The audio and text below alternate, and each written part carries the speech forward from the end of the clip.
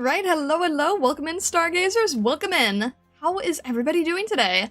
Hello, Arkio, hello, Johnny Virgil, hello, Janu, hello, Trion, hello, Stockler, hello, Arknights, hello, MG, hello, Weston Fox, hello, Vessa, hello, Kalamax. Welcome in, hello, Daho. What? No, I don't, why would you think I do? YouTube keeps spinning even when you refresh? Hello, testing. Feeling worn out and sleepy? That is very fair. I think that is a common sentiment around Stargazers today. Hello, Locked Key, welcome in. Hello, Uncreative, welcome in. Goodness, yeah, YouTube has had a bunch of different problems, but hopefully it's okay now. I think it took some of the large VTubers to really get YouTube's attention and be like, hey, everything's broken.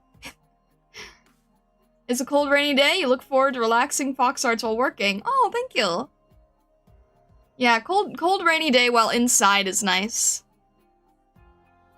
Sorry, Trion. Sleepiness may be my fault. Oh my gosh, Daho. Daho's cursed us all. I've had, like, the worst dreams ever for the past few weeks. Daho's absolutely cursed us. It's terrible. Daho, disturbingly powerful. Ah, Daho's banned from taking other identities now. I thought Morpheus was trying to give dreams that you would never leave. I couldn't wait to get out of the dream I was in last night. I could not wait to force myself out of that dream. I thought Morpheus was supposed to give dreams that were, like, enticing. This was not enticing in the slightest.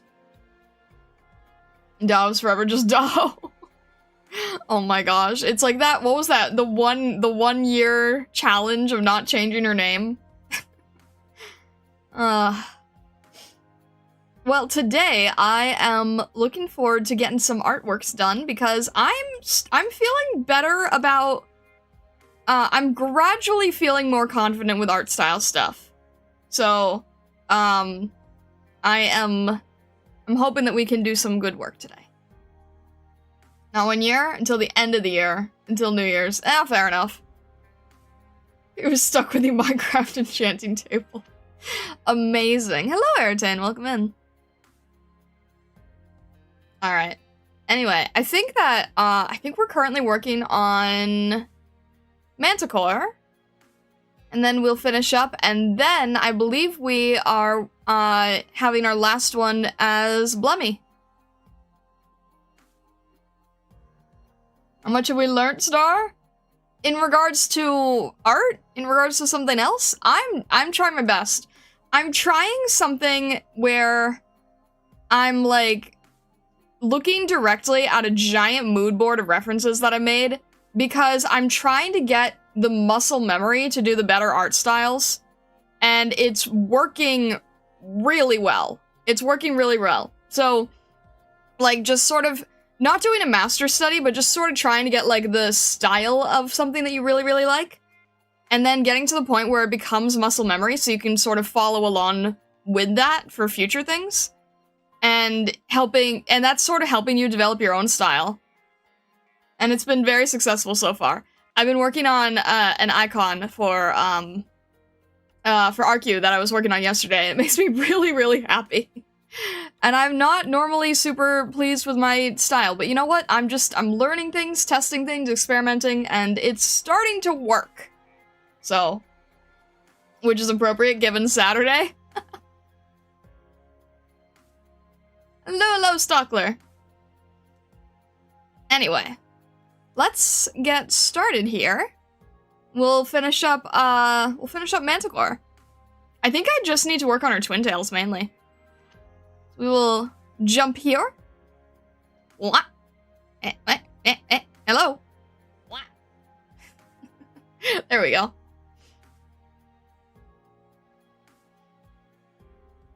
Colony's doing one under the god. What the heck? Is this that weird, what is the RimWorld thing that you're doing? RimWorld is, like, scaring me. There's way too much crazy going on. Alright. We're basically just finishing up her hair for now. Those twin tails can go in so many different directions. But I'm thinking it's good. I just need to sort of like clean up a little bit of the edges here. And really trying to get the shape language of the hair is something I'm trying to learn. Really getting that flow, not letting it feel too choppy, really making it feel like it's naturally falling, paying attention to gravity and wind and all that kind of stuff. So thank you, Trion. Let me just sort of play around here with this part.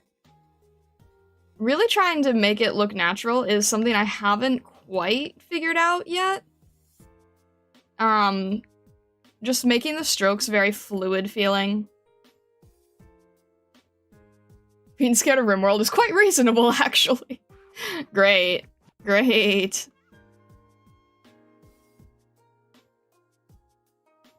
I think the only time I've actually ever seen someone play RimWorld was, I was watching a Penguin VTuber. No, it was not Emperor. Although I think I made a- wait, I think I told him about Emperor when I entered this stream. Man, if I'm trying to remember correctly. I think this was when I was, still early into Arknights, and, I don't normally raid. I think I raided a Penguin VTuber, and I was like, oh yeah, by the way, there's also a Penguin. And he was playing RimWorld, and I was like, what is this? He's like, oh, you can do anything, and I did not understand it at all.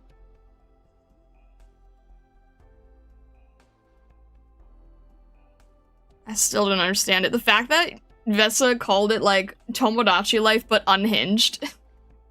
I mean, Tomodachi Life is already unhinged. Just with the, Nintendo family-friendly seal of approval, I suppose.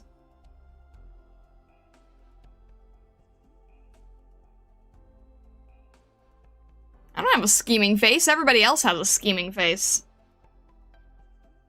I'm just drawing Manticore. Everyone else is scheming.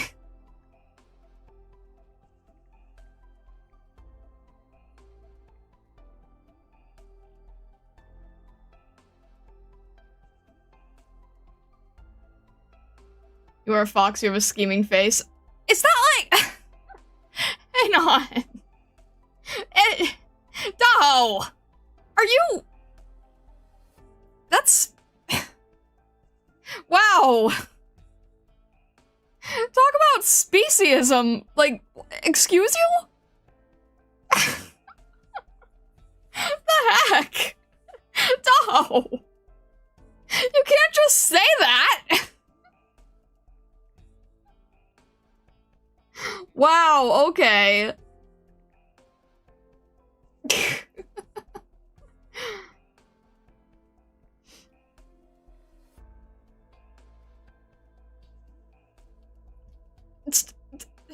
Stockler, why? Why are you...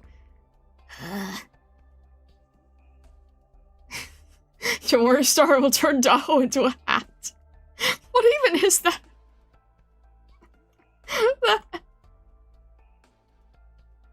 Wow, oh my gosh.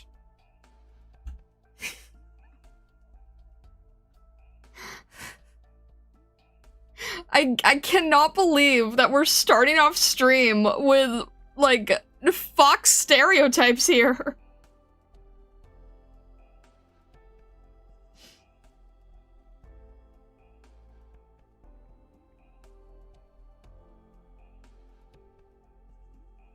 Even irritating, the Tahoe apologist is telling her to chill. I wasn't expecting this. I mean, this is like... I would expect to hear this from other species, not stargazers.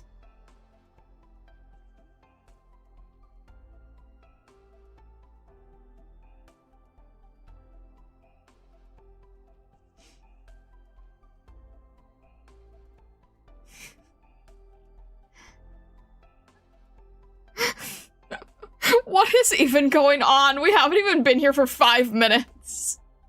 How has this already become so chaotic? How did we get here? Like, oh my gosh.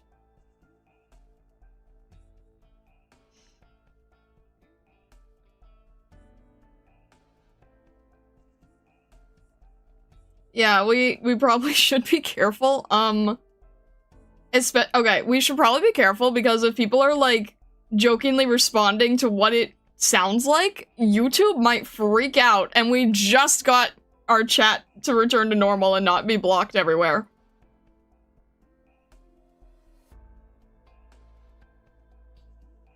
Goodness.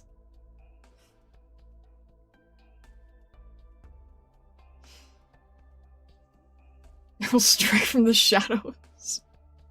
Dog casually starting a riot again. Daho's incapable of not rioting. Have you noticed that? Like, she just has to incite some sort of stargazer insanity in some form. It's just the Daho way.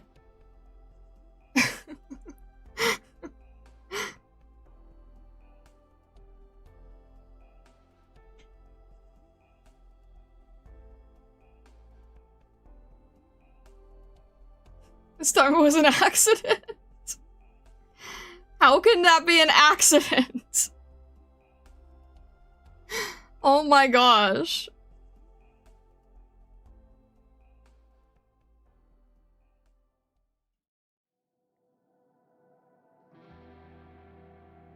Me starting stream. I came here to have a good time. I'm honestly feeling so attacked right now.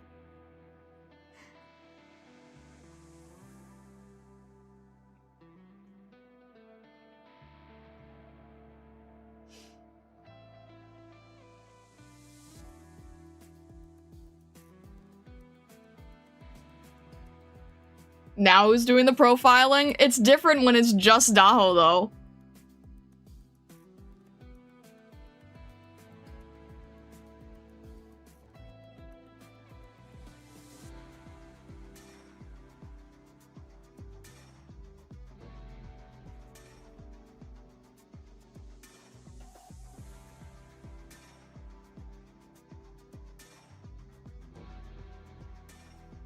Stockler, I can't tell if you, like, want to be caught in this mess or you're trying to avoid the mess. I can't tell what you're trying to do here.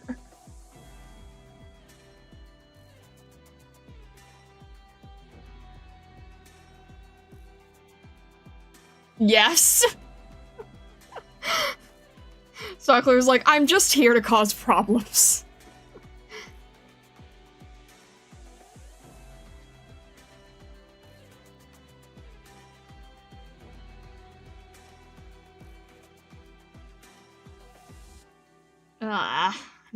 I'm still trying to... How do you make hair look all wispy and not convoluted? This is so difficult.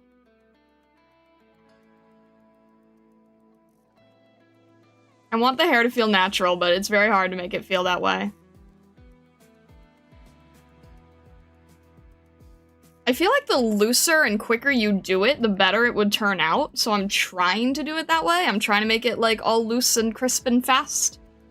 But not always the easiest.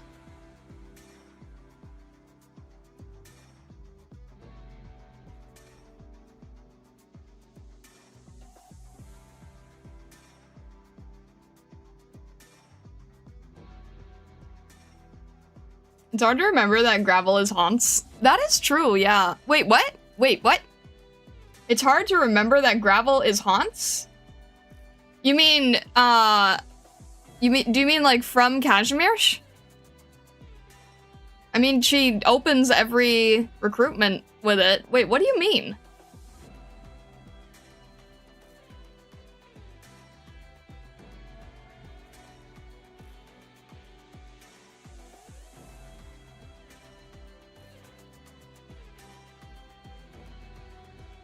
No, we had the whole prairie dog discussion last time. What are we talking about? Are we talking about Kazimierz or are we talking about something else?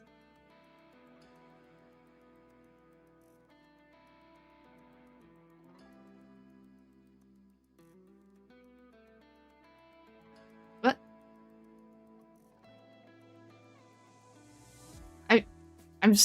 I'm confused where this came from. We had the whole prairie dog discussion.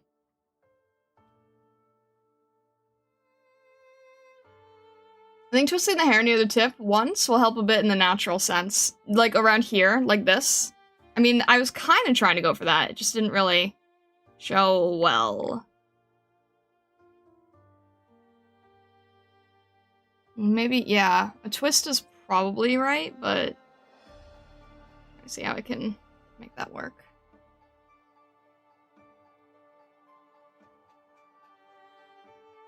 I can kind of see it, like, in my head a bit, but it's not... If I do it this way. I feel like I needed to build it that way.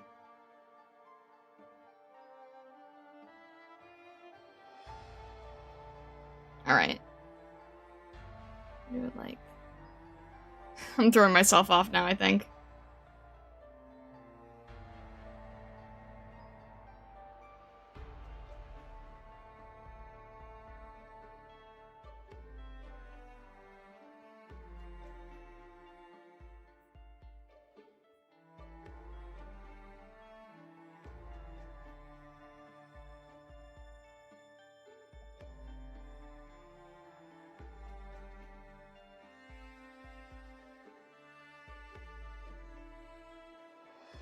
Maybe if I make, like... Ugh! It's not working. I agree that I need a twist. I'm trying to figure out how it would even be drawn. Her hair doesn't really twist too much. Oh! It's not working because I already have the twist here. I made it a little higher. So, yeah, that's not really gonna work, I don't think. I think I already added it. I kind of made a twist on this side. A little bit higher up. Maybe I'll try on this end, then. Please tell me... Nope, I did it all in one layer. Awesome, okay. Then we'll try to clean this up a little bit.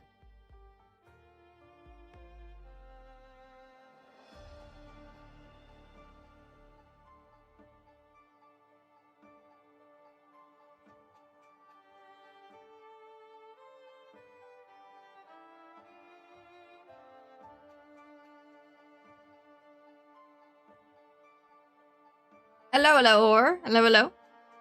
Let me see. Right, this is, I probably should have done this, like, with like, color charting, you know?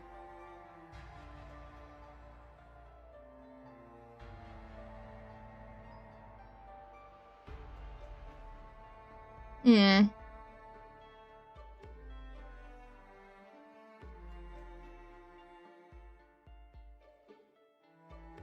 I'm trying to think of, like, how to make the whole thing flow. Ah! I've worked on, like, twintail designs a lot when doing, like, little Vesa doodles, but they're still difficult. And I haven't drawn Miku enough, so... Maybe I need to draw more Miku or something. I can never figure out how to make the twintails look good. Also, hello, Blood Sully! Welcome in, welcome in.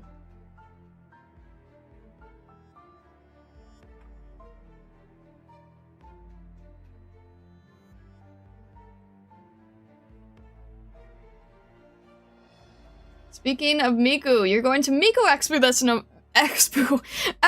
this November. That's exciting. That's very exciting. I hope you have fun.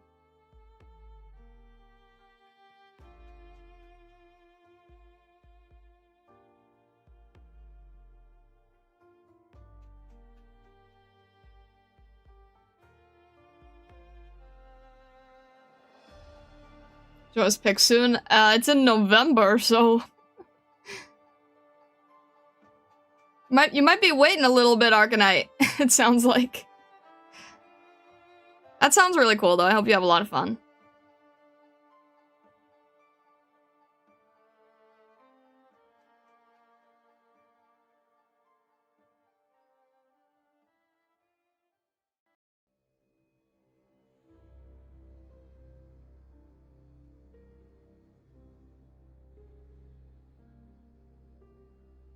Wait faster. I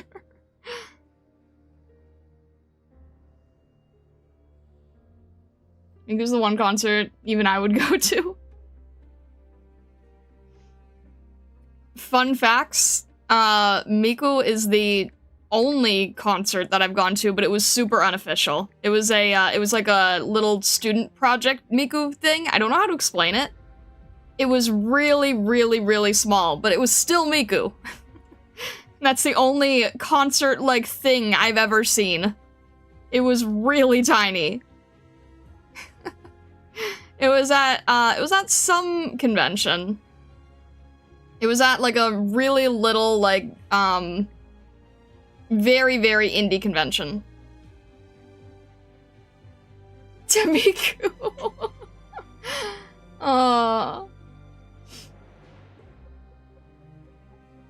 You don't like concerts? They're so loud and my ears hurt? Yeah, that's very fair.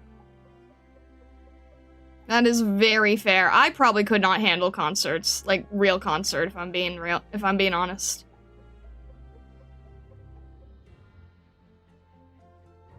Stir concert when?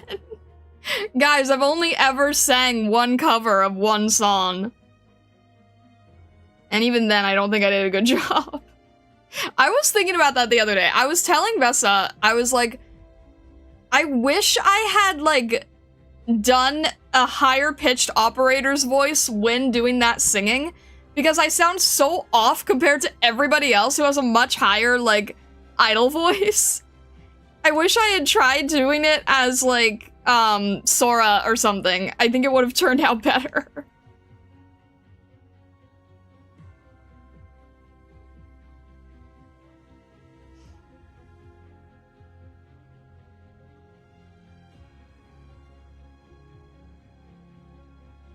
You like the tomboy singing?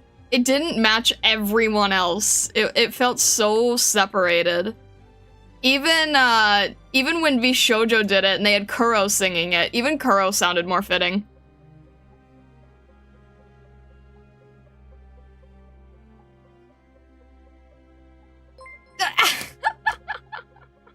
Johnny Virgil.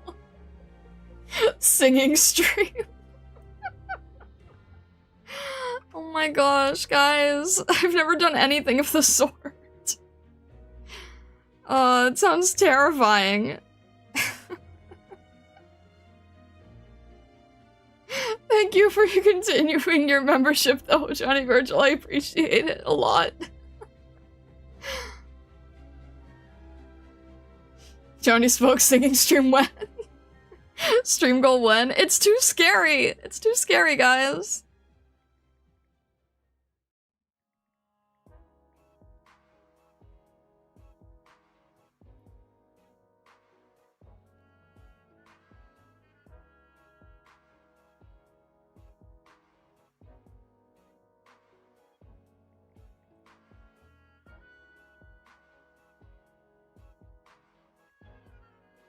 A little blurred for April Fools. I don't have that kind of childhood lack of restraint. I don't have that, like, level of just... That VTuber had, like, no fears to do anything crazy, goofy, out there, off the wall. I don't have that type of, like, attitude of who cares.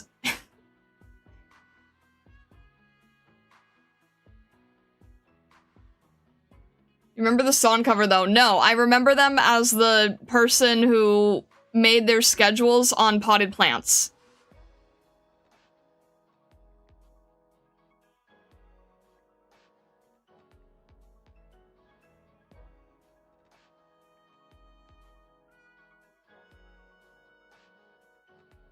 Never mind, I'll remind you later. I was never really in that group. They didn't like me much, so I was never really, like, familiar with that whole area.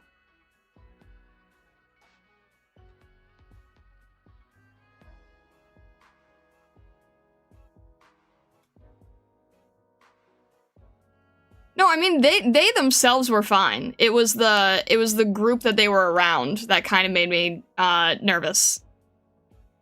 They themselves were cool.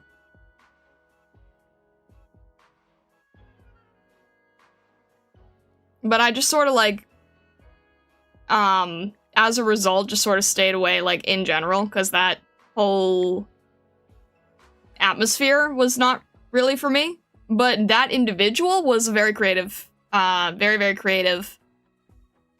But no, I don't remember any song cover. I'm sure it was something silly if you say it was April Fool's.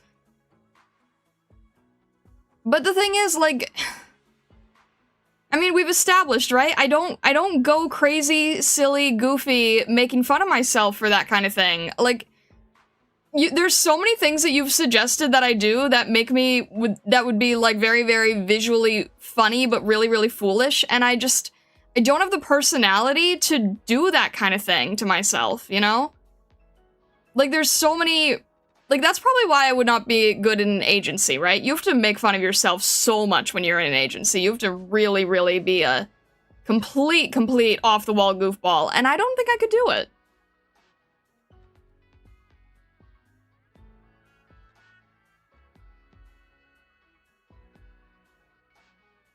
Sing Free Ren OP? I don't even know it.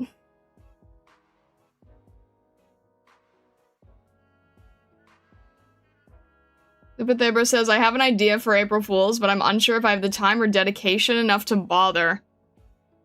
Oh, that's always... that's never a concerning thing. I don't know, like, I'm not as, like, silly ideas as so many other people, and, you know, sometimes I'm worried that it, like, is disappointing, but I don't know.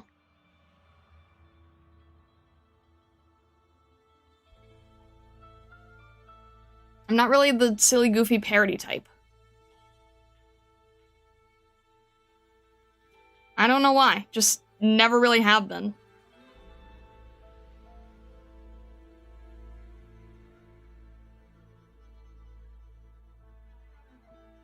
My brain works on silly ideas too much. Yeah, you're like full of constant silly, and then you're always like, Star, you should do this, Star, you should do that. And I'm like, I don't have that same silly neuron that you do.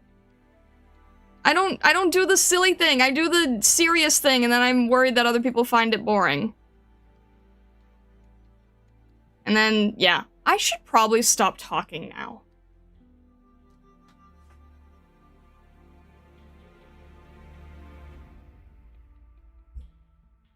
You say concerning, and you're completely unaware how truthful such a statement is. Okay then.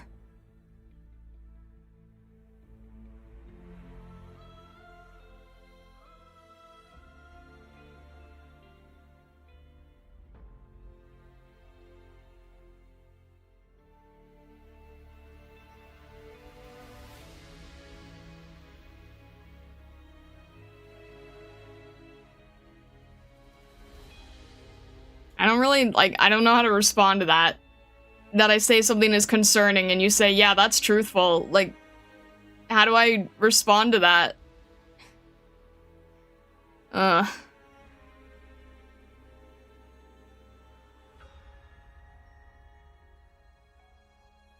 This hair is not working yet. Almost there, but not quite yet.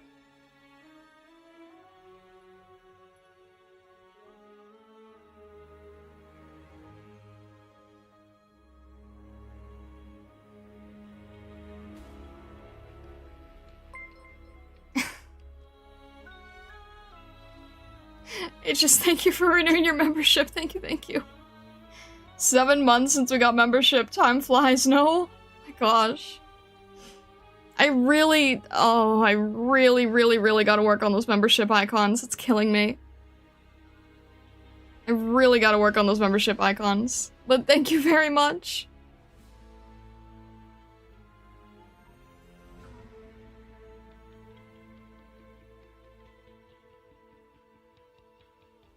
Stay, don't move, don't move.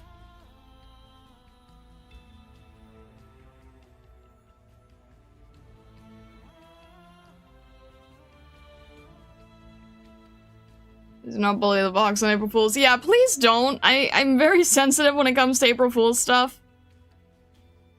I never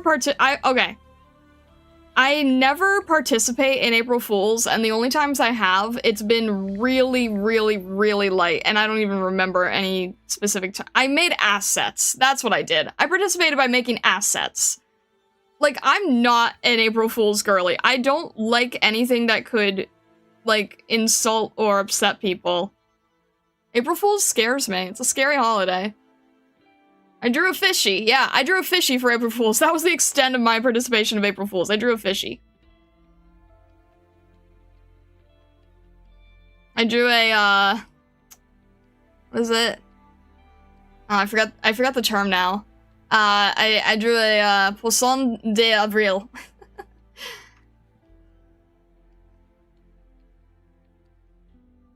That was my participation.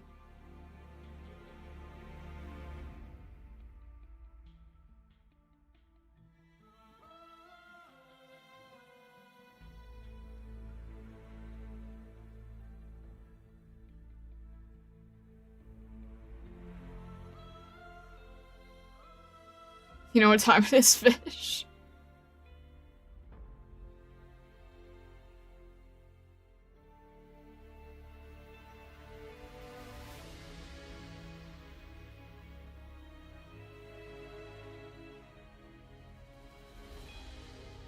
Con, hello, welcome in. Mentor's looking cute, thank you. Yeah, Gravel is done. Gravel's just sort of on the same page. Gravel's done, and then we'll move to, Blemi. I'm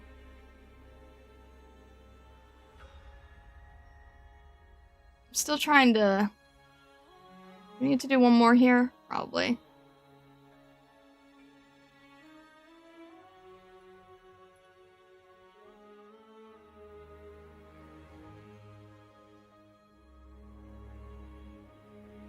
Trying to make that flow nicer.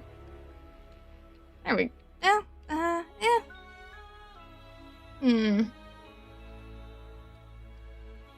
Blemi, you got my attention. I think I'm going to be, doing events with Blemi in the Saturday, from what I understand.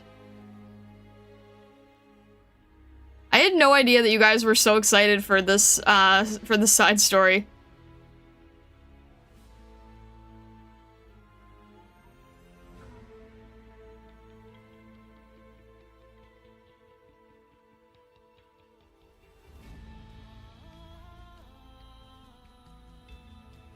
How built is Blemi? I want to say she's at least E1. I want to say she's E140, if I remember correctly. But I can't, fully remember, to be honest.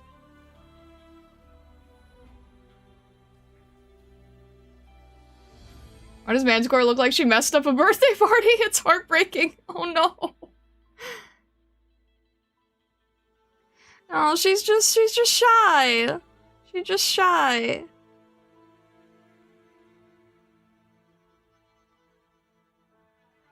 This last hair strand is bothering me a lot. Can't get it to look right.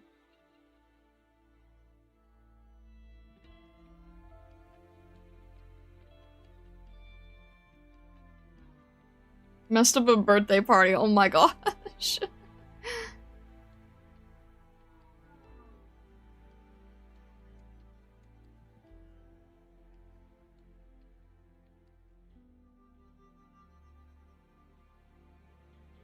You know what my issue is when I'm drawing Twin Tails?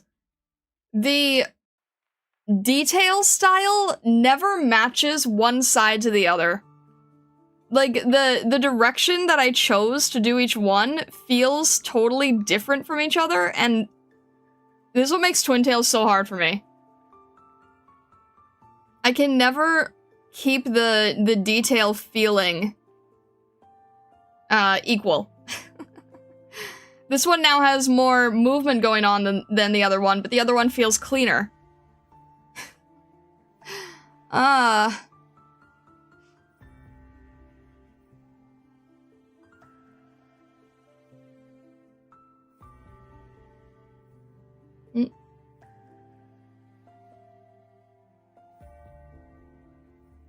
Trying to see if I can sort of Figure out how this should go.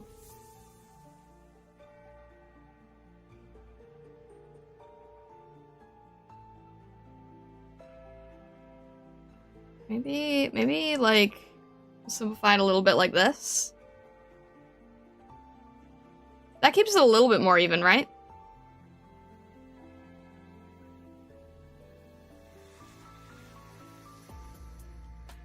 If it's perfectly symmetrical, it'd be weird, right? Well, I'm not trying to make it like a symmetrical flip, just like, you know, within the same art style at least.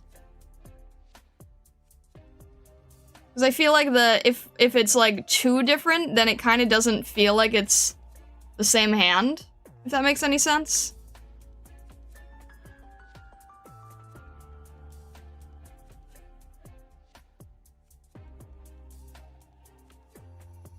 It's looking a little bit better.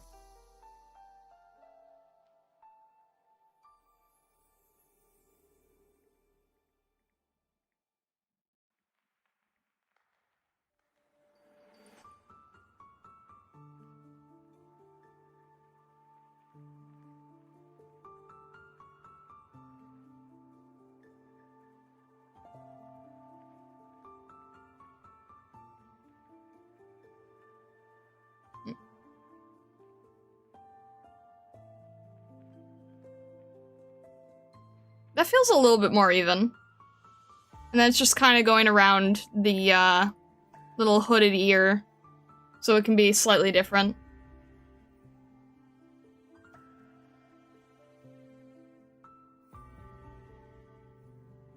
I think that works, right?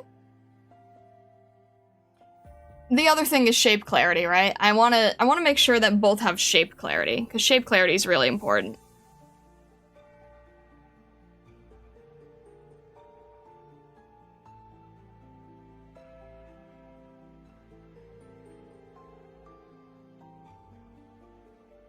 And then I think this needs to just be a tiny bit moved up. Just so it's like a little bit more on the even field. Because, you know, even if it's different, her length would not be too different. So I'm just changing the length a little bit, making it feel a little more even.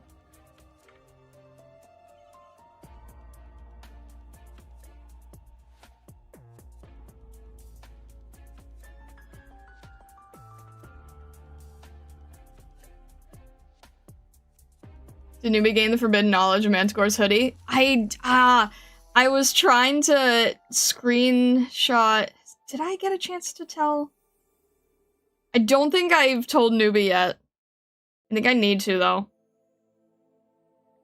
I forget now if I did or not. I can't remember.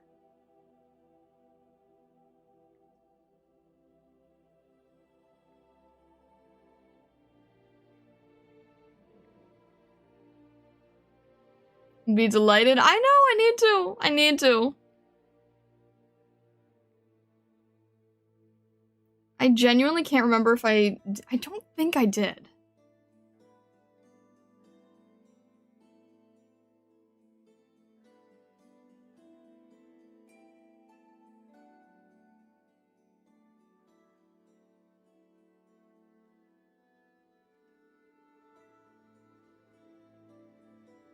Alright.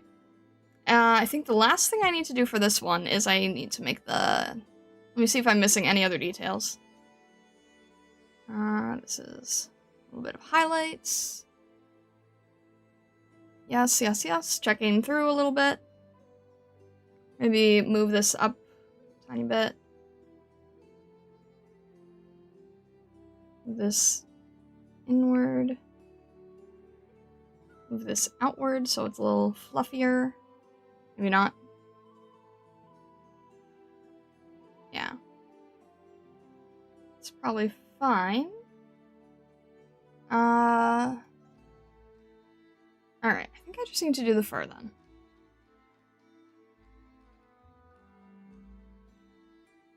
Alright, no worries, Trion. I hope you feel better.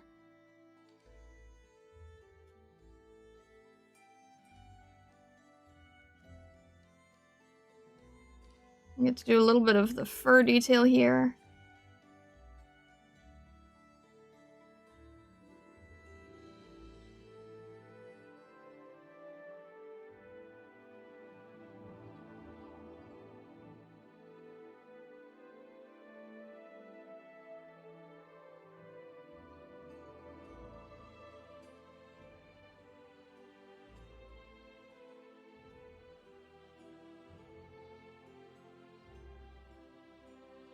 I can just sort of quickly just do a little bit of texture to estimate it.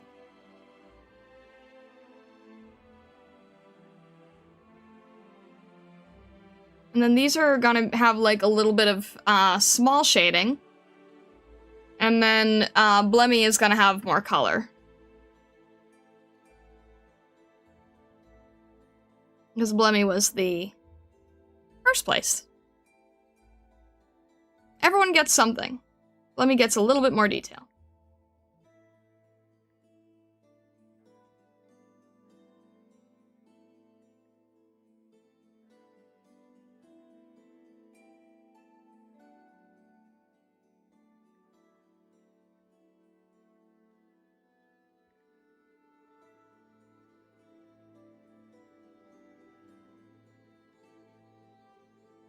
Probably works for the flarf.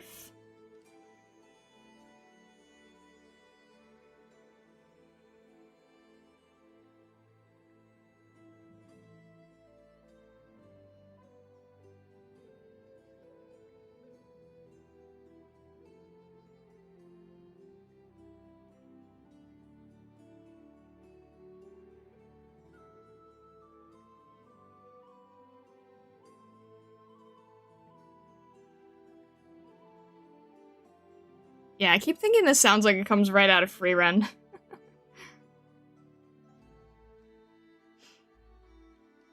So after these pieces are done, what type of art-related Thursday type of thing would you guys be interested in?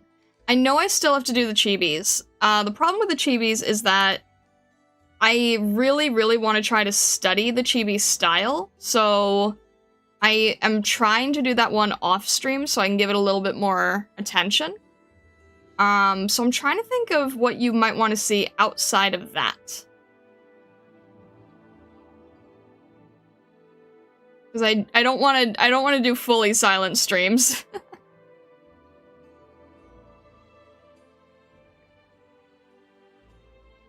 Resume a sub icon? It's Thursday though, so I've kind of said that needs to be a Arknights focus.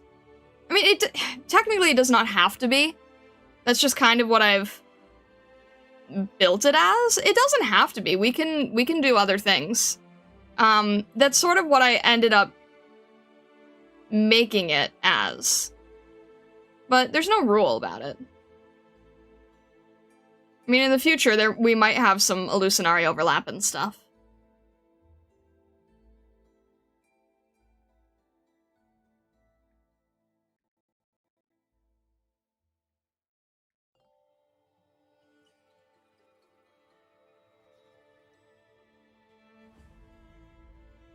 No full silent streams, THLPH in shambles.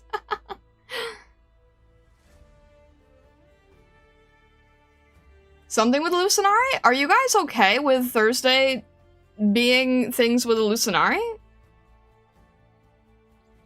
I've always sort of mentally tried to keep it as an Arknights focus, but there's no rule for it, really.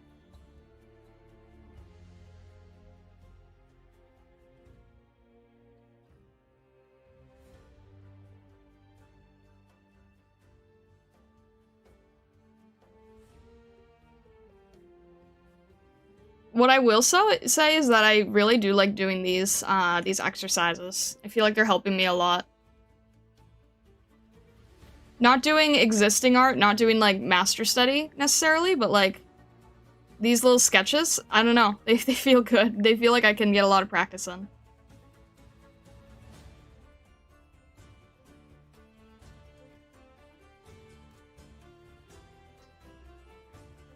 Bunny's urine for the atelier.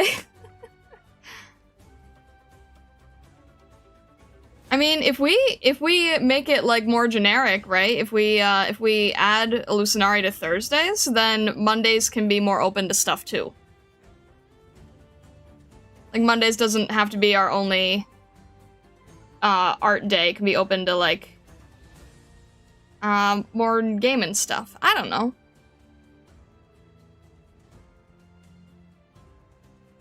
Might be good to just experiment and see how it goes. What did I do here? Is this supposed to be like a split in the hair? I think it is. I think that's what I was going for.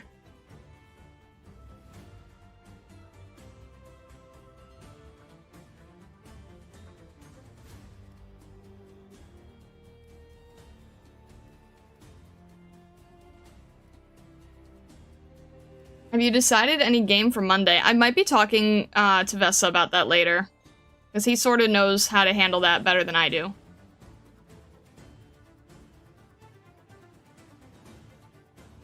I will probably be reaching out to him later on that one.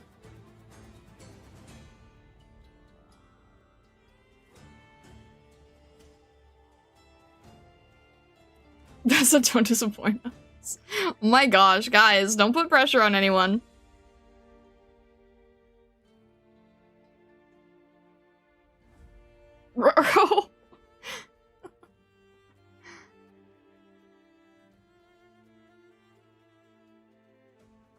What did I try doing here? I guess this is what I tried doing. Alright. Now we've got Fluffy. Now we got Fluffy coat collar. All big and fluffy. Alright. With that being said, let's move over here and let's try to get a little bit of shadow here. Are you trying to make Manticore fluffy? The hood she has. The hood she has is fur. Fur cuff. Let's do purple for this. We're gonna make it really dark, just so we can see what we're doing. That works, that's good. And just quickly go over here. Make it a little bit larger. Yeah, her hoodie. Her hoodie's fluffy.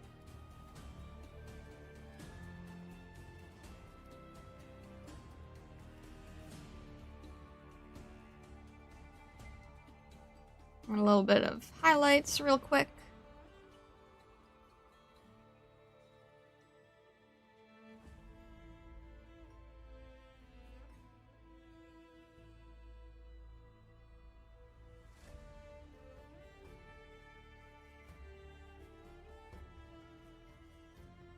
A little bit dark, Manticore could become invisible. She is a yarn of fluff too, of course. Emotionally fluff.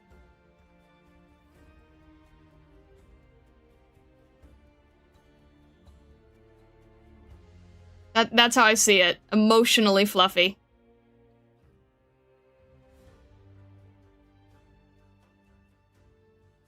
Yes, this is a thing. I've decided this is a thing now.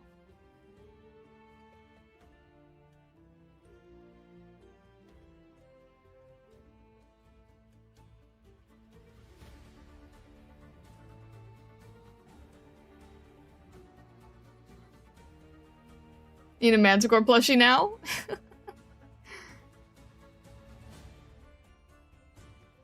See if this works.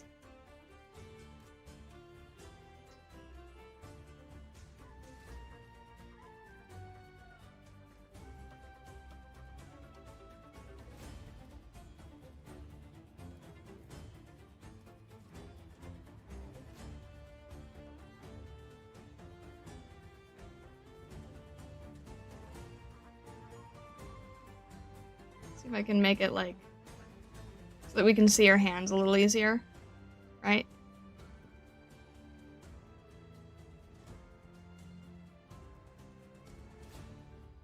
And we'll try and do a little bit of fabric streak here.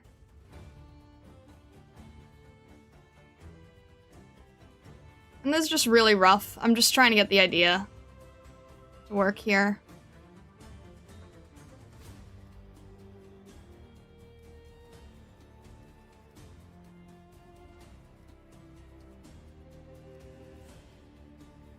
I like we have the little pause on this thing.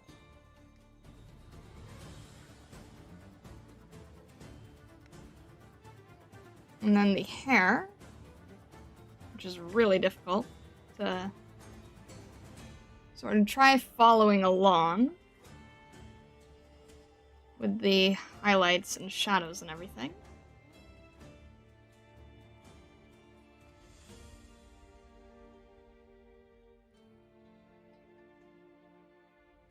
And like gravel, I'm doing it really, really roughly, but then when I sort of reduce the opacity, it'll feel fine. Right now it's gonna feel really messy, just because the contrast is too stark. Once I reduce the opacity, it'll be fine.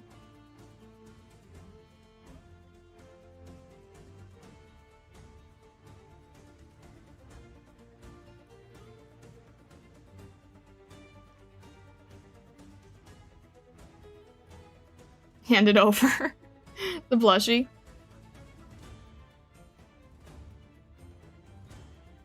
Man, that's... I don't know why I just randomly thought of this, but I have to finish the gummy piece, too. I still owe Supa the gummy piece.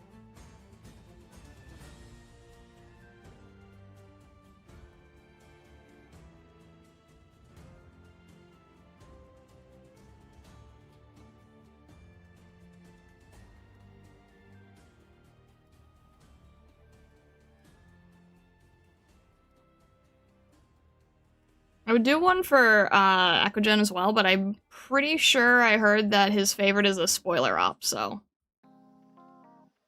in due time, I suppose.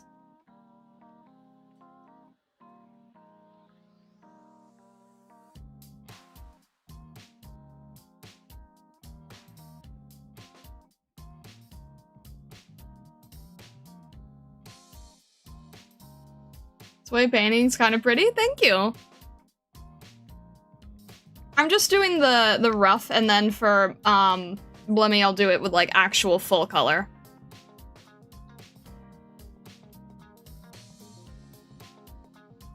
But I just wanted to sort of get something that, you know, could give us a little bit more, to make it a little more visually interesting without spending too much extra time making it too crazy.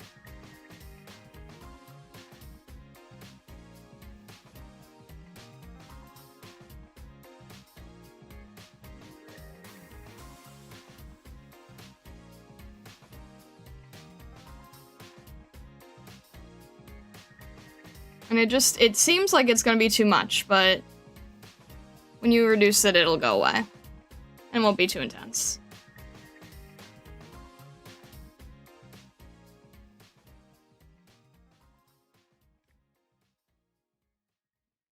Make this a little easier to see, too.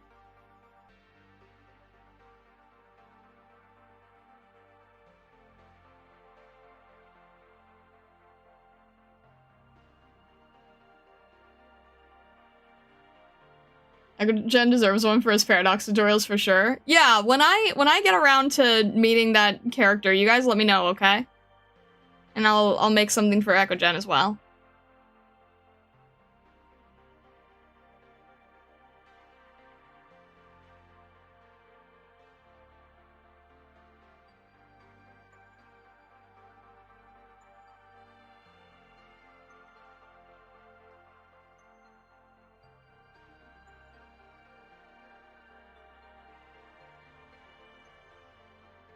Let's see. That here creates a little bit of extra visual. There we go. All right. Let's see here. Make that a little bit more saturated if we can, because I set it to multiply. So that's about right. Yeah. Yeah, see? Once you reduce the opacity, it doesn't feel like too much. Then it just feels like a nice little extra, you know? Do a little bit in the ears as well. Or wings, head wings. A little bit on the head wings. I love that kind of watercolor look that you can get by doing it this way. It feels very soft and gentle. It's a style I like playing around with a lot.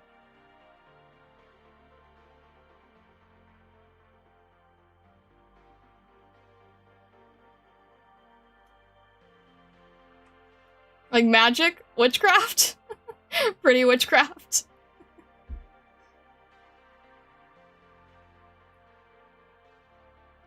elegant witchcraft. Just gentle witchcraft. You can always just do a little bit here with a lighter purple, just to sort of play around. A little bit of an extra color direction. There we go.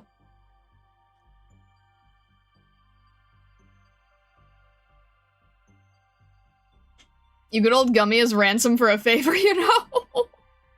I don't think that would work. I don't think that would go over well.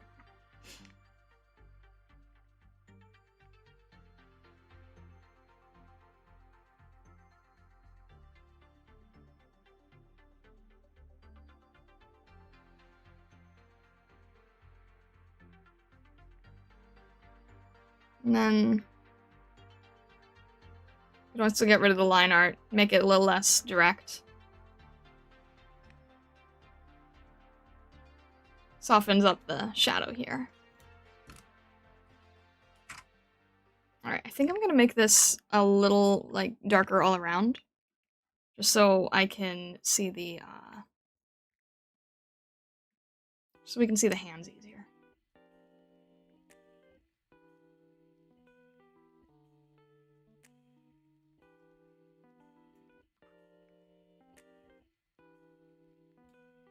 There we go. Because the hands are like such a visual part of it, right? There we go.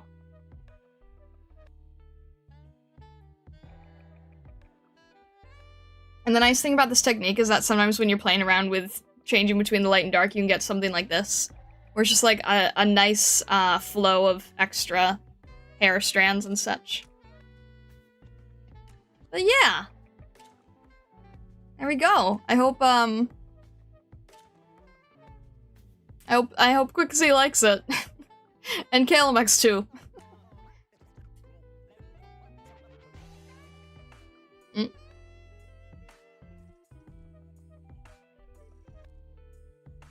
Alright. We'll save that one. Dang, that already took an hour to finish? Jeez. Art is a slow process, guys. Alright. Next up, let me check this. Alright, I think I want to sketch this way. How do I want to do this? How do I want to do this? I want to sketch with... Yeah. Alright, let's try sketching with a color this time. Like, maybe a rust. Like... Yeah, let's try that. Alright. We are going to... How do we want to do this? I think we're going to... hide these. Layer here. Hide these for now. And then I'm gonna do my best here with the one that is gonna give me the most intimidation. We'll see how it goes, okay? Let me think here. I'm trying to think of like the... I'm trying to think of the pose in my head. Maybe if I...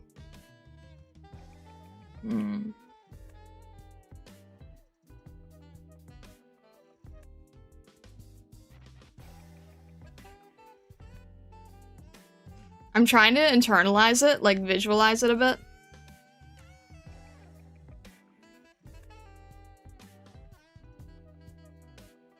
Hello, Circle, my old friend. Did Manticore show her invisibility trick to grapple? Alright, maybe something like... I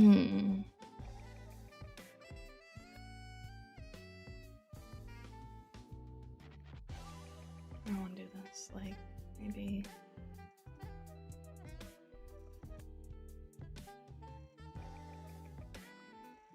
I'm trying to, like, plan this out in my head a little.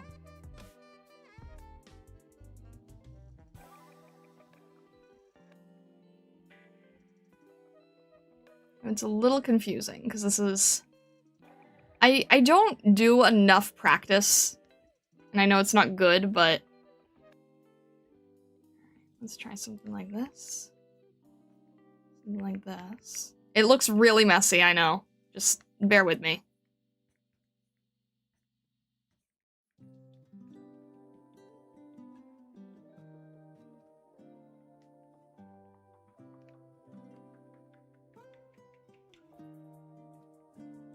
Bear with me as I basically am trying to find the shapes. Right? Trying to find the shapes as I go. It's not always immediate.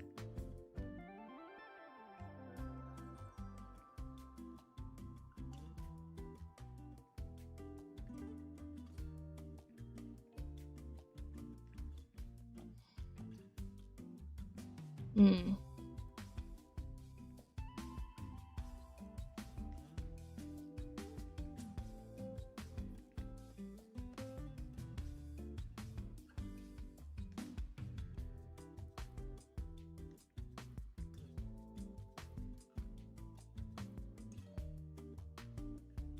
I wonder if a profile would be good.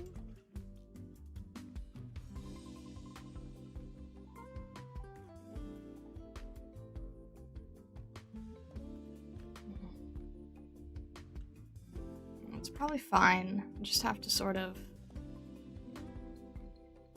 This needs to be a little lower.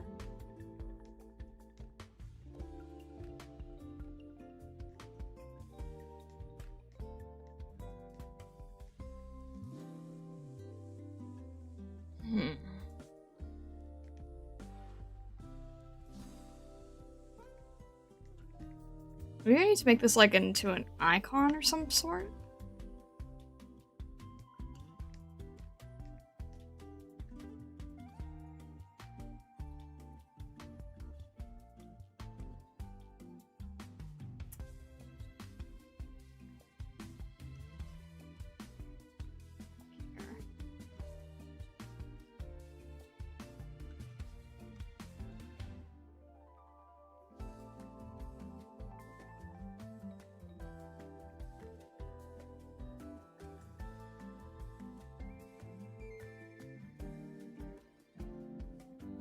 To play around a lot to try to figure out where I'm going with this.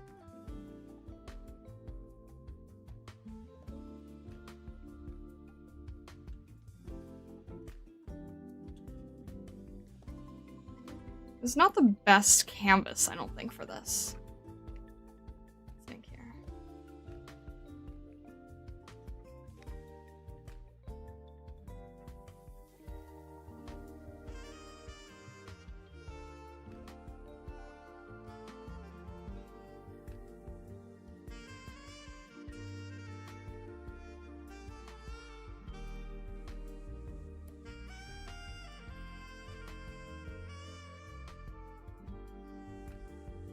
See, I always want to think that I can make it look more dynamic, and then I kind of end up just doing like a quarter profile.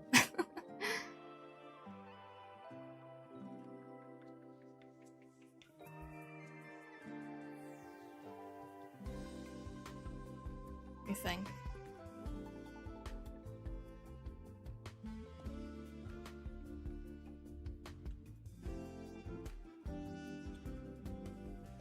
Alright, maybe if I do this.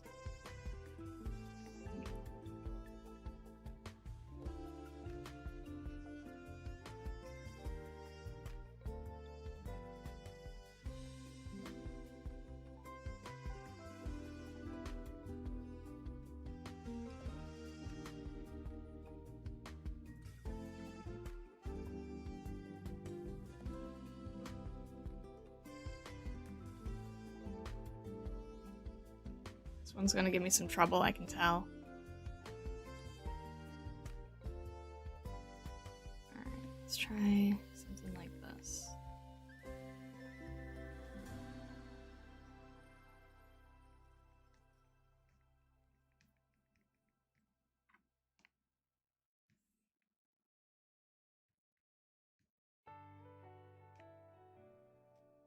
I think...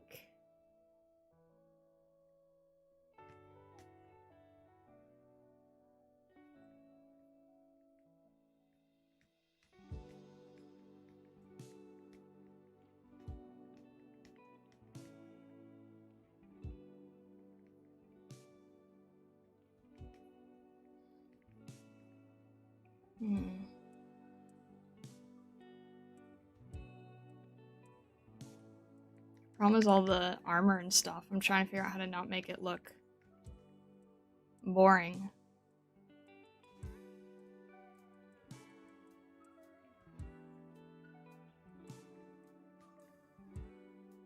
I think that's why so many of these pictures have her hands up. So that doesn't look boring.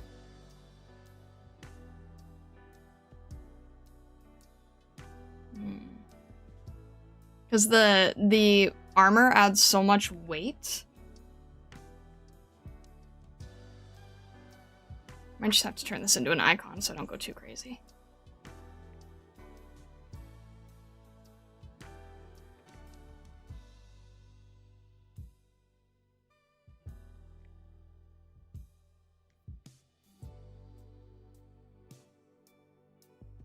Her design's definitely intimidating me.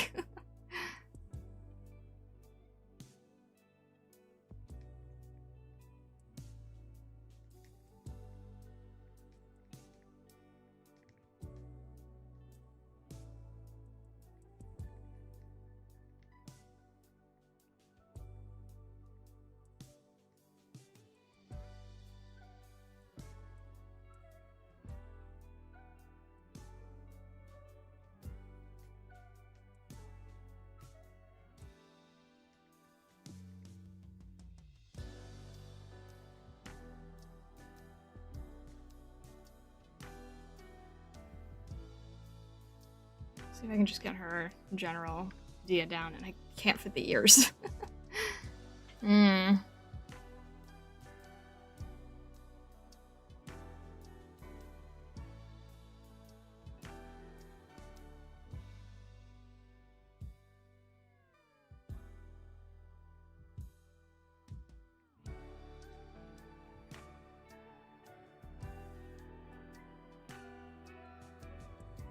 I think I'd probably have to, like, separate these into different layers so I don't get lost.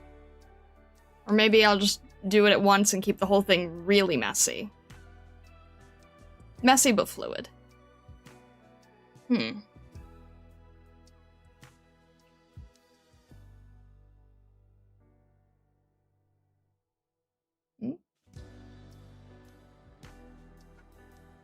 Since a group of bunnies is a fluffle, does that mean the burrows are a fluff overload?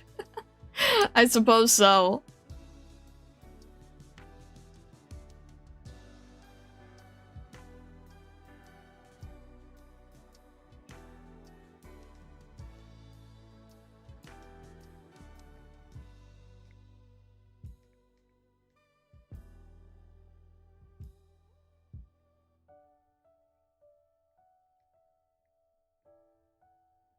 Silly thought, Blemi, in the Maria Takeuchi pose of plastic love. What is that?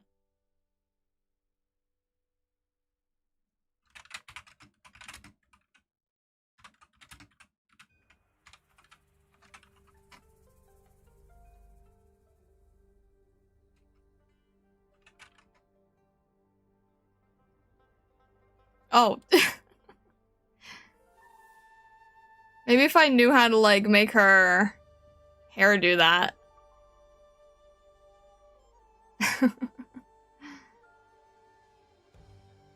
She has so much armor on her that I don't know if the pose would, like, visually come off, you know what I mean?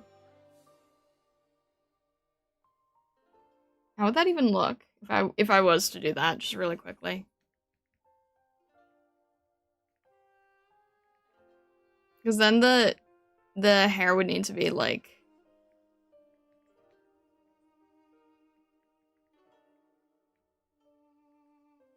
doing something. Because it's a ponytail. It'd be kind of tricky. I don't know if that would come off. I don't know if anyone would be able to recognize it.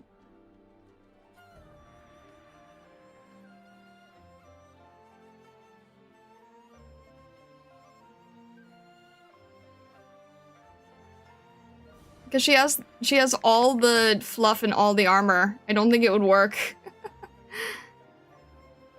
Like, I don't know if it would read, you know?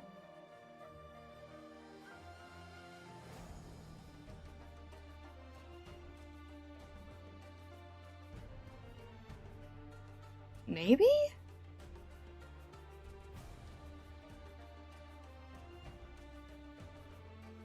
Probably not. I don't know if that works or not.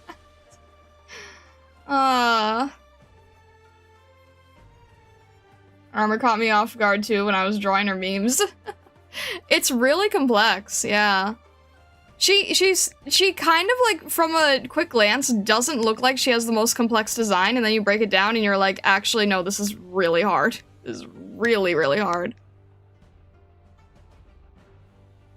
Very unassuming design at first glance, so you realize it's actually extremely difficult. Honestly, that might be easier to draw, though, than what I had here. Might actually be easier to draw. Arknight, this is your piece, so what do you think? What would you like?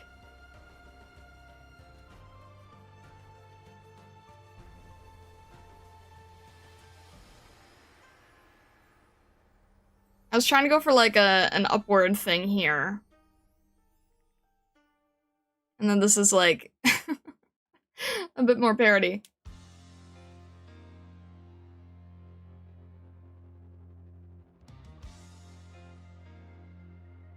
Character concept art breaks down the armor pretty well, makes it much simpler than the splash art makes it out to be. Oh, I'm sure. I'm interested in seeing how you do it. Okay. I will attempt. I will attempt to the best of my ability. Yeah, I think I missed this one. I don't know why I don't know it.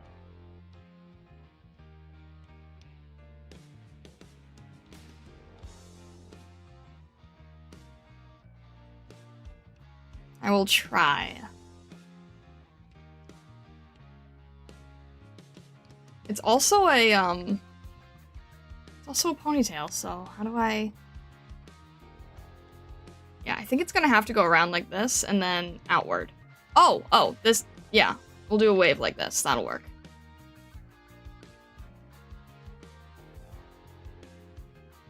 Yeah, I'm curious to see how I approach it too.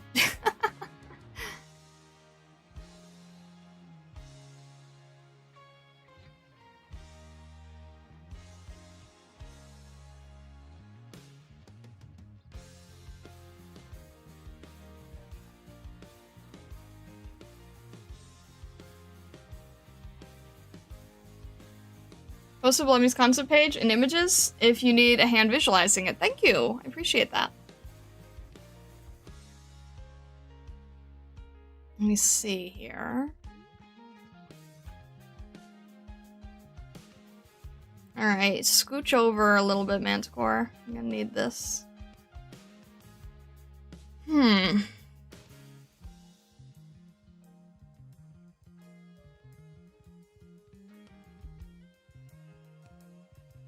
Okay. It actually really helps to see her hair, too, so thank you.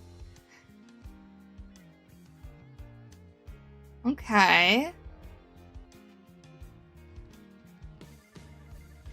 It's very deceiving in both directions, I feel.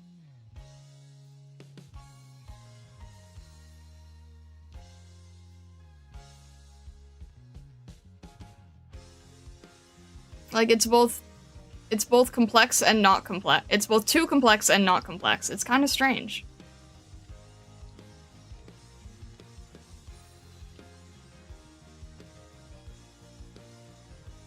But thank you.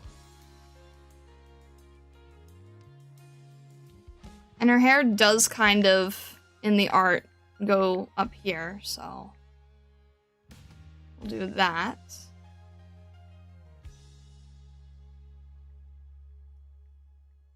Alright. Let's try to get a few more details down, and then I'll see if we can do, like, some overpaint style. I just need to make sure it's cleaned up, so that it reads.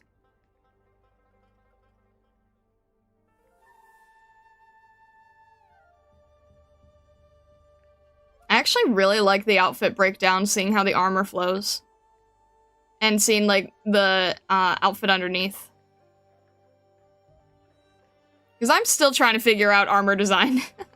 I think it'd be really cool to have an armor design at some point. I like how they approach this one.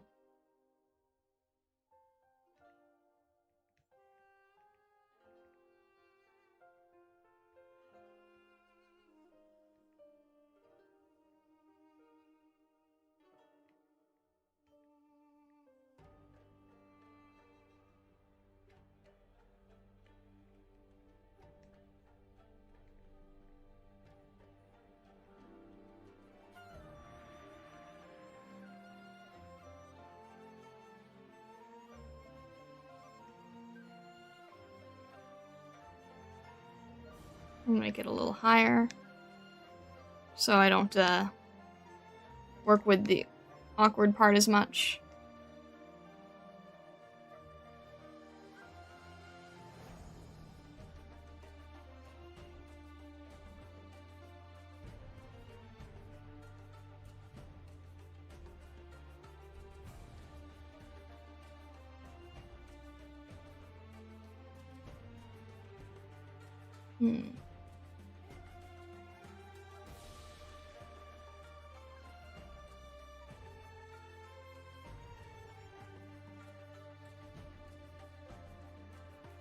Is this just... What? Yeah, okay.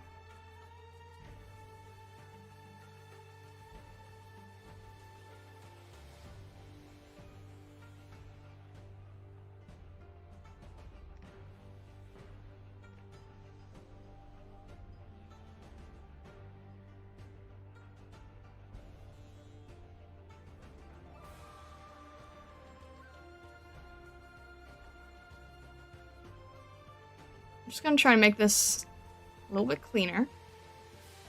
And then go to town on the painting.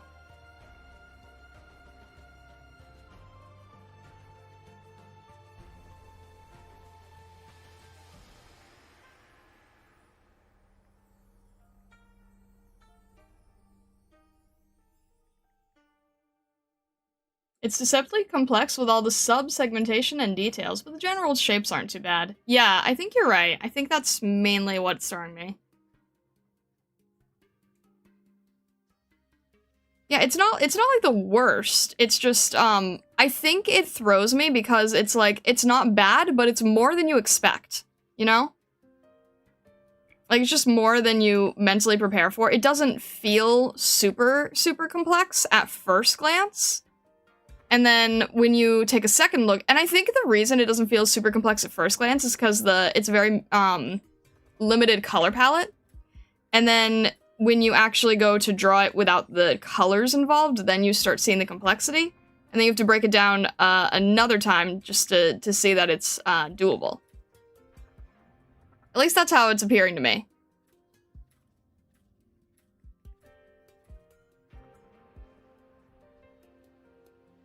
So it's like different mindsets of like, this isn't too bad, this is awful, this isn't too bad.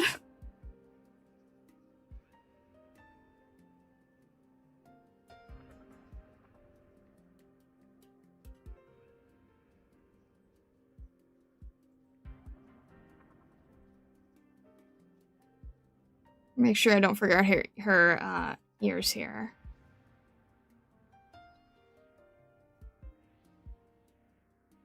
Maybe make that on a separate layer just in case.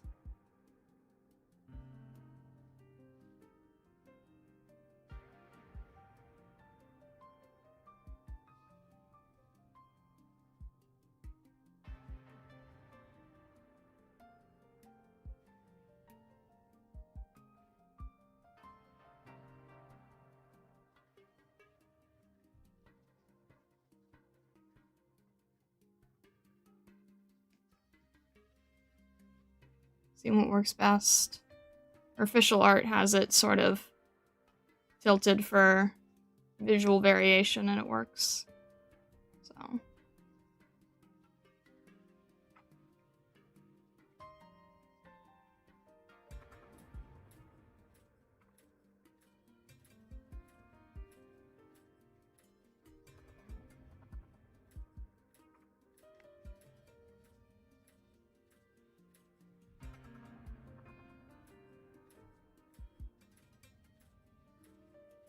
The good thing about Blemi's armor is the breastplate isn't too detailed. Lots of areas of rest, so the focus is pushed to the extremities. Yeah.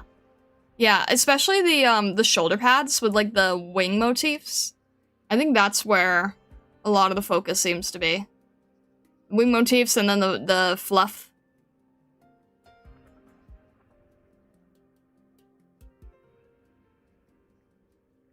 It's kind of nice that the character design is, like, done in a way so that you're not focused on the, like, fan servicey aspect of it, right?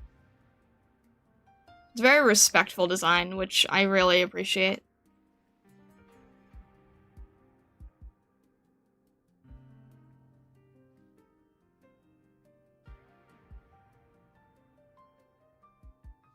Much floof indeed, yeah.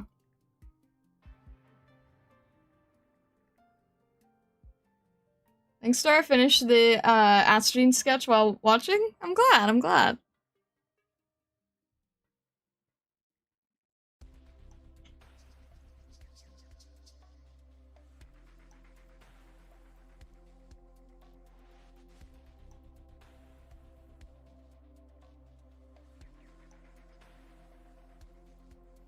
Make this a little bit tilted over just so it's not super separated. Yeah, that's better. That's good. With AK, the fans have to make the fan service. It's really refreshing though, in considering so many other franchises are like always pushing it. It's really, really refreshing if you aren't the type of person who's into that kind of thing.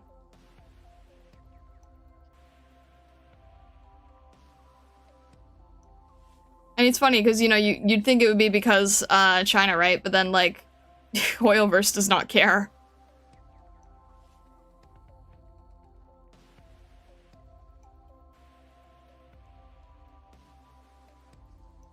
Makes sense in a practical sense as well, and I probably wouldn't want to target on their center of mass. True, true.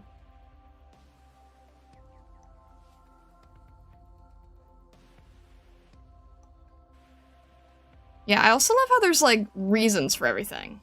Nothing is just randomly decided. Everything's very calculated.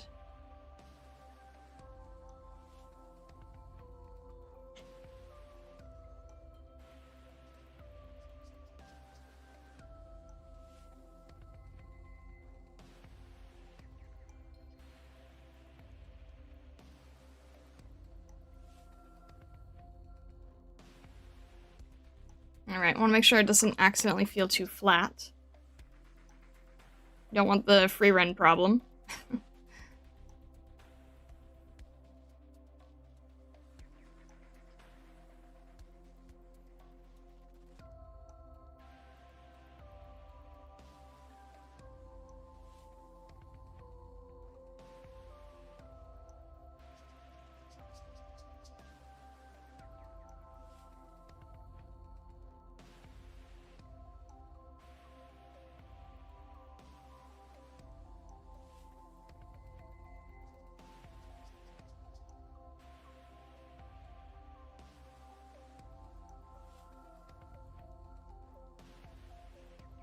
Still get fan service. It's just not lewd, but cool. I consider myself very well serviced as a fan by a good story. Heck yeah. Oh my, I remember seeing something. What was it? I think it was Danny Mata, if anyone knows that YouTuber. And he was talking to a bunch of Marvel fans, and they were saying, you know, what's the worst part of any fandom? And his side, he's used to the anime side of things, right? And he goes, oh, I hate when everything is, like, inundated by fan service. And then he's like, and then the people he's with is like, yeah, I know, right? Like, when they try nostalgia baiting, and when they try putting on all these characters that they didn't need to, and when it doesn't service the story, and blah, blah, blah. And he's going, oh, I meant something completely different. I forget that you guys don't watch anime.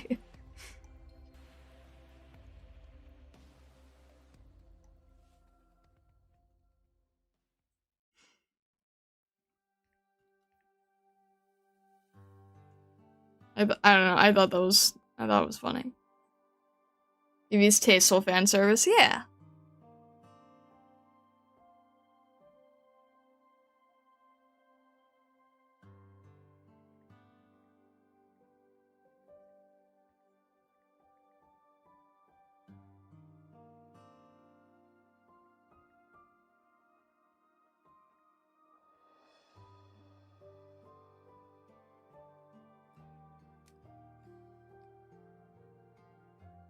You say sister so often, I'm, like, not sure if I should consider you guys, like, actual siblings.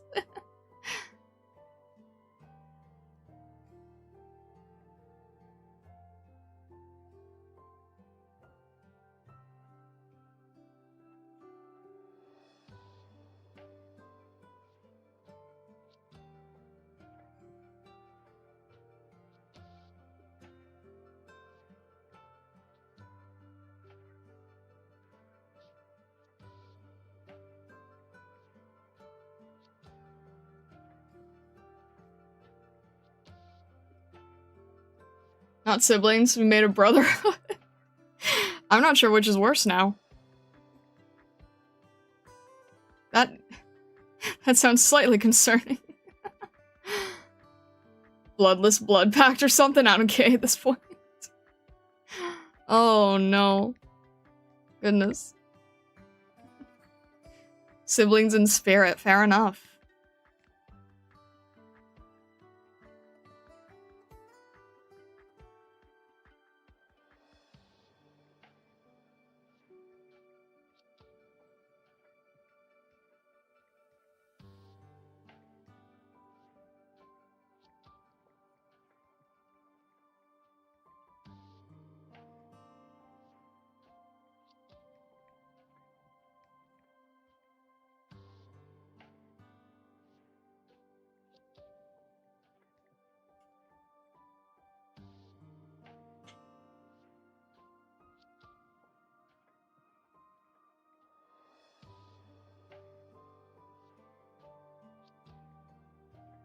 So I have a question, for Saturday. Is there, because people seem very excited about this story.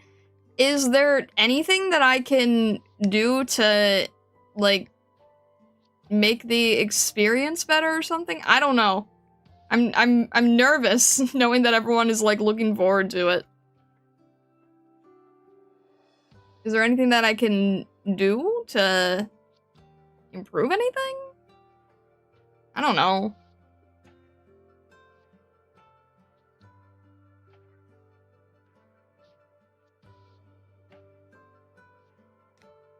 Did you see the Polish pronunciation guide? I should probably look at that tomorrow. I should probably spend some time studying that tomorrow. That's scaring me. I'm gonna butcher a lot of that, and I'm just gonna have to ask for grace from you guys.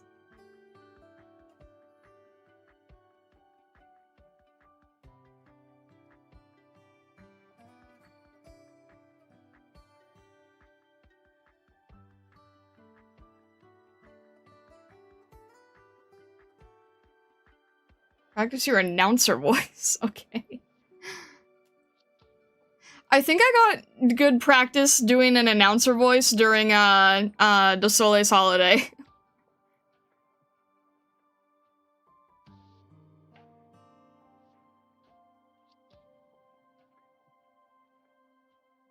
You went through Grani's event, right? I think that's the only prerequisite. I did. I don't think I read any of the EX stage stuff. If I can... Wait, I don't remember. Did I? Did I go through EX stage reading? I don't remember now. No, I think I did. I think I did. Ah, I can't remember now.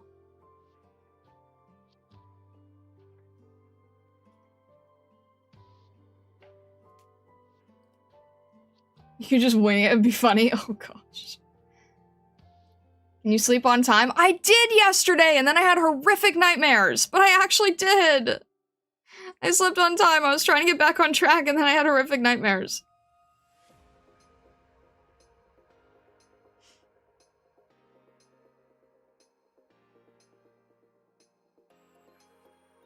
Round EX not needed for Kazi, okay.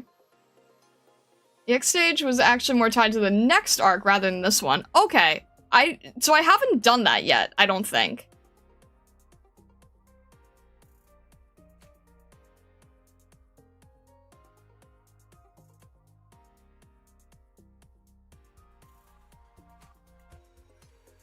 No more nightmares allowed? That would be nice, yeah.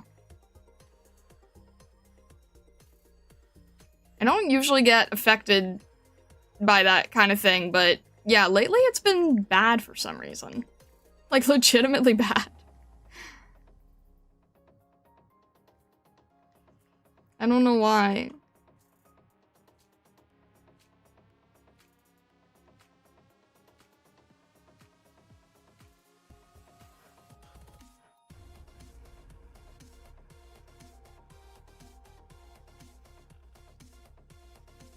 One more step to be a responsible adult. 10, she dreamt of Mephisto. Actually, it looked more like Tallulah, if I'm being honest.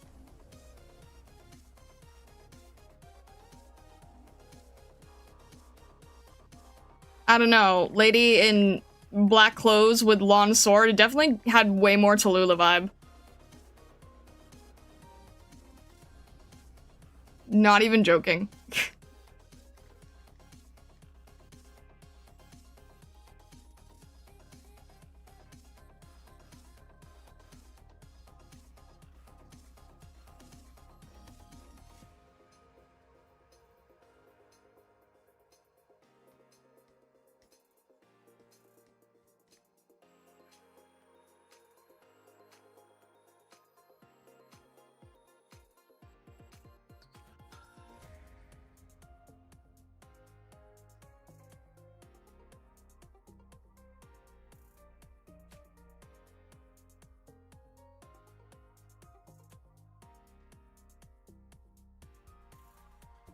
Firewall advances menacingly.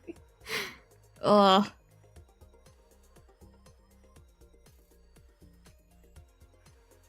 It was so weird. It was like... Lady looked like Tallulah, but had the attitude of like... I'm going to test mortals.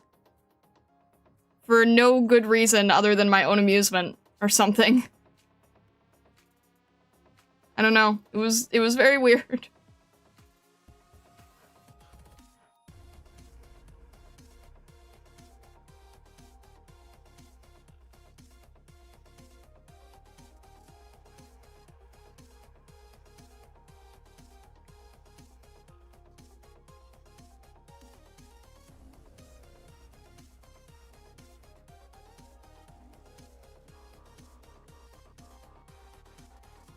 Alright, how does the fur connect? Or does it? Or is it just like kind of draped? I guess it's just kind of draped over this thing? Alright, I guess it's just kind of draped over.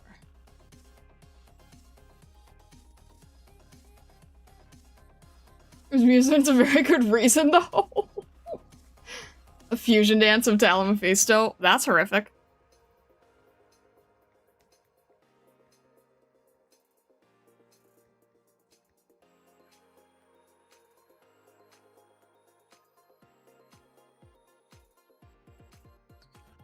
Fitting that the two bosses who gave you the most trouble would haunt you. I wasn't directly getting any Mephisto vibes.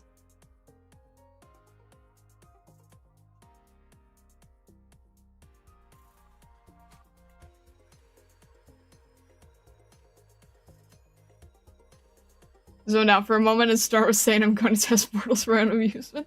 No, that's what I had to go through in a dream. You just had to do the Morpheus thing.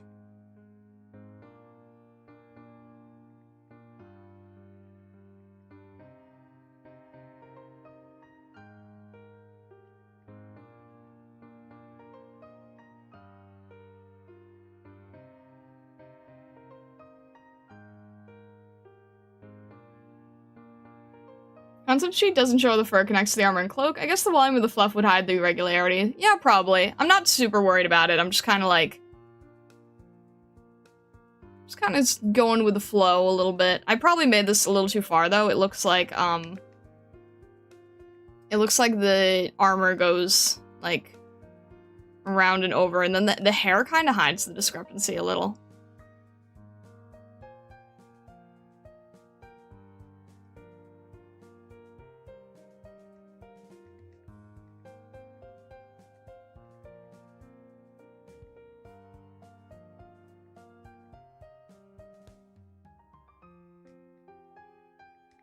I think the vibe was like Tallulah plus Lillian if she actually wanted to kill me. Like, I'd say that's probably the closest I can think of.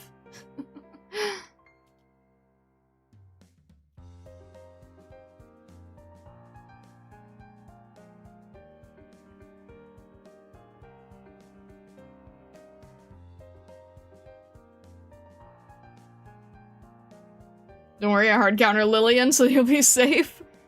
Vesa, I couldn't even send you a message. I tried sending you a message, and Taka was like, but Uma Musume. Lillian serious mode. Yes, exactly. None of the spider attributes, just like, just the attitude, you know?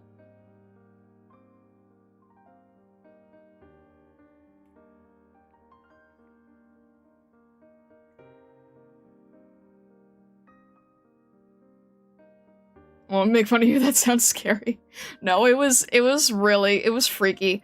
Cause like, I don't know what this person's deal was, but it was just some kind of like, you have to defeat me kind of thing, but if you lose, I will kill you all.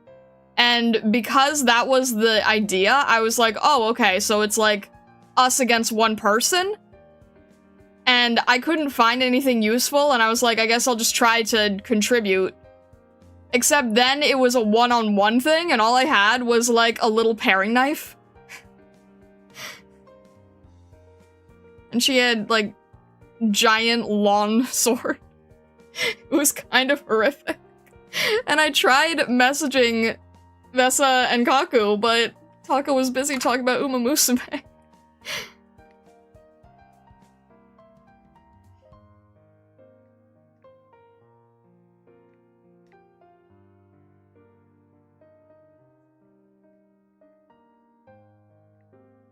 Don't worry, you can parry the giant sword. I had a paring knife.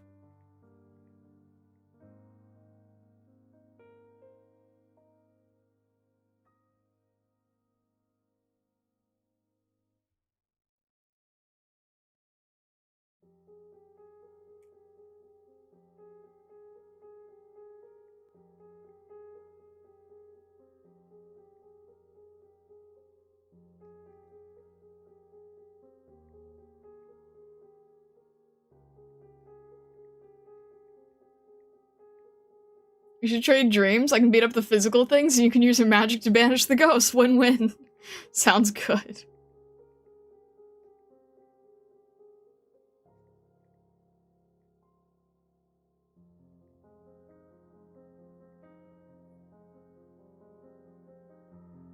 Imagine you call 911 and the operator starts rambling about haunts. Oh my gosh. That's how it felt. I was like, guys, this might be the last message I ever sent, and then Taka's like, so I'm really excited about the new Umas.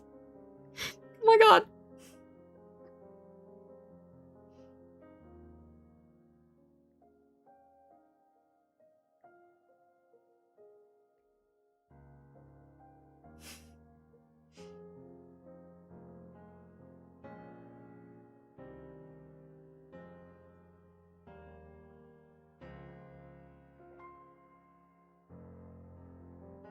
But have you considered Uma Musume? Uma Musume is gonna be the death of me, apparently.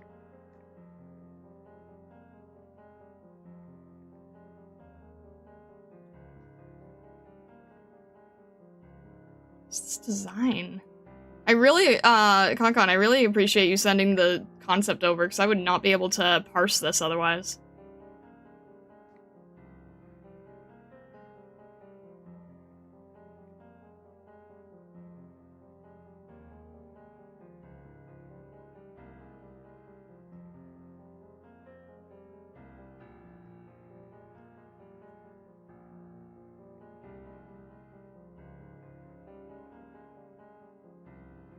What do you think they call a paring knife? You use it to parry? Everyone else had, like, weapons that would actually have been a fair match. All I could find was a paring knife. I think I found a hammer at one point, but that also doesn't help against a long sword.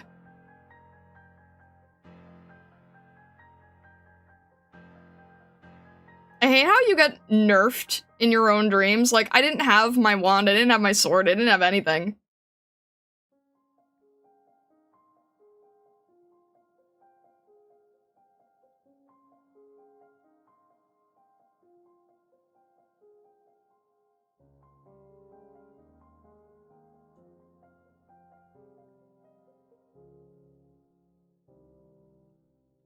Star Prismatic Fox drop kicked to death by Gold Sheep.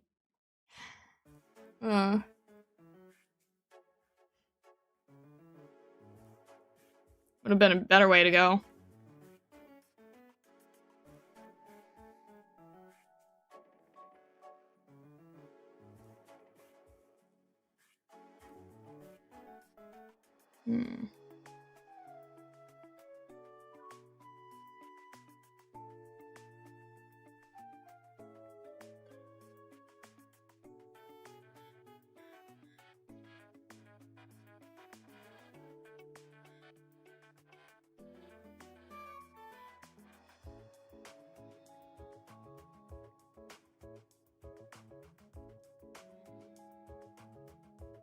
So are you looking forward to Pokemon Day tomorrow for 30th birthday? You know, I would have been previously, but I don't know if there's gonna be anything that, like, really amazes me. I haven't bought a game since Sun and Moon, which, you know, as I've said before, is really strange feeling for me, because I used to buy, like, everything. Pokemon used to be my life. So, like, I'm curious to see what they're gonna do, but I'm not, like, you know, super pining for news, and I'm probably not gonna do the thing that I sometimes try to do, where I try to draw whatever the new starter is for the new game. Because that always ends up being, like, an artist mad dash. I used to do that every year, even if I wasn't buying the game. Just doing, like, artist mad dash on the new starter art. What would make you excited that isn't Johto related? That isn't Johto related? I guess something where it's, like, basically more Breath of the Wild style.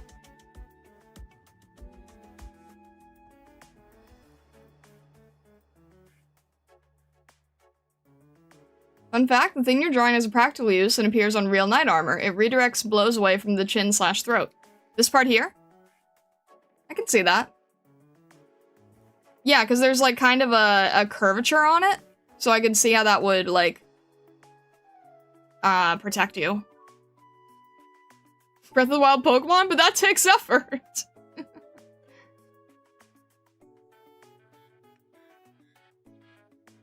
You know what's sad is, I don't know if anyone has seen it, but Game Freak is currently working on a really crazy, fantastical, very high-end looking open world game. And it's not Pokemon. And it's like, okay, so they do have the ability to do something that is insane. But they're not doing it for this franchise. So, like, okay. Whatever, I guess. The thing is, I'm sure they're gonna show off an open world Pokemon game tomorrow. I'm sure they're gonna show off, like, you know, whatever the rumored Gen 10 thing is, right? I'm sure that's on the pipeline. However, considering that we had, what was it? Scarlet and Violet and, Legends ZA, and it was, like, always advertised as, like, open world, but then it's, like, never really actually open world. I don't know. They haven't done enough to impress me recently. Biggest franchise in the entire world, larger than Disney. And they're not really, like... They're not... I don't know. I did not stop liking Pokemon, but they changed who they are, so... I don't know.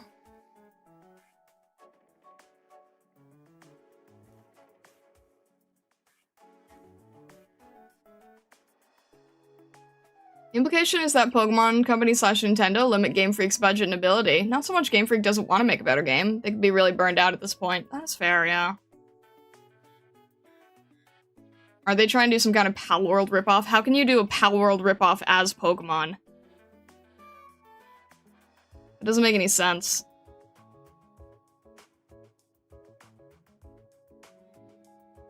Can't tell. I can't tell if you're, like...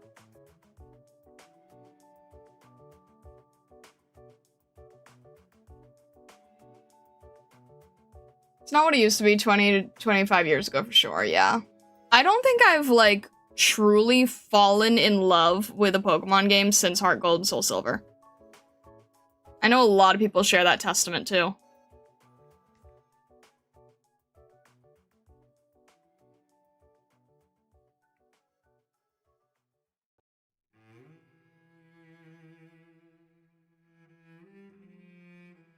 And the thing is, like, I was always the type of person who, my favorite part about Pokemon is the Japanese culture aspect of it. I've seen a whole essay on this, about how, like, Pokemon used to have this very, very magical, otherworldly feeling, but also coupled with this idea of living in peace with humans, and that disappeared a long, long time ago. And I miss that feeling, because that is the Pokemon I know, and we don't really have that anymore. Everything is so modernized now in Pokemon that it doesn't feel like that Japanese countryside vibe. That's what made Pokemon so nice. They sort of brought it back with Legends Arceus. Yeah, a little bit, yeah. But it's kind of one of those things where, like, once, you know, Legends Arceus, in my opinion, Legends Arceus came out too late. Like, it was a good idea. I saw where they were going with it. It was kind of a too little, too late situation, in my opinion. Like, the people who would have really appreciated had kind of dropped out by then.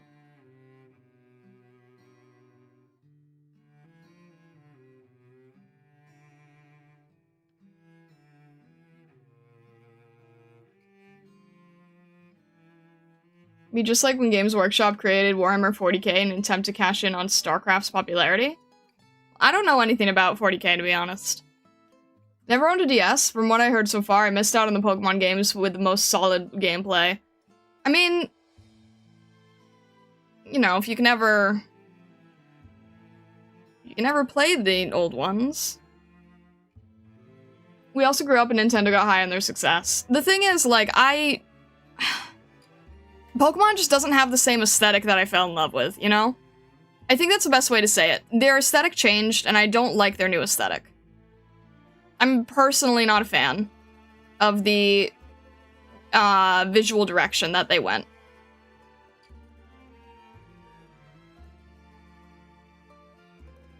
I mean, I played, which one introduced? I played X and Y, and even then, I was like, what the heck is a Mega? Like, why do the designs have all these weird changes to them?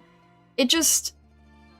They stopped feeling like magical creatures.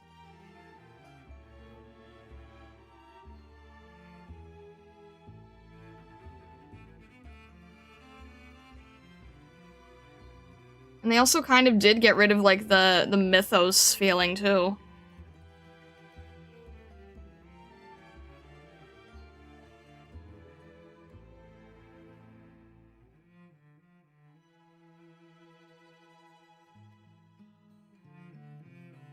Arceus was a really good base. The problems are, one, it was good base when the franchise was already older than more than 20 years old. With ZA, they really threw everything into the trash. Yeah. Yeah. No, like, Legends Arceus, I didn't even buy it because I wanted to see what the next evolution of that system would be, because I knew it was their first test doing that style. And then, like, I don't know what happened to ZA. That just... they've really got to try to prove themselves, but the problem is they have no reason to because kids are just gonna buy it anyway, no matter what. And it just makes me sad because I'm so tired of the argument of like, oh, you're just an old fuddy-duddy, Gen 1 or whatever, you know, it's not for you anymore anyway, like, you're not even the target audience. And it's like, I would have still liked this if you hadn't been doing all these things. And I don't think I can really emphasize to you how big Pokemon was in my life.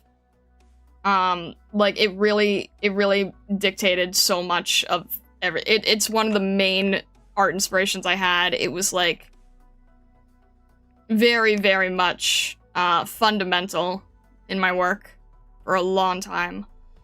So, it's kind of, you know, it's a little heartbreaking.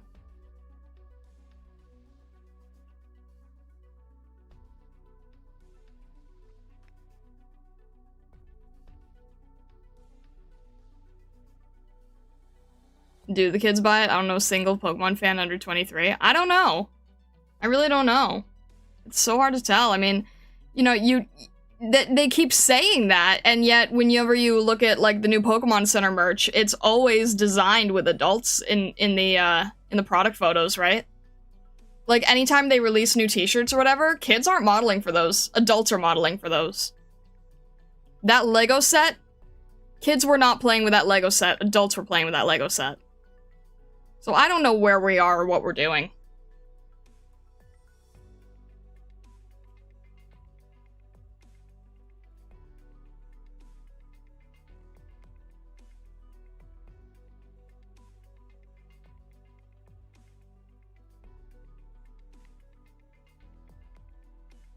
It's so weird. It's like they're catering to adults, but people say that they won't make it better because kids will buy it no matter what. But like you guys said, like kids aren't really playing it. They're playing like, you know, Minecraft and Fortnite and stuff. So I don't know. I don't know where we are. I really don't know where we are.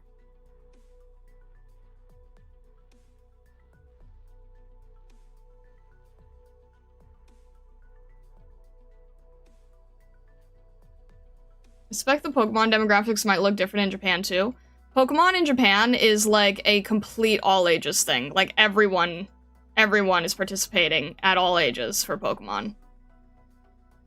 Because Pokemon is like how Disney is here, right? Like it's just, you've got the Disney adults, you got the Disney children, you've got like, it's everything. They just opened a new theme park. It's open to everybody.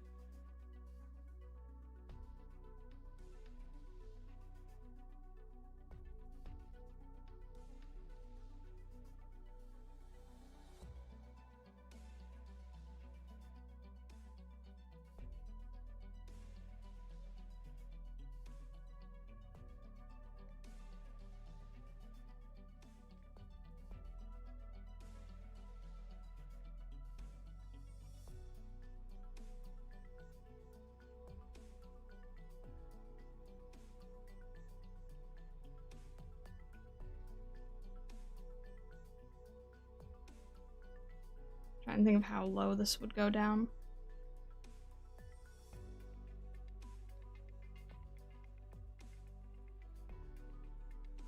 I'll just do it like that for now, I guess.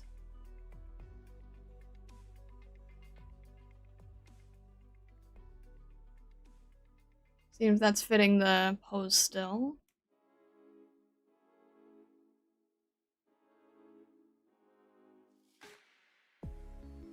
To make sure that this is like facing forward.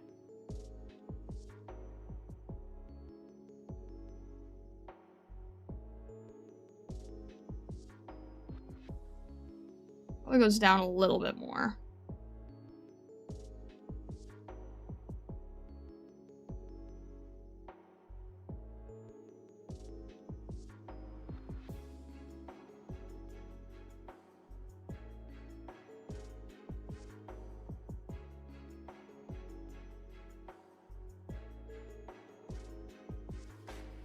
Hmm?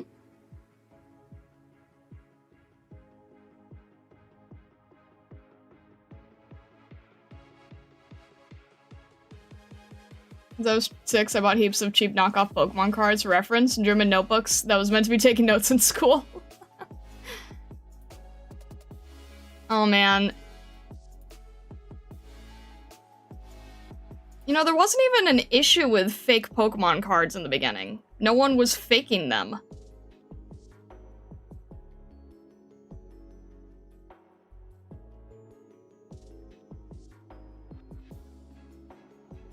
Took a long time to find the Caterpie that was called Charizard.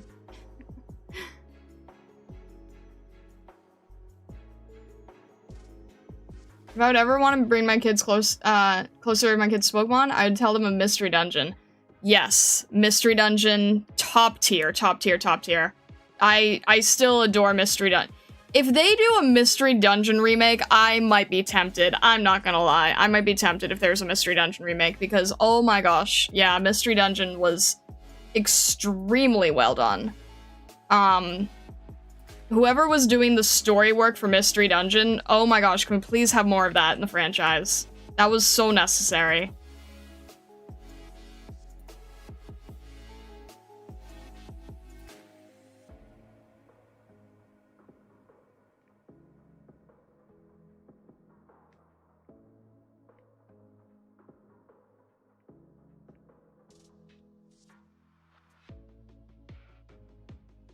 Even then, Star, with a Nintendo today, make the Mystery Dungeon that you dream of? Oof.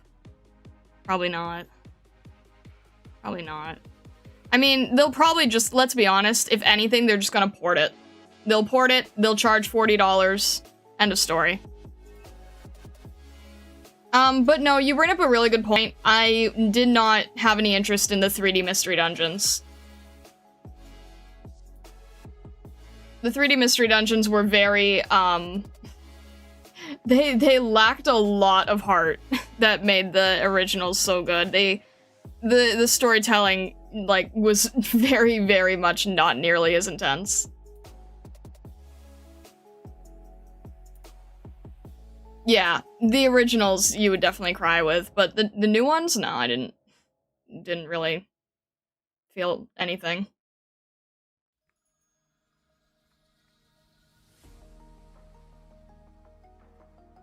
The Explorers of Time and Darkness one, Time, Darkness, and Sky, those are the really intense ones. The original two, I think Time, Darkness, and Sky are even more so.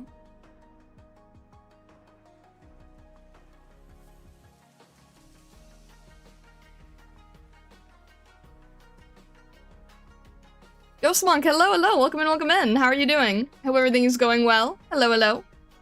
Sun and Moon were awesome games, though. I was alright with Sun and Moon, but after that, I just, really had no desire after Sun and Moon, to be honest. Probably should do the face separately here.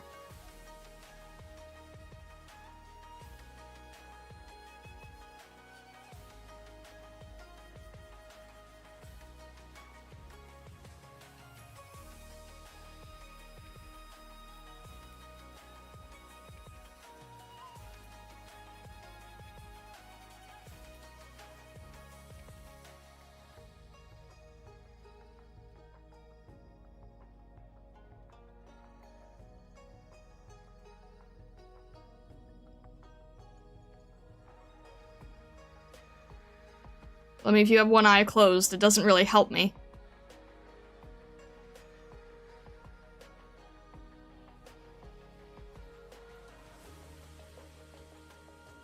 Just lurking in from work? Have a good lurk. Feel free to lurk.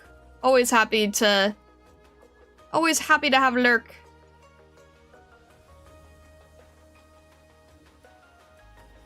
Hope Gen 10 is good, because if the leaks are true, it seems very, very up your alley. Yeah. Yeah, I can see that. Yeah, thematically, I can see that.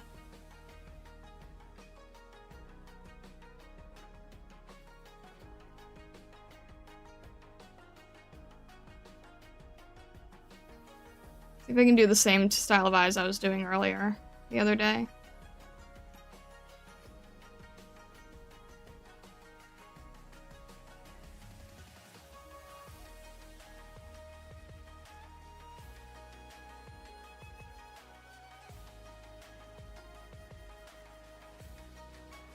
The thing is, like, I'm curious how long Gen 10's been in development, because I'm curious, like, if you always want to know, right? Were the other games bad because Gen 10 was taking all of the focus? And I think we will see, because, you know, the video anticipation for Scarlet and Violet was so good. Like, visually, they did a really great job on the promo, and then the game was just, eh. Not to mention all the riddled bugs.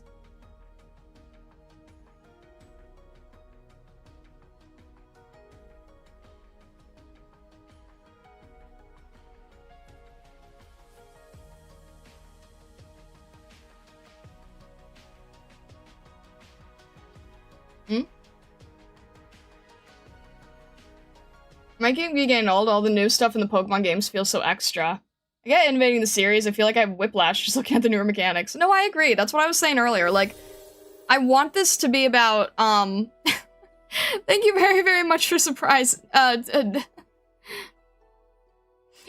thank you very much for subscribing. I appreciate it. Hello. What was I saying? The mechanics. The mechanics feel very much like I want these to be creatures that I work together with and have fun with, and now they just kind of feel like, all the mechanics kind of give them the feeling of, like, every other, like, monster for product type of toy. It gives them, like, a Bakugan feeling. I don't know. And I don't dislike Bakugan, let me throw that out there. It's just that it doesn't feel how Pokemon is supposed to feel. You know?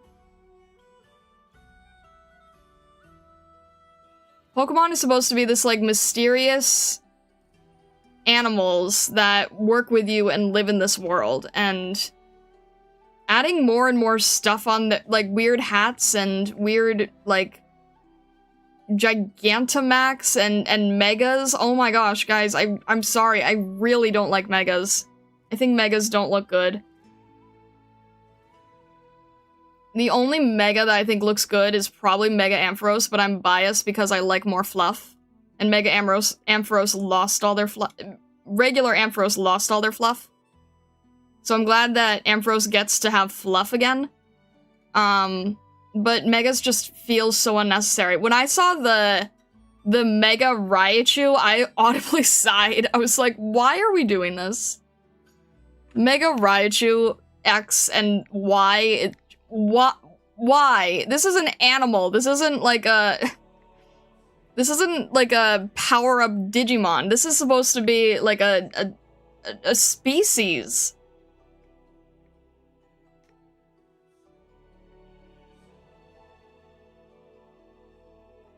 He became a letters. He became a letters. I hate it so much. It was so forced. Like, what do you mean he's in the shape of the title of the game? Are you kidding me? That's awful. Ugh.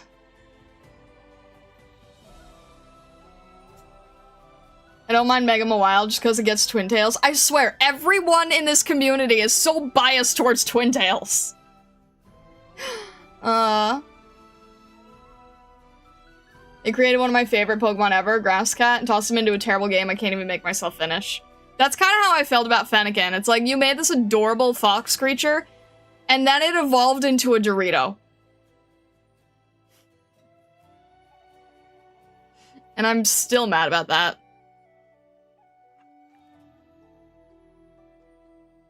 I've seen so many better fan designs.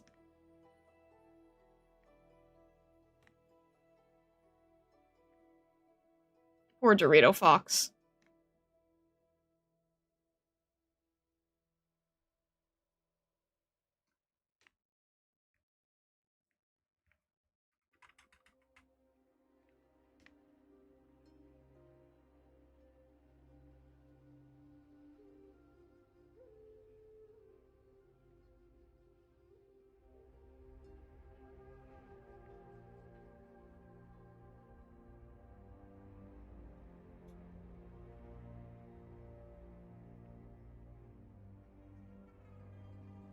I also really like some of the newer stuff. I adore Gen 9, but there are a lot of flaws.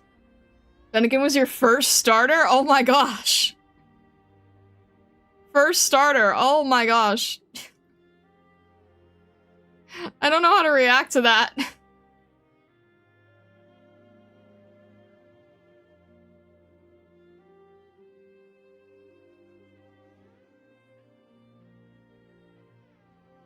We got Twin Tails. When will we get Dorito Star? No thank you.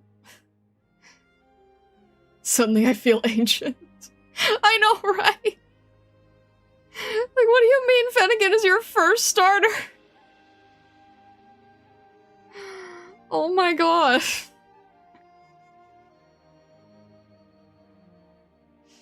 I just realized now when I'm talking about, like, the feeling of Japan and the, like, working with your Pokemon vibe, I just realized that, like, people probably don't even know what vibe I'm talking about.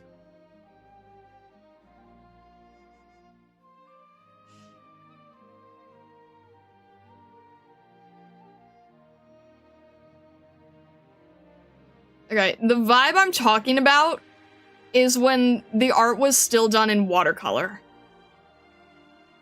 If anyone remembers when Pokemon had watercolor art.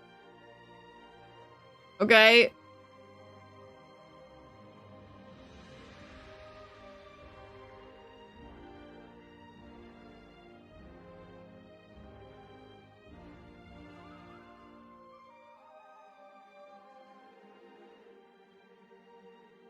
Back before they invented regular paint.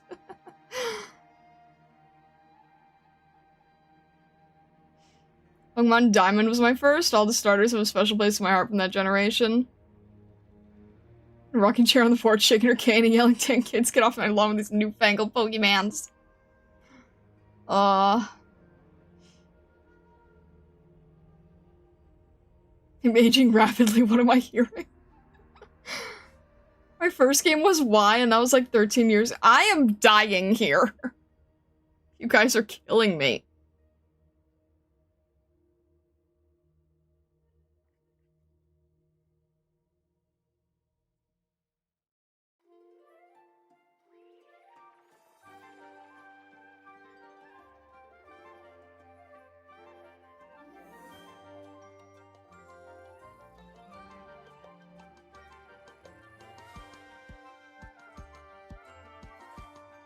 We started with Soul Silver.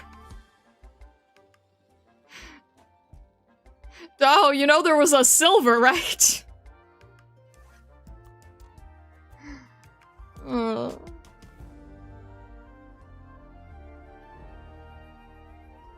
So remember my first true achievement being catching all legendaries in red and being so proud of it? Oh my gosh, back when legendaries were actually difficult to catch.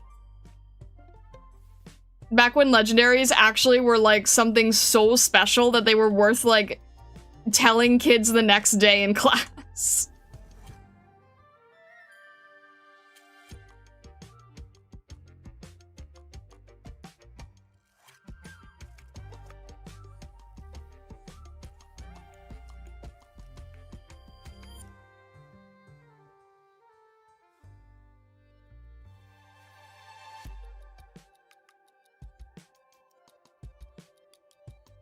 I know, but Soul Silver had that feeling? Yeah, because it was a remake of one of the best regions for that feeling of like pure magic. Like, I don't care about it from a from like a gameplay point of view in terms of like, oh, it was so poorly balanced and oh, you couldn't get this character until later and blah blah blah. It's like, I don't care. I'm here for the atmosphere.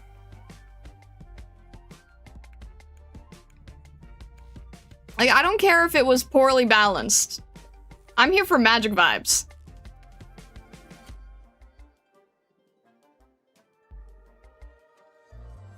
Back when they were like, back when they would make legends, back when they had like, you know, the burn tower and you know, all the theories with the dogs and the evolutions, you know?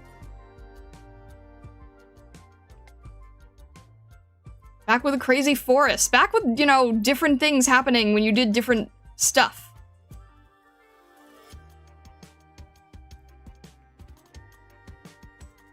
U2 was actual hell for me. It took about 2 hours. Yeah. But it had, like, the biggest sense of accomplishment. Oh my gosh, in Johto, when the dogs were, like, running around the map. That was insane, because now you just, like, walk up to it and it's a 3D model, and you're just like, hey. The Unknown Ruins, yes!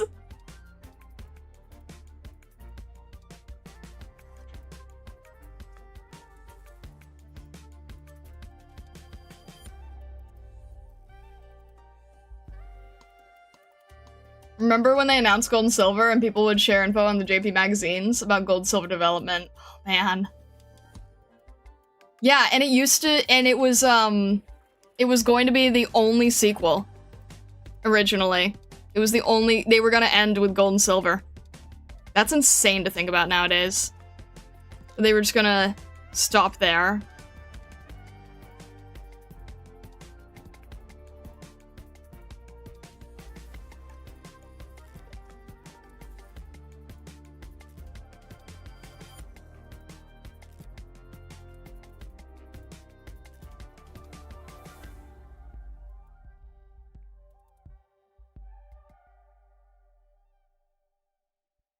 And in the Toby Fox dog theme while chasing the legendary super doggos.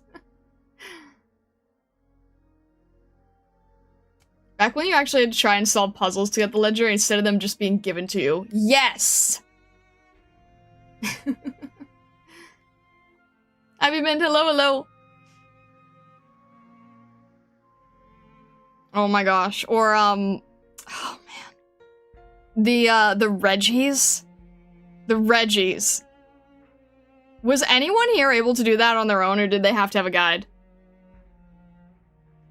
No shame either way, but oh my gosh, the Reggies.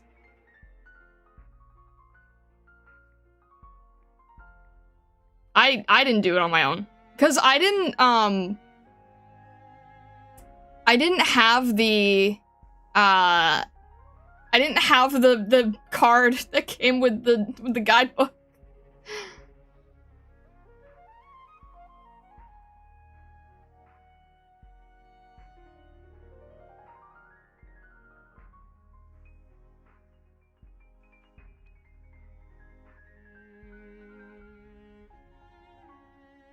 Everyone needed a guide because no one knows Braille. The thing is, the guide was it was in the player manual, but I didn't realize that.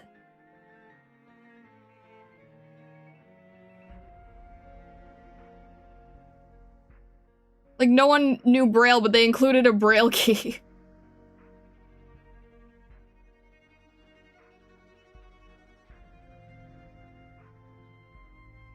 Still one of the most clever things they've done. I wish they would bring stuff like that back.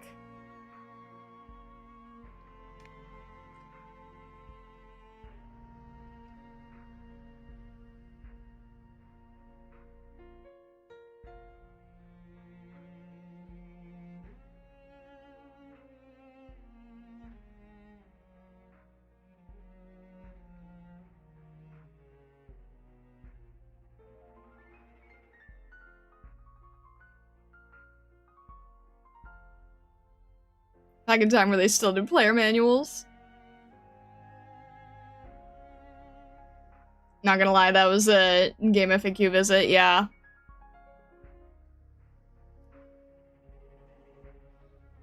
Small children wouldn't think to look at the little booklet that came with their game. Yeah, but remember when you could, like, when you would, like, buy a game and you had, like, the little manual? Like, if you couldn't play it immediately?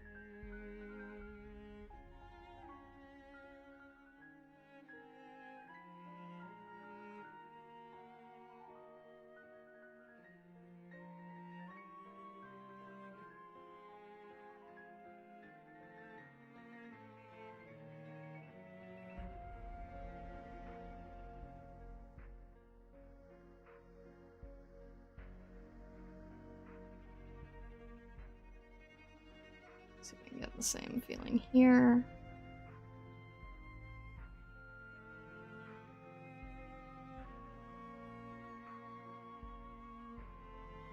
Manuals are so good, yeah. Ugh.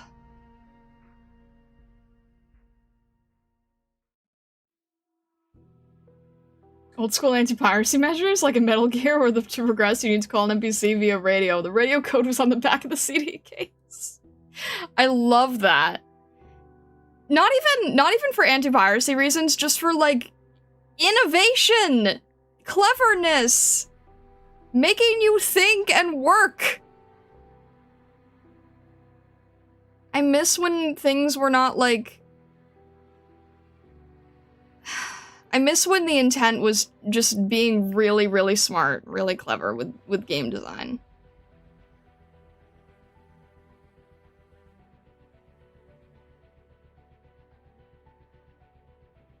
Now it's like, you know, people can't solve it in 5 minutes, they'll give you a bad review, so you have to make it really easy. Not easy in terms of difficulty, like in terms of like getting the characters strong enough or whatever, but like easy in terms of like just throwing yourself through it.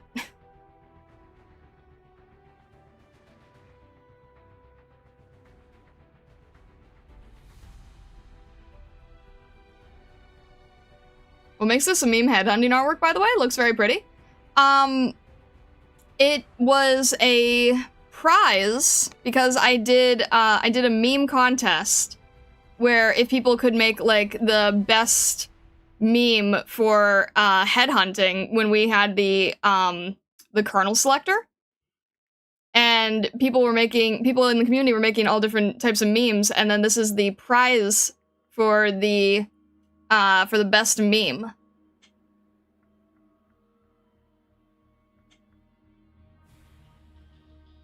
So that's where it comes from. That is the meme headhunting portion of this.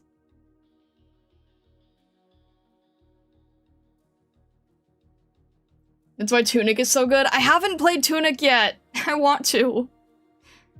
I think I have it somewhere. I just haven't had a chance to.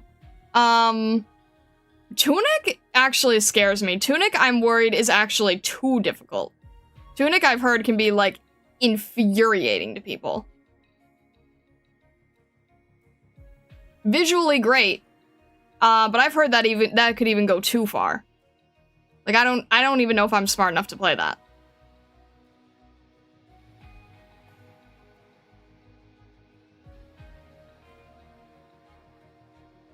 There's a difference between, like, holding your hand in a game and then, like, giving you not even a translation key of a puzzle, but just, like, giving you an image, and you have to find the URL in the photo of the duck type of deal. You know? ARGs are fun.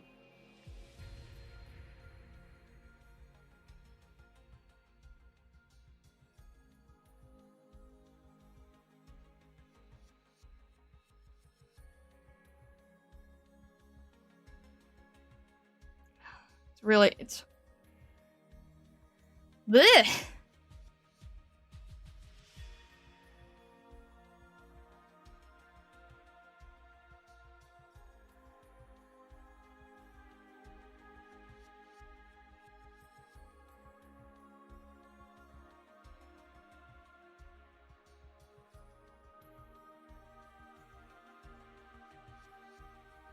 It's really hard to make these characters look like they're facing forward without making it, like, really awkward looking.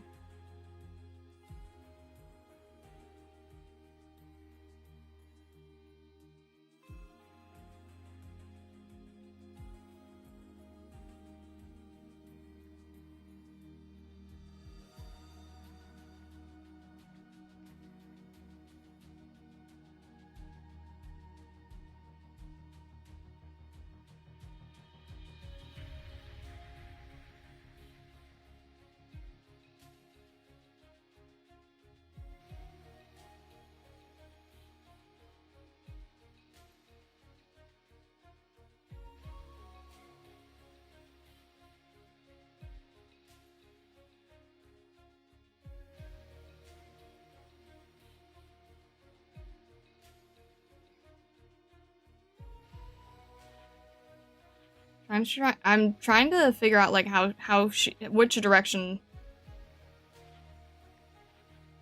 I made it, like, a little higher. No.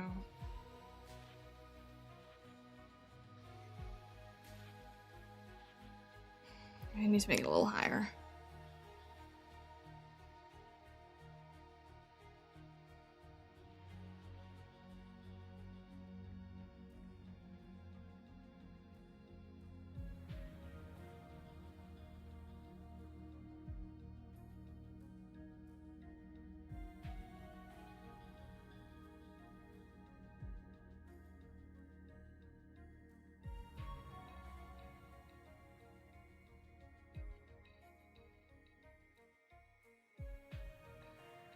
I'm trying to get this pose right, and it's not easy. She doesn't look like she's... I'm gonna need to change her eye direction a little.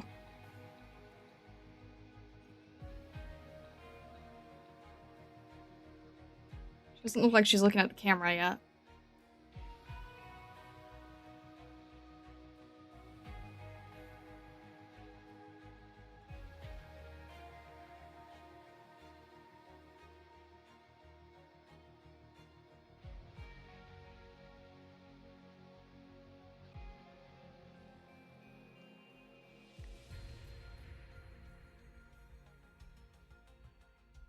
How do I do this? Maybe... Why does she have, like, a very blank expression? Why is it not working?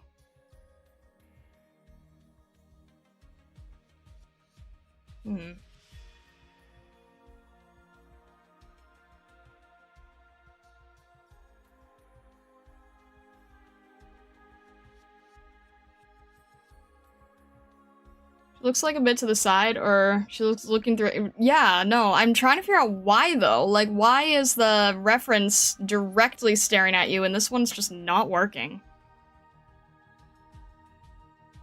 What did I do wrong?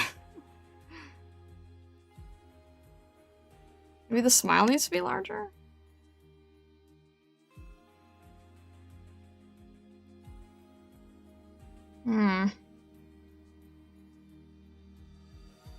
This part needs to be more intense.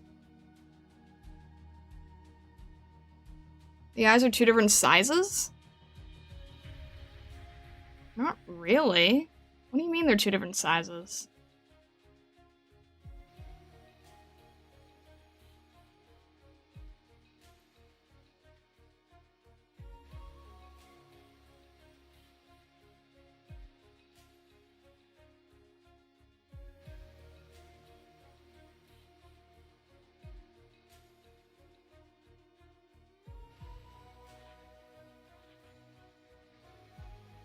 According to the ears and hair?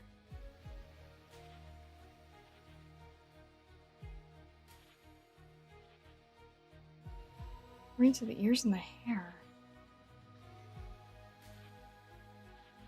Maybe if I hide the ear so it looks more forward-facing? Does that help a little? That might have actually helped a little. Let's try to make her eyes a little wider.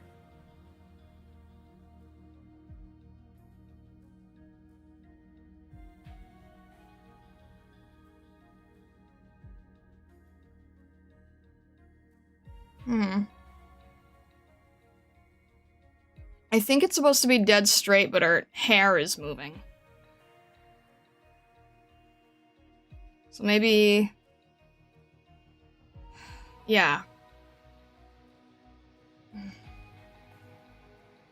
Very deceiving.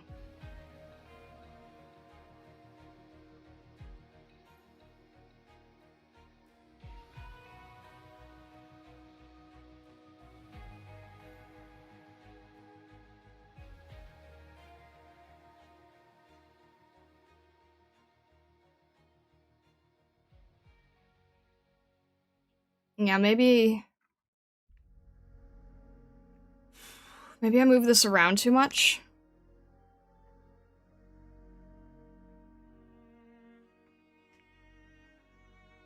Maybe it needs to be more straight than I thought it did. I thought I could get away with, like, slightly straight, but maybe it has to be, like, right on the dot.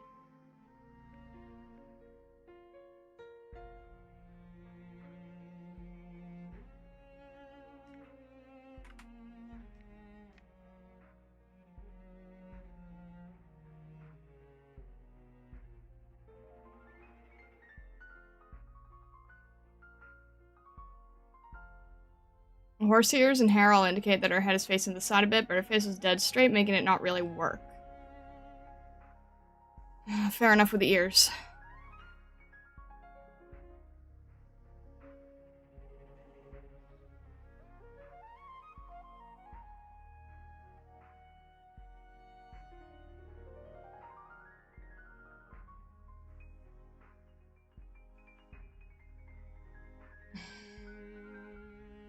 Ugh. I see what you're saying.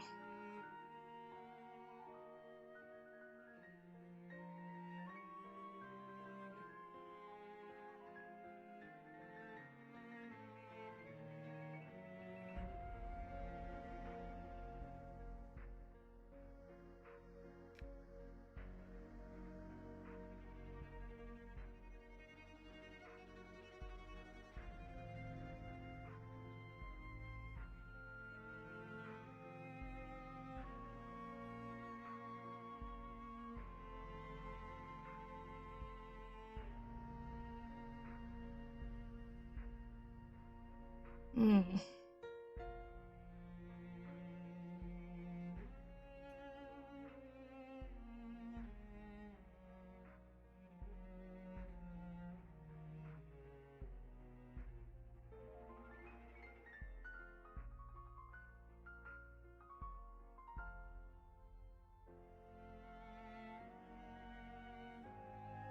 Does that work better?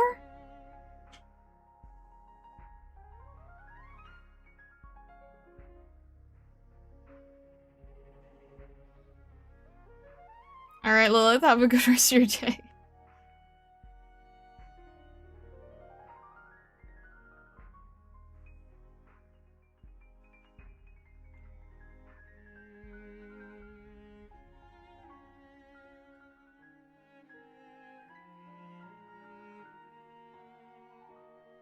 The other thing is I think I'm leaning down again, so it's a little warped, as usual.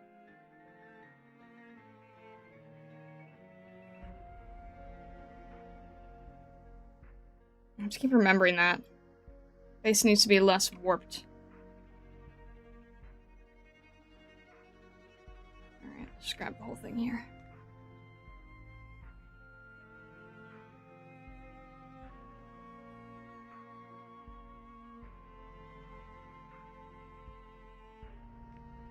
Hopefully that looks a little better.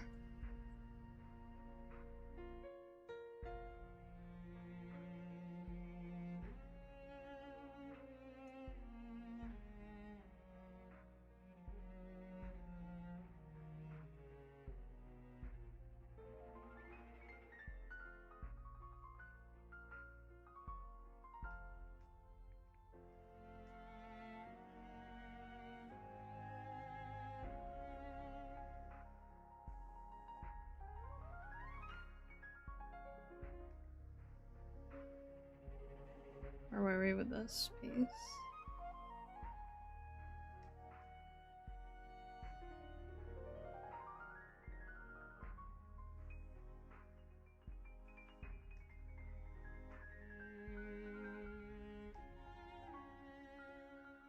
Again, curse of the things that feel simple and really aren't.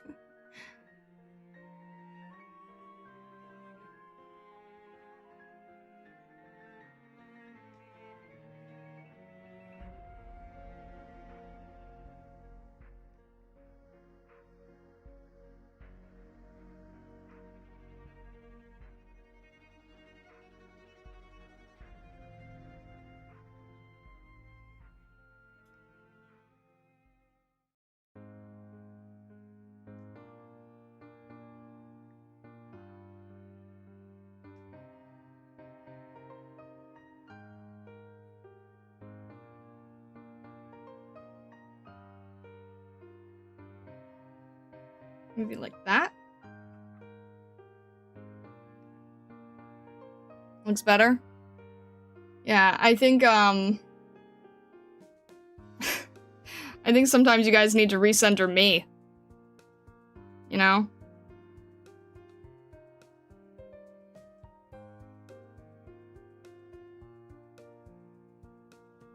I think sometimes I'm the one who needs the recentering.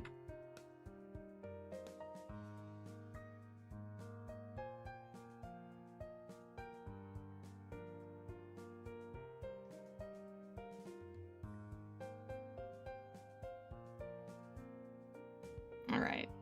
I think her face is also a little too low. Just a little. Just for her design.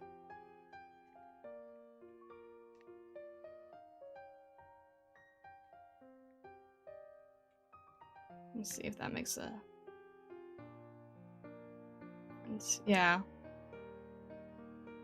Still a little off on the flip, but...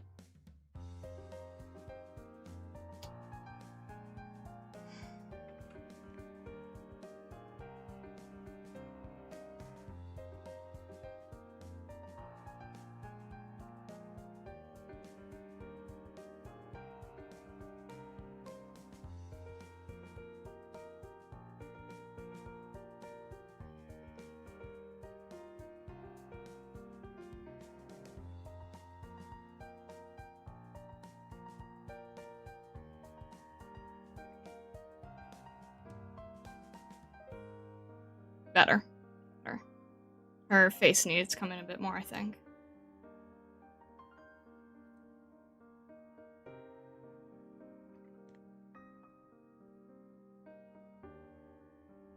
Not an easy pose at all.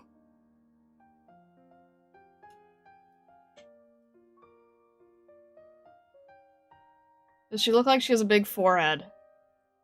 I don't know. That's why I tried moving her eyes up.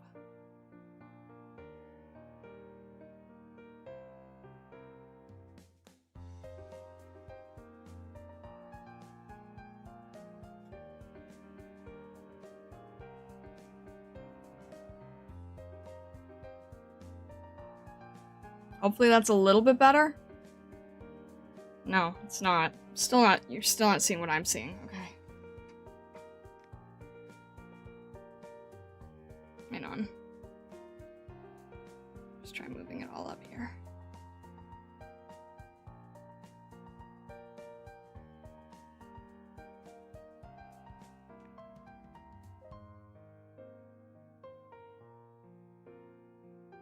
I think I separated that on a separate layer anyway. Okay. Let's try this.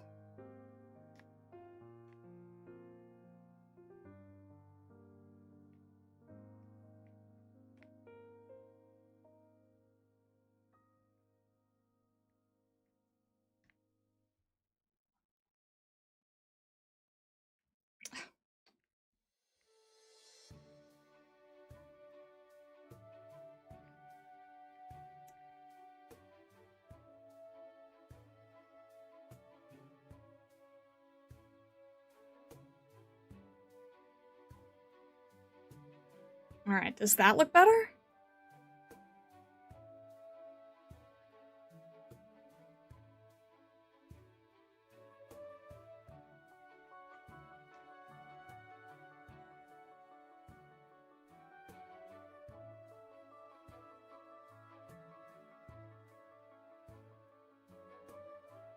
Definitely not easy. Definitely not easy.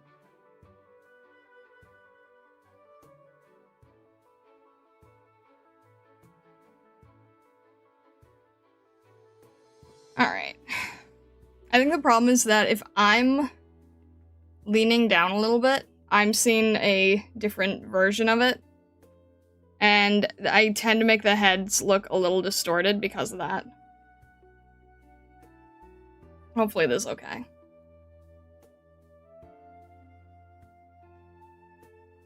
Let's just start throwing in some color. That's the part I really want to get to, is I want to just add some color now.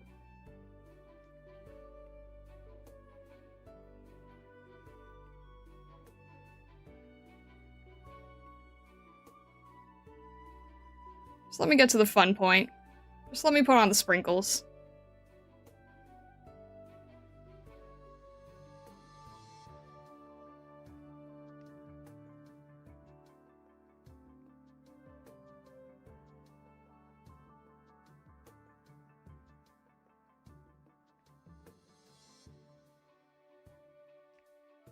Don't worry, looking good. It's really difficult. I didn't realize how hard a full forward face would be. And I didn't think it was to such an intense extent either.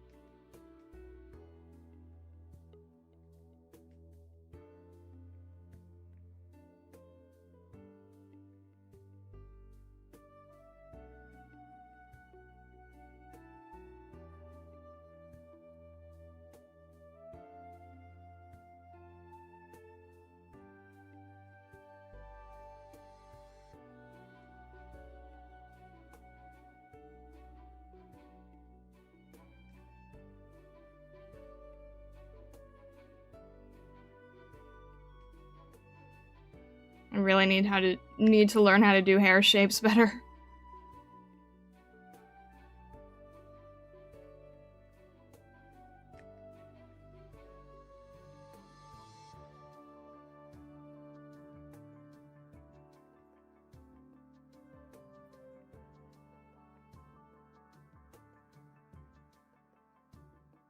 Alright, let's just try playing with something like that, shall we? And you know what? Just out of curiosity. Just because I want to see how it would look. Just out of curiosity. What if we were to... just as a test...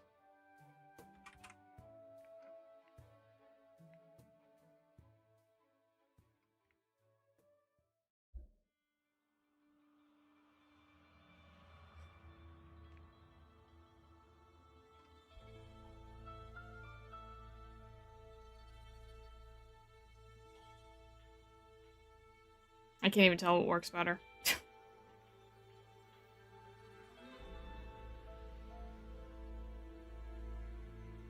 Huh.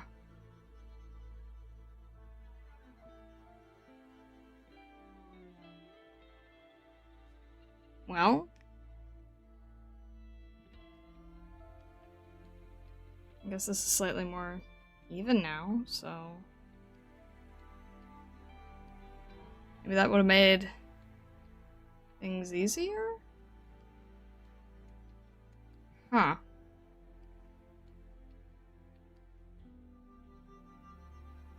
Interesting.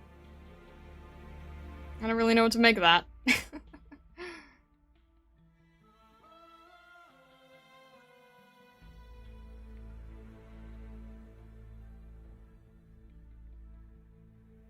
Initially thought about asking you to try making a winking expression, but this is also cute. That is kind of like what she seems to be doing in most of the artwork. I think this was more of like trying to fit an existing pose that I don't know if anyone is gonna be able to see the reference of, but well, I'm gonna try that too. See what you think. Well, no, you know what? Because the problem now is that it doesn't work for the rest of the composition. Unless I was to change this, maybe? I don't know. I'm just playing around. I can always redo.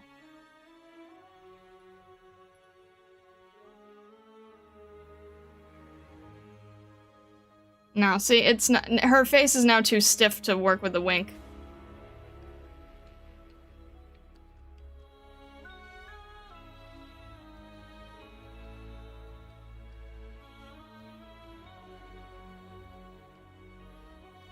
Needs specific hand pose, yeah.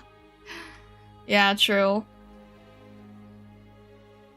You know what? If this gives the vibe of, like, 5-mile-per-hour winds, then I will take that. Because that's still a really nice feeling, too.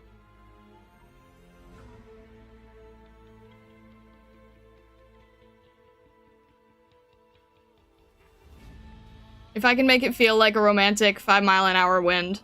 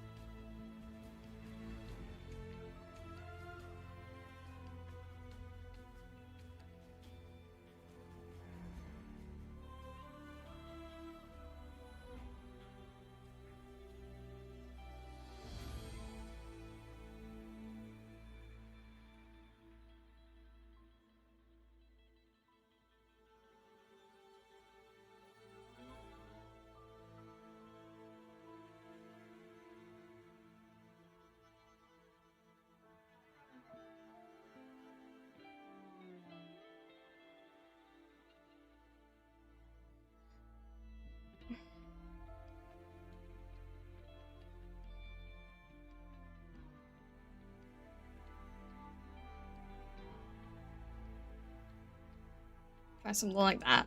I think we at least got the... what's the drawing down anyway, right?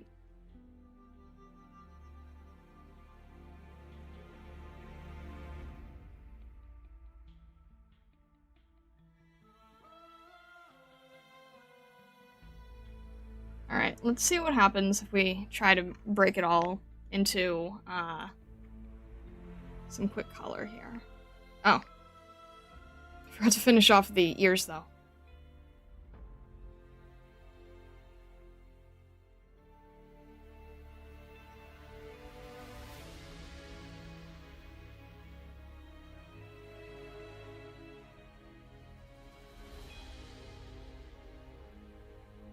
You know what? Just because I think this would add, just because I think this would look better for the composition, I'm gonna shift this over slightly so there's more negative space here.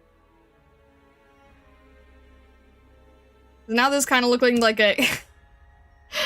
I don't know how many people are gonna get this joke, but it kind of looks like a VTuber graduation illustration. Which I was kind of alluding to with 5-mile-an-hour winds too, I guess.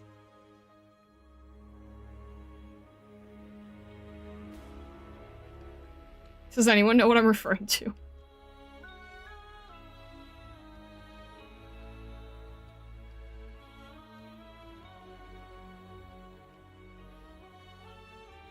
Oh, heck yeah, we got... Thank you, Con, we got it! Oh, that's a really good sign.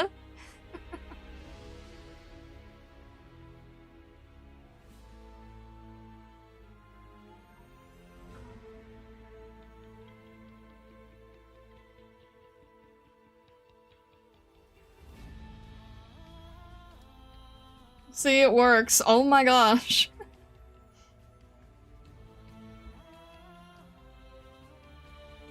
Well, thank you, Siam0. I appreciate it.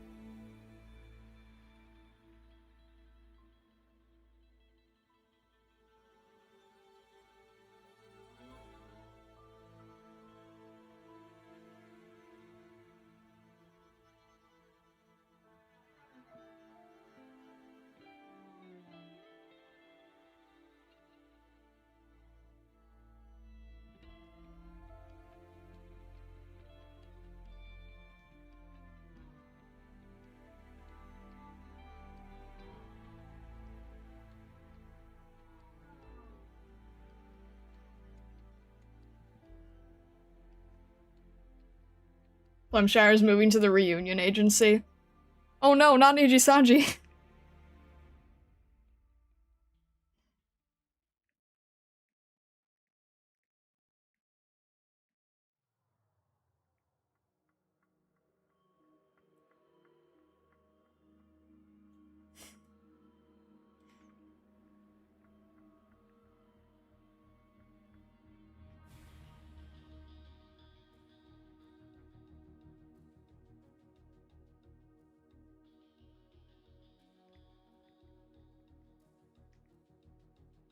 5 miles an hour doesn't do that to my hair? Well, clearly you've never been in a Ghibli movie.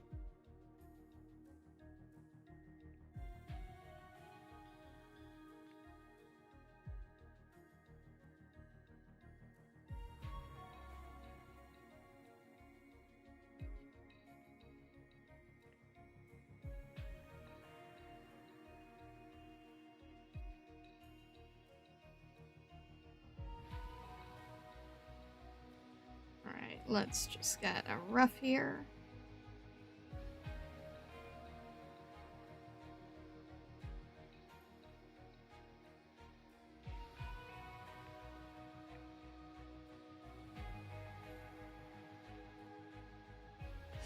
Have any cool shots? Just hair, my face, eyes, and mouth.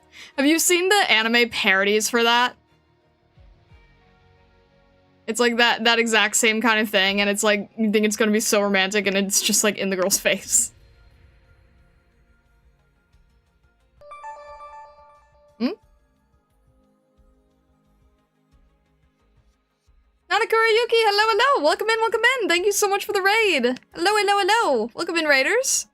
We are currently doing a little bit of a painting of Blemi here. Hello! Welcome in. I hope everything is going all right with you. How was stream? Behave, YouTube! Good evening, good evening. Thank you for sending your community over. For those of you who don't know who I am, my name is Starlight Akari. I'm a prismatic kitsune. I like to do Arknights fan art. And I am a new doctor. But yeah, we have a lot of fun here, and ignore YouTube chat. They get freaked out when there's a raid. They don't have raids on YouTube, so they don't know how to handle it. But hello. Hope everything is going well. Prismatic Volpo? Yes, yes, indeed. Indeed.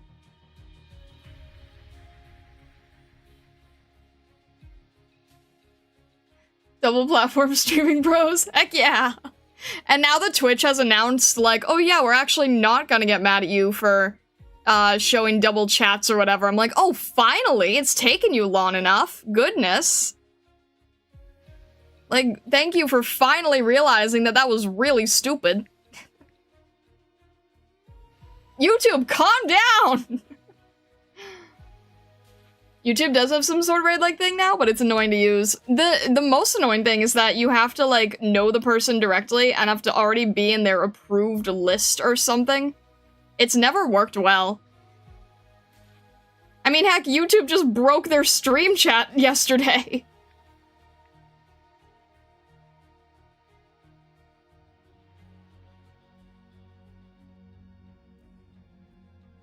There we go here. You calm down, we're doing our part. The heck? Guys, YouTube, please! YouTube really does not know how to handle raids. I apologize in advance. They think you're trying to steal cheese.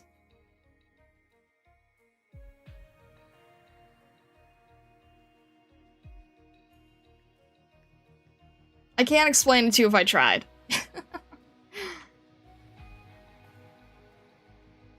Oh, look!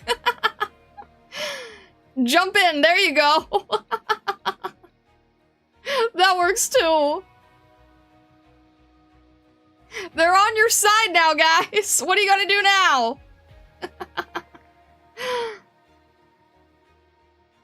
Hold the line.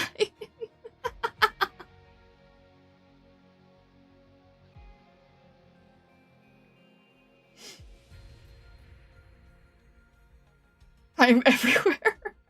The feel when the raiders actually raided. Oh my gosh.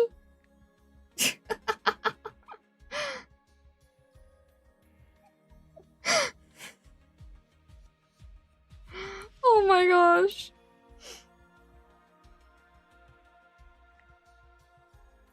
Show them no mercy? Guys, they're on your team now. You can't do that.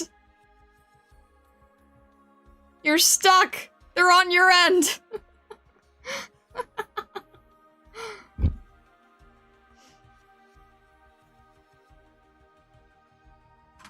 Ah.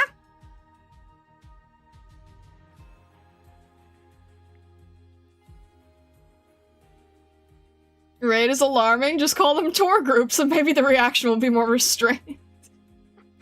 Oh my gosh, that would be kind of funny though if it's the same. It's like, oh no, tourists! Just small feline snow leopard? Silver ash part of the family. Oh, okay.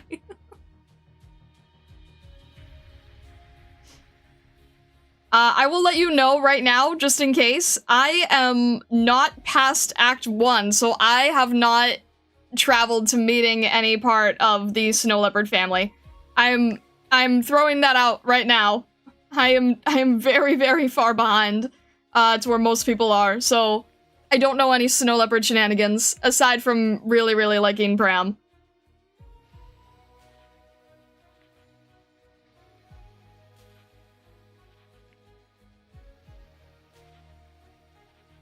But yeah, I'm very much like a spoiler avoiding type of person whenever possible.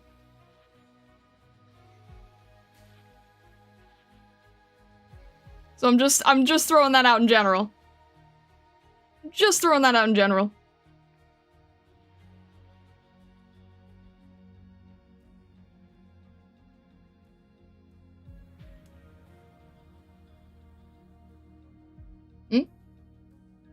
Oh, if mods are deleting things, just let you know you're not in trouble. They're just like really they've worked really hard on the spoiler side of things.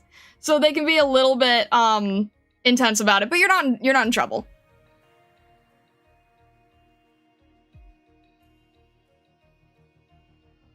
I know, it's confusing. It throws people off, but it's all good. It's all good here.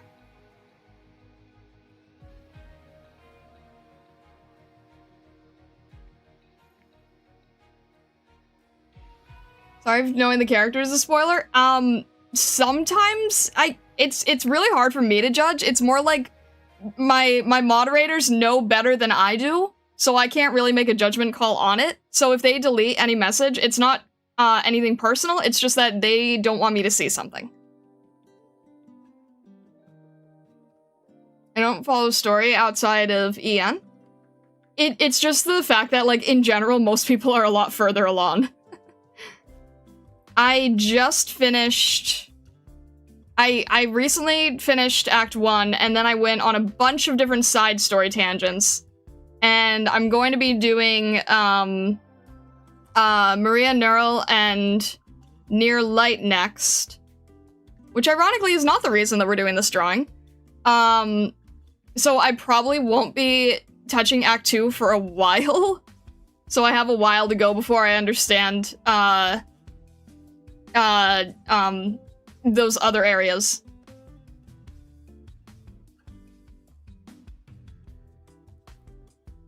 How's Enfield going? I actually haven't touched it. That kind of goes a lot. I'm sorry. There's like, great first impression, right? I haven't touched it specifically because of the spoiler avoiding thing.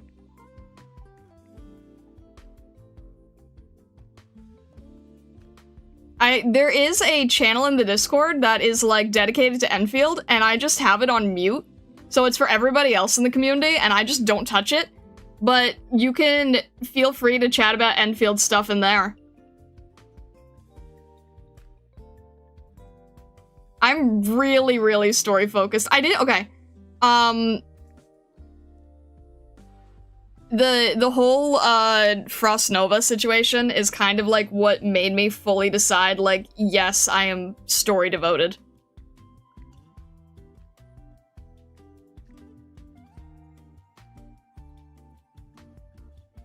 It's great for you to play a game, very awesome. Feels like nice full-price Japanese RPG with how much detail it is. That's really cool.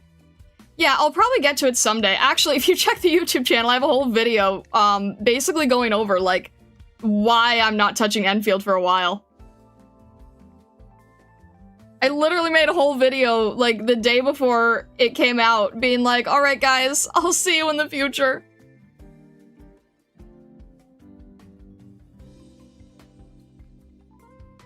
Alright, hair's looking a little bit better.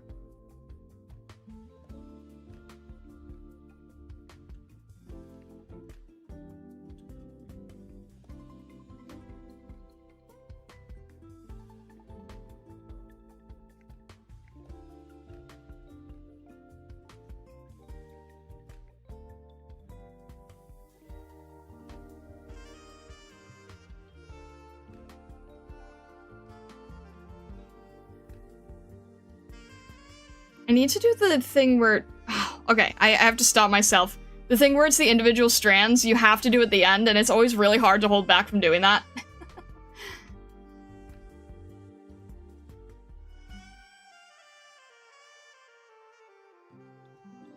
Don't worry, Star, we are carving the path for you. Thank you, I appreciate it.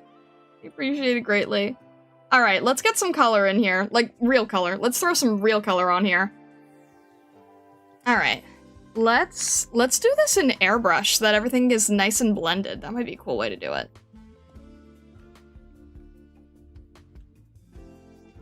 If we do it like that, might be able to make some cool effects.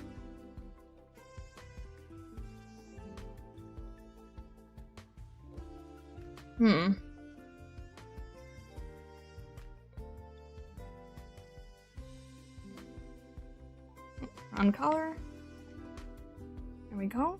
And a little bit here with the steel.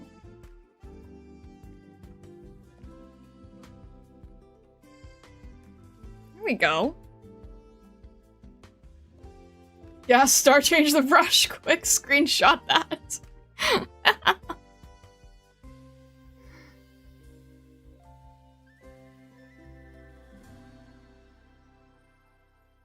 Alright, let's add real quick. Let's throw in some shadow. Where was I? There we go. Let's add some quick shadow. Let's do multiply on the shadow. Early design new character for AK win. Ah, oh, man, if I had enough of a portfolio to do so. If I had the portfolio, if I could prove that I knew enough about what they wanted.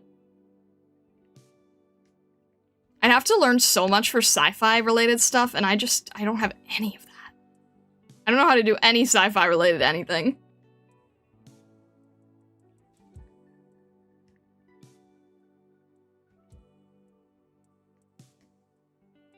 Radiant Haunts. Yes. Yes, yes. Alright, let's just sort of like throw this in really, really roughly.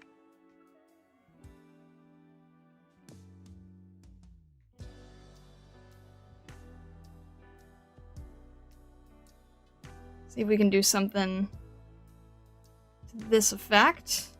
I did the same thing with some other previous characters. I would just like really, really went in very, very roughly on the color, and then you just keep refining it from there. And then eventually it'll actually look really nice. But this kind of helps you very, very swiftly establish your lights and darks. And then you can go in and keep adding all the other detail. So I know it looks a little strange right now. It's part of the process. Trust. Trust, trust, trust. It's part of the process. Sure, they send the artist many pages of description, plus the lore too. Oh no, I'm sure they do. It's like, it's one of those things where like, you have to get hired first. You have to be trustworthy first. Most of the artists that I see who get to do work for Arknights later, were already known in the industry for something else. They usually worked for some other game beforehand. I also think it was a lot, I wouldn't say it's easier, but I would say maybe in the past it was probably less intensely competitive. Like when your property isn't as well known by everybody. And now it's like, oh, good luck nowadays.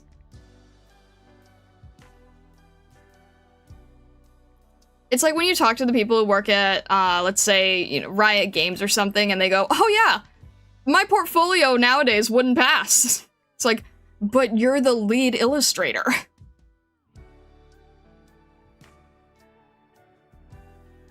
That kind of stuff is crazy.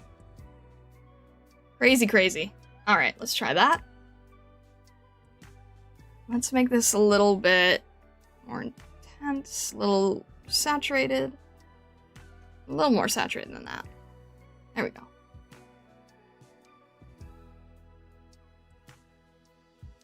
And then we'll do the exact opposite.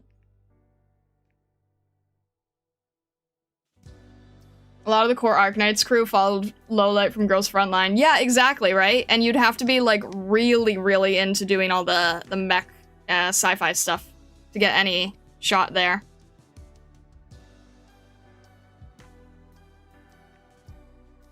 I mean, if I remember the existing artwork, it's like, that kind of has to be your main thing.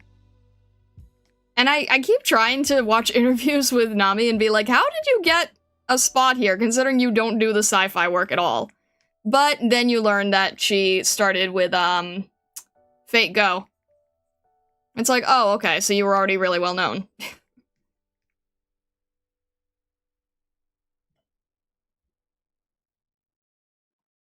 But she did everything with Fate Go, so it's like, okay, so yeah, everybody knew who you were then. Alright, fair enough.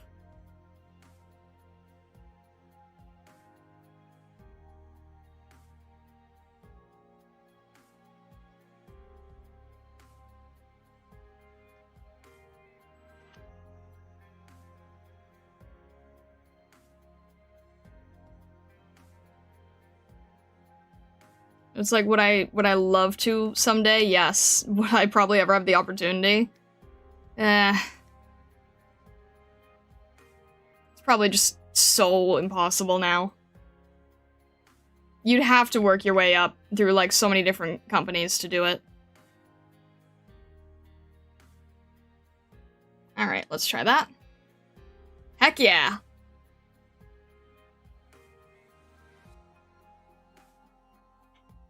See, I told you there's a method to the madness.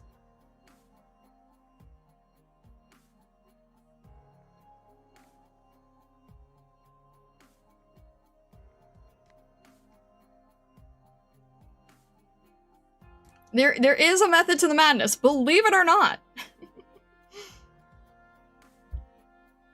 Throw in some really quick shadow, throw in some really quick highlight, slap them together. There is a method to the madness, I swear. We just have to do it for one more layer for depth.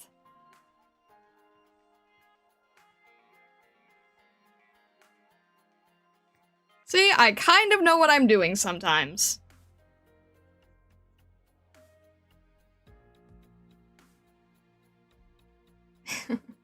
It's like, what do I keep saying? You have to get through the ugly phase. You have to get through the ugly phase, and then the rest sort of falls more into place. And then as you're establishing your highlights and shadows, it will start to make more sense. But yeah, you want to just quickly throw that in there just to sort of separate things visually. And then you can go in and keep adding layers and shadows and things like that, and it'll look better gradually. But you have to go through some awkward parts of it first, so it's a little unnerving. Hopefully we can keep it up. Hopefully we don't ruin it or anything.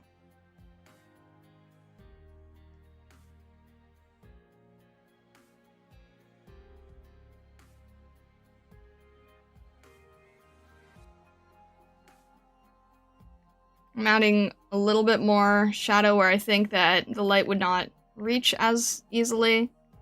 And I don't want to do it too much. Just want to do it in like a few little selective areas, because one of my favorite techniques that I do see a lot from Arknights artists is the sort of like glow behind the hair or something like that, so I don't want to break that. The thing where like the thing in shadow is actually in light. I love that technique.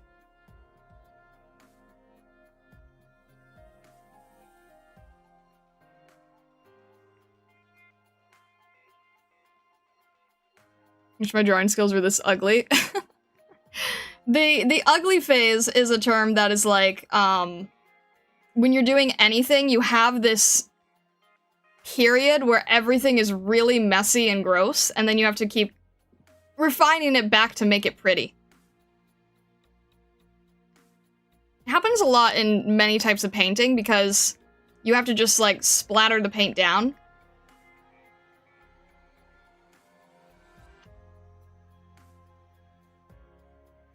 There we go. And then we'll put that back on... Oh, that might be interesting. Sometimes it's fun to play with the layer modes too and see what they do. What happens if we were to do that? Would that be too intense? Might be too much.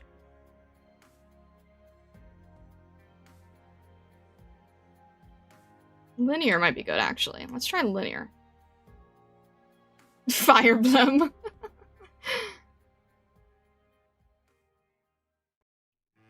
So you have to be careful that I don't go too deep with it, but just enough to create more contrast. Yeah. It's still not super contrasty. It's not like, you know, when we were doing the Arknights memoir piece, and it's like it needs to be darker, darker, darker.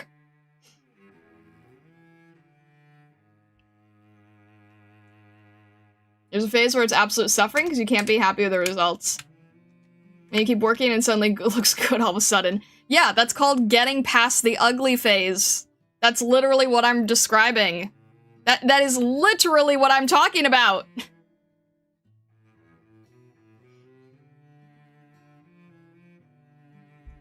Phase where it's absolute suffering because you can't be happy with the results. You keep working and it looks good all of a sudden. That is literally what the ugly phase is. To a T. That is what you're describing. And I am proving your point. Hey. No reason for that. Hey.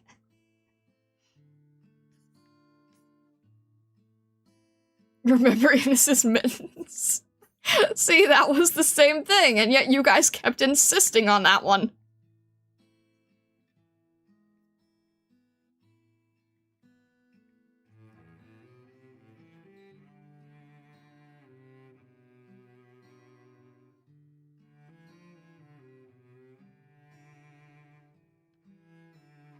Make it a little less neon yellow here.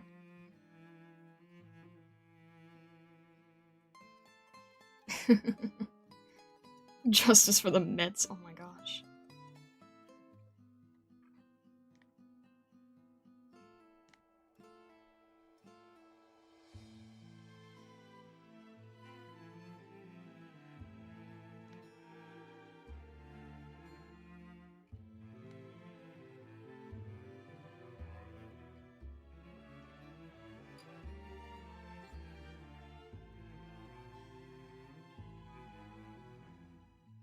Can she get some blushing? Sure.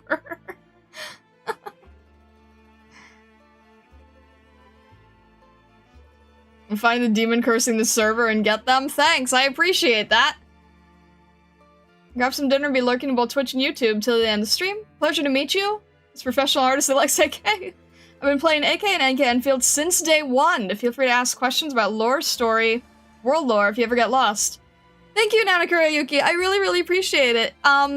Feel free to join our Discord. If you ever want to talk about things that are like a lot more past Act 1, I have threads in the Enfield channel that I have and the Arknights channel I have, and you can talk about anything past Act 1 with a ton of other veterans. So we would be happy to have you. And it's nice meeting you too. Have a good dinner as well, and thank you for sending your community over. I really appreciate it.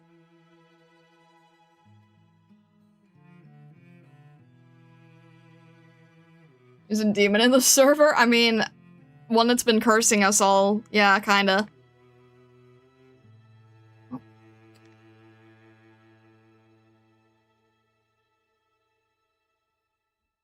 Alright, how do I do this now? See, the thing is like, oh, you can add some really nice details, and then you get to the point where it's like, oh, now I have to go back and, like, be good at rendering again. You can be really flashy with the layer modes. And then it's like, oh, but I still have to do this part. Let's see.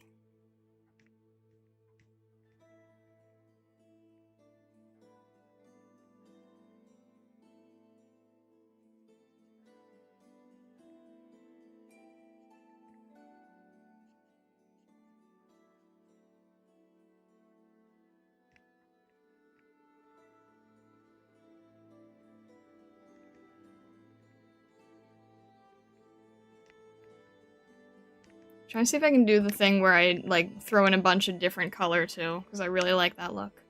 Whenever I can pull it off.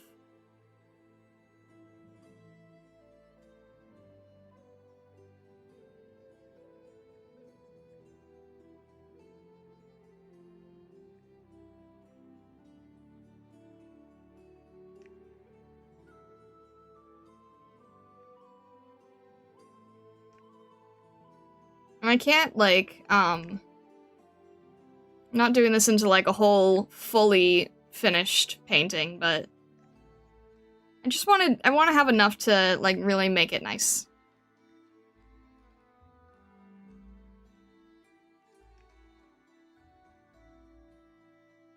Let's try to see if we can throw in some side colors here.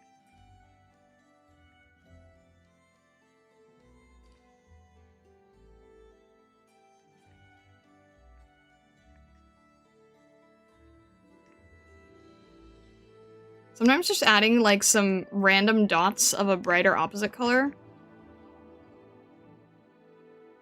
can make it look really cool. I'm not good at that technique as well as others, but I try to sometimes play with it when I can. As long as you make sure that it doesn't accidentally make your fabric piece look like rubber, right? We don't want it to look like rubber. Also, Mystic, hello, hello!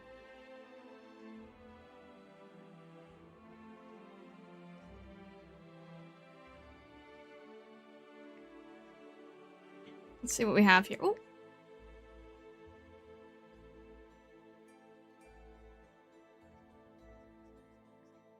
Let's add some darker darks to this piece, where we have it.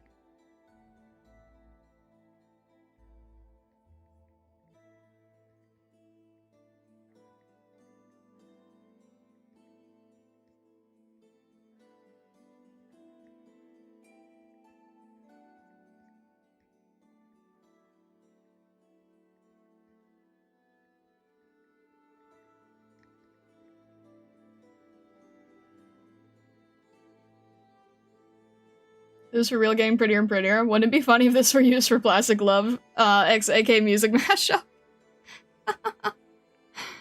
That would be fun.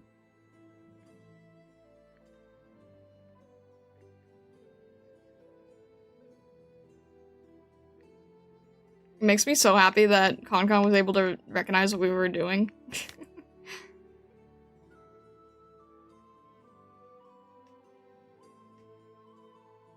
Making the lines darker here, where it's more of a gray, so that we can see it.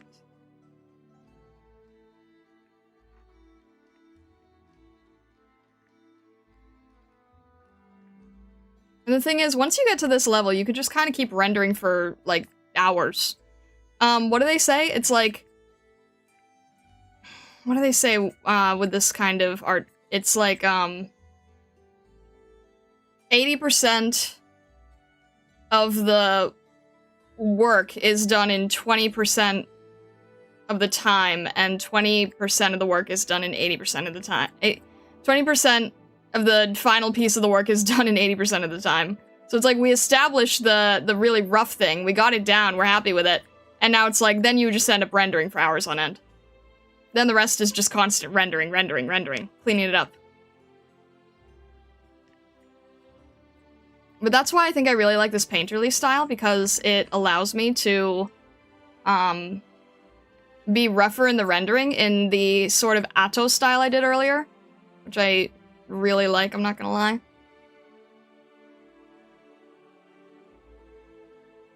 I really like the Atto piece. I learned a lot from doing the Atto piece.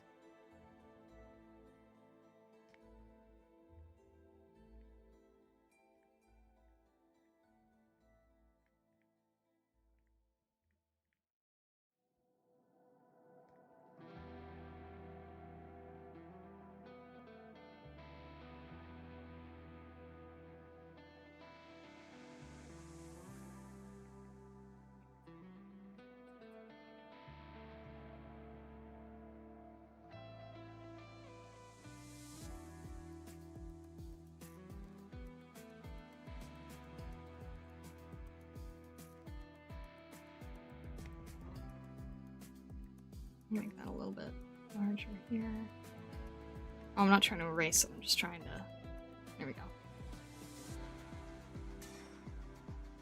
We can make it feel like this is fitting all around.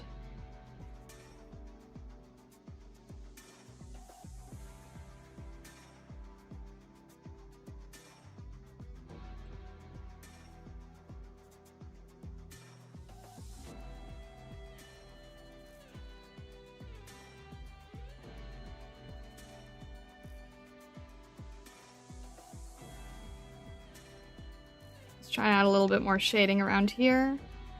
I don't want to do the face. I have to be kind of careful with how I approach the face, I think. Alright, let's do it this way. Let's erase this, and let's do it in pure white.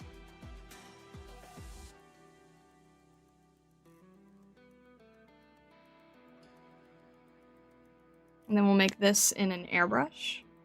So it kind of shows around the face here.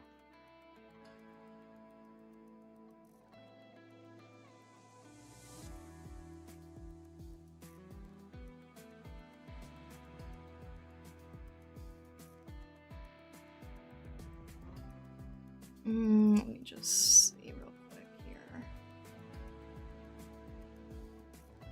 Yeah, the forward look is really difficult.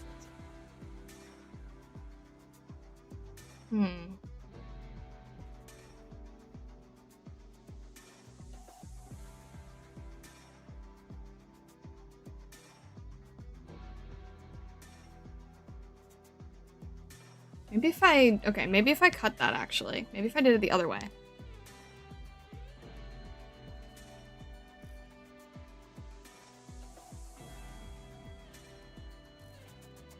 Because it wouldn't, like, directly show, right? It would be kind of...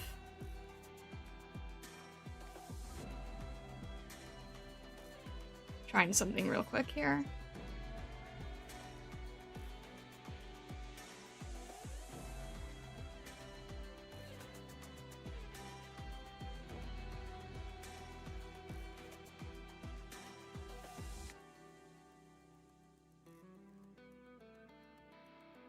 Trying to make it feel like a little bit more dimensional.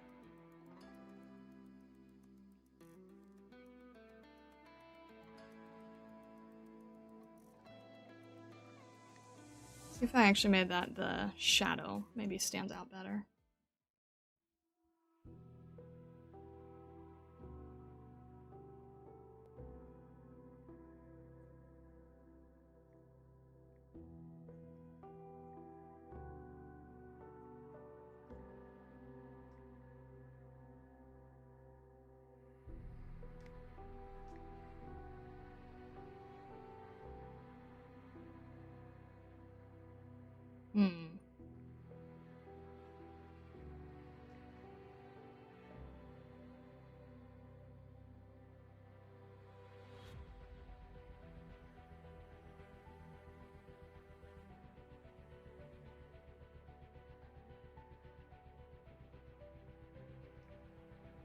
Something like that, maybe.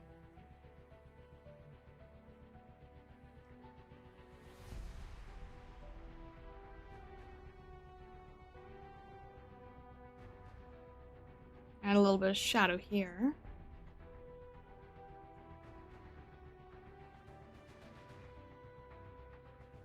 Maybe a little bit darker.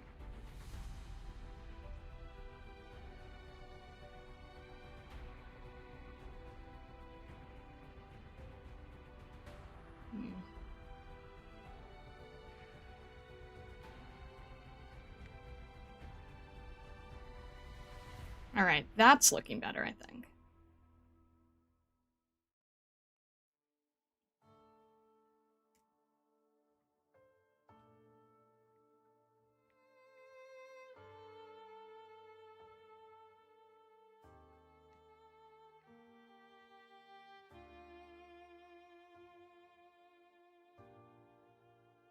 Make that pretty subtle, but enough to show.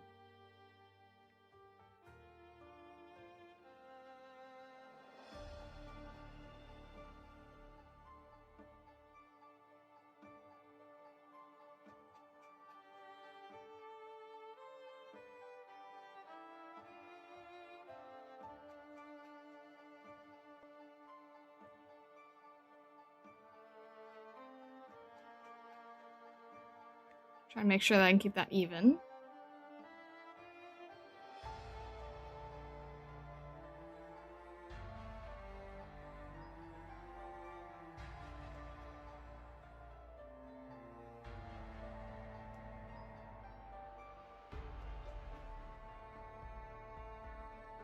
Should be good. Make a layer above this here. Oh. To go way above it. Oh, not that far. Come on.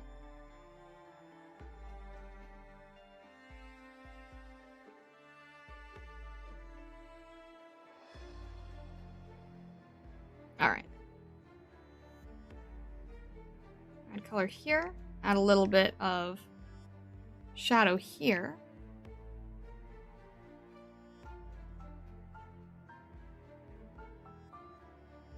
Make it a little bit off-white so it's not directly.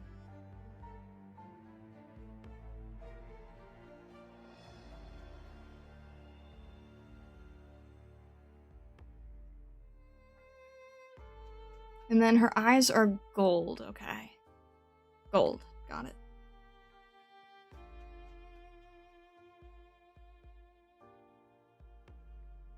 We're gonna do a base here, and then we're gonna do a little bit of overpainting.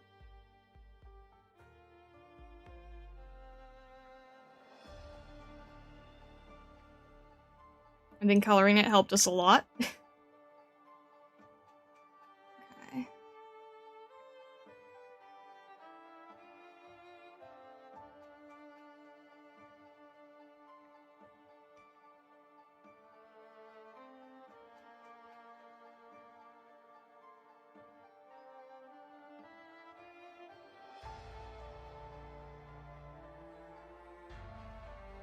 Make sure we're not in the wrong layer here.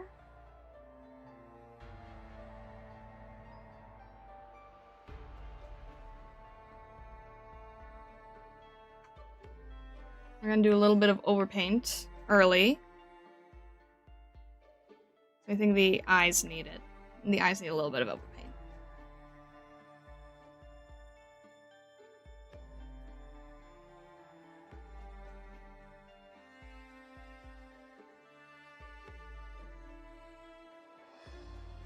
The highlight fell somehow. We're gonna make sure those are even again. Oh, because we changed the eye style, I forgot. Alright, that works.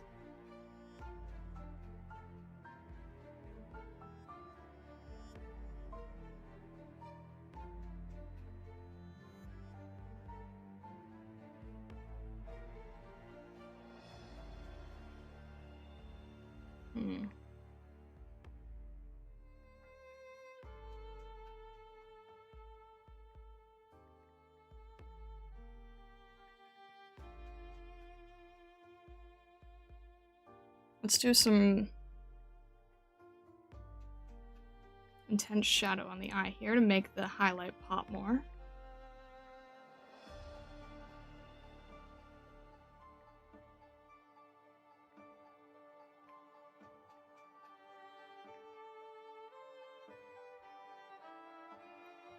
One trick I'm learning with anime is that as long as the eyes look really good, the rest can kind of fall away a little bit. So as long as the eyes have like a lot of really nice detail, you spend a lot of time making the eyes look good, then the rest will kind of fall into place a little bit.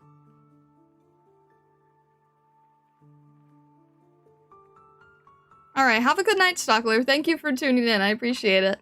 Sleep well.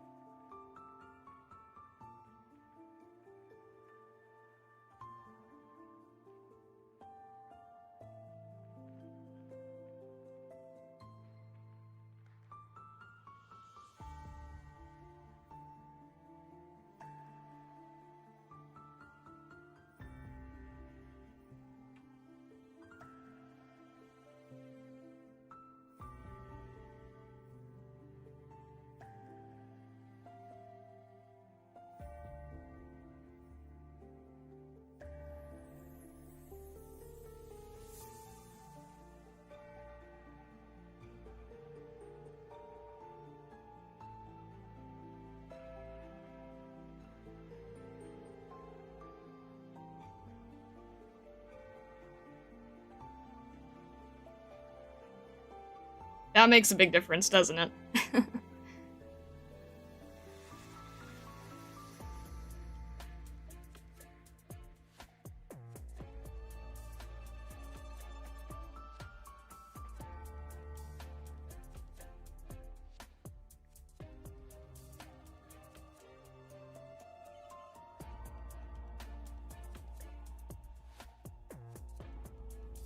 Let's try to soften this up maybe with an airbrush.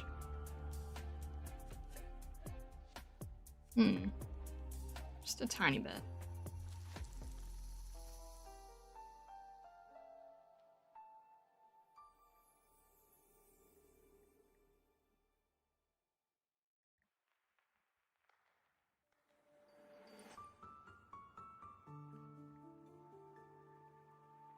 Alright, how does that look? I think we're getting somewhere.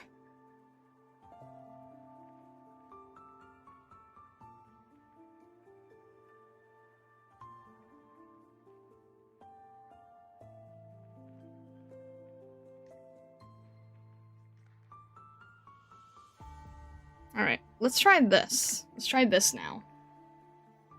We're gonna... sort of where the light is hitting, we're gonna sort of erase the line art by painting over it in a lighter color. And let's actually do an overlay here, and let's try to see what happens if we do it like this. Just do this very slightly. I don't want it to be so much that we can't see the difference of things, but let's just try playing a little bit here.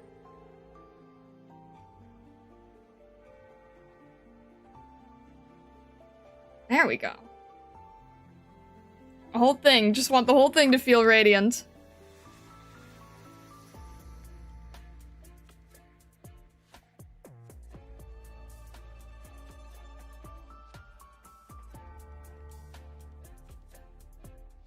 As much as I want to see this piece get finished on stream, I also have to go to sleep. Far too tired. No worries, Chanu.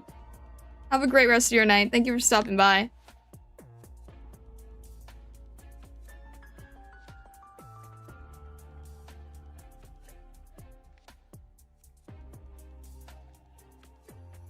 Yeah, this is definitely a piece that that we will finish on stream today, because it is still like the prize is still a sketch in all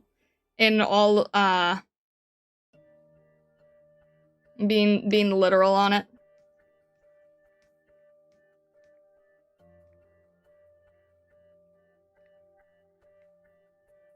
But it's a colored sketch with emotion, and that's what I want to deliver.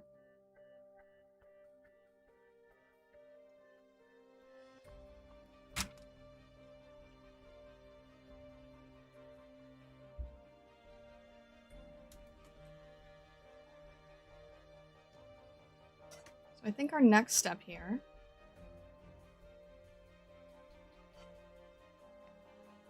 this is also a really good test for me too. Sort of see like how much I can get done within a stream.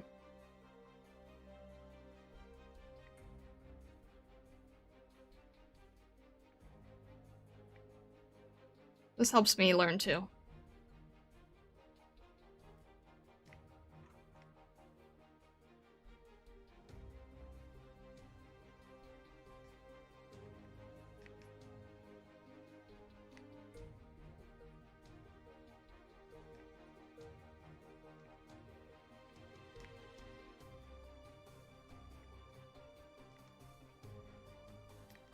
Plus, it's just really fun to paint light in general, right? I'm totally not biased.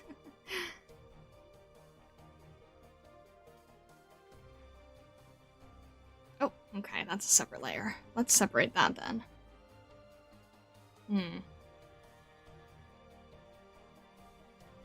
Alright, let's just... we'll just be more careful about it.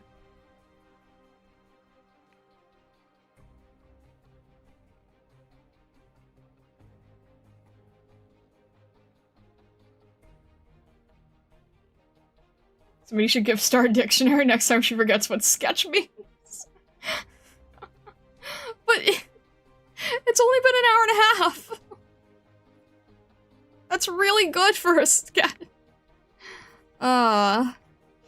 Look, this is the first place, so, you know, this is the first place.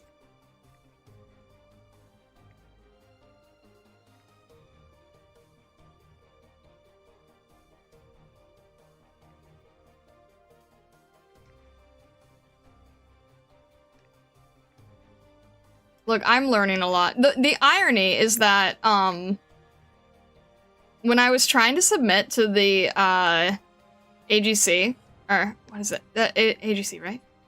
When I was trying to submit for the art book, I was frustrated because I only had, like, the speed work. I didn't have any, like, fully finished, polished pieces. And that's how I ended up sending in the Suzerain and Astasia ones, because those were the ones that were, like, most finished. but nothing else was more finished than those pieces, and it was like, oh wait, really? That's all I have?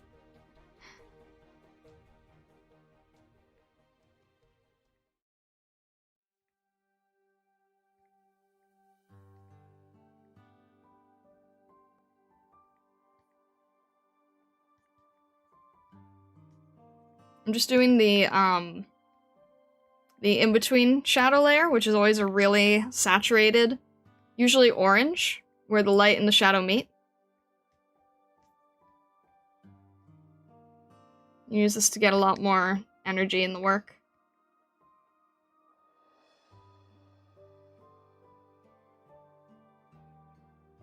See?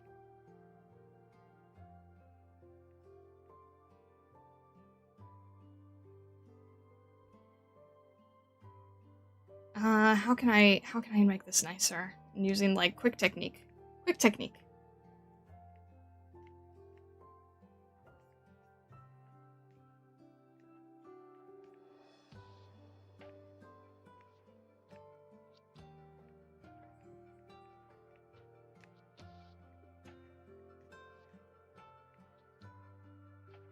Where is that? Where's the... There we go. Alright, let's just do an overpaint. Overpaint's easier.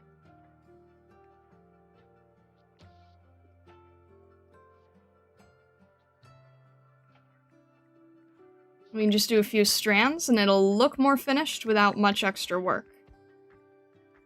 Just do a few strands that kind of flow into it nicely.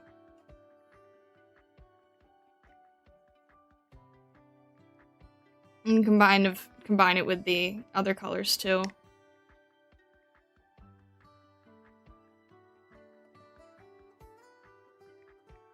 I don't want to do it too much because I don't want it to look too forced.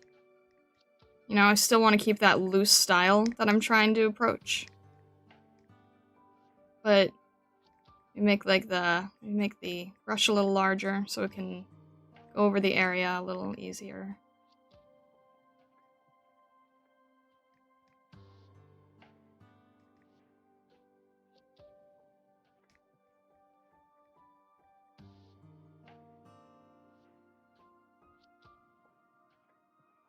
Just got on break to see the progress. This looks great. Thank you. Thank you so much, Ghost Monk. I appreciate it.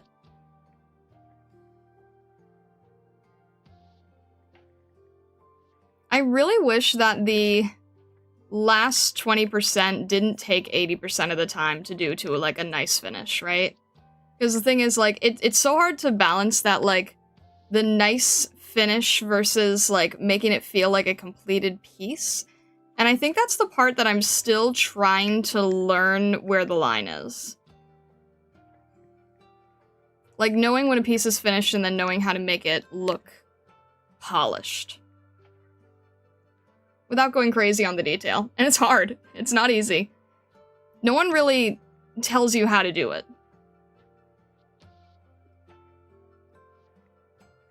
You kind of just gotta experiment and play around with strokes and try to get something that feels flowy. And it's what I'm still trying to learn and practice, and this is why AK is so inspiring, you know? Because I feel like they've really got it down. They're really the masters of it.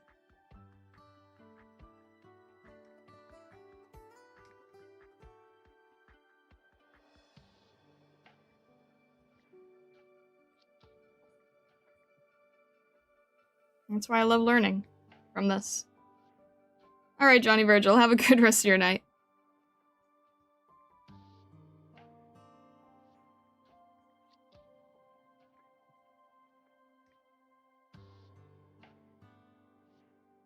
Always the case, isn't it? I've been trying for years to practice my drawing, just so I can do better than stick figures. And it's hard to get in the habit, so I'm always appreciative of those that can make good art for fandoms I love. Thank you. Ghost Monk, if you've checked the Discord, I just posted a video in there about motivation. But also, we do have a lot of art-focused, channels and things in there, so if you ever want to, like, show off your work, get feedback, anything like that, I'm always happy to do that. We have a lot of people who are working on improving their art. So if you're ever interested, or if you just want to be there for Arknights. We also have a lot of non-artists who are just there for AK. Thanks, we'll take a look when I get home? Yeah, absolutely. We'd be happy to welcome you.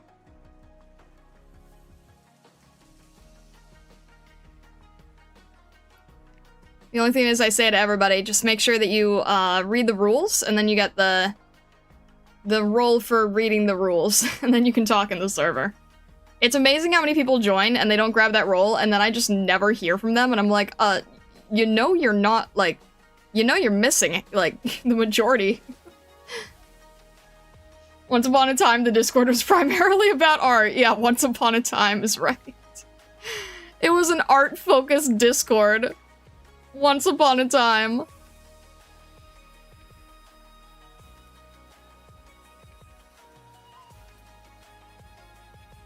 I do still feel like Arknights and art still go really hand in hand, though. So.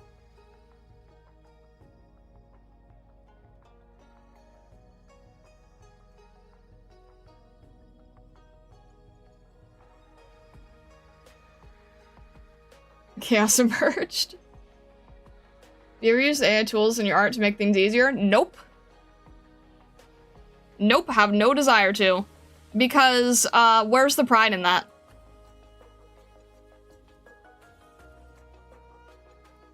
The thing is, like, all the AI tools that artists actually wanted to make their work go faster, were not ever made. There's so many, like, actual AI tools that art programs could have in them.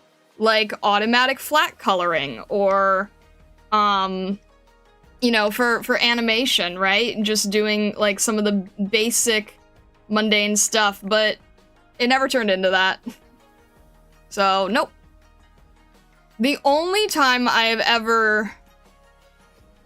Okay, I don't even want to call it used, because it's not really using, it's just like, if it's already existing, then it's already existing. I have a Pinterest board that I label, like, bots to steal back from. And that is sort of a Pinterest board where it's like, okay, the aesthetics that I like are so obscure and hard to define that most of the pieces were done in AI, unfortunately, because the aesthetic I like is things like crazy crystal design, and a lot of people just don't bother with that type of thing. So I see a lot of it in AI, and I'm like, I hate this, but it's already been generated. So I'm putting it in a special board that's basically like stealing back from the robots. But I never, ever, ever, ever generate my own pieces, because that is really bad for the environment. There we go, look at that. A few little strokes here and there, and we got something that looks a lot better here, too.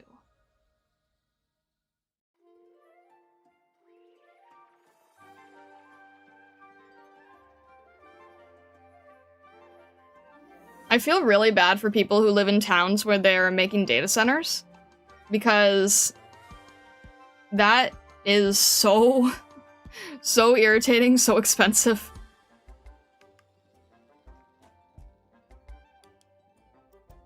Your energy, your electricity and water bills go up just because someone wants to make, like, stupid art of squirrels dancing. Stupid video. I shouldn't even be calling it art. I'm just doing it for layman's terms.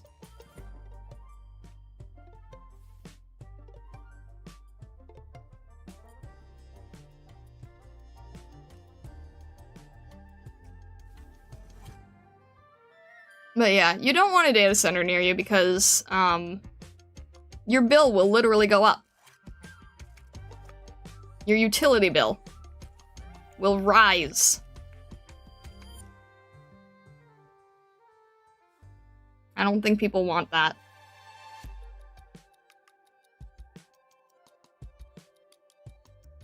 Naughty Tori, hello, hello!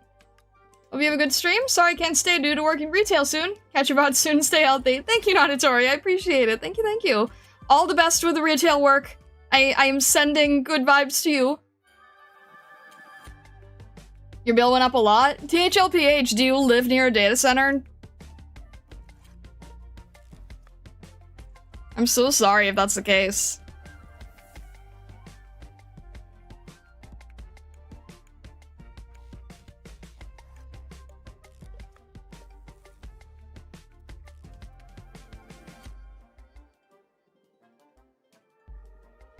Think I heard something like that? Oof, sorry. Yeah, they're building they're building data centers everywhere. And a lot of people don't know what it is yet, so they don't really know, like, how it's going to impact them.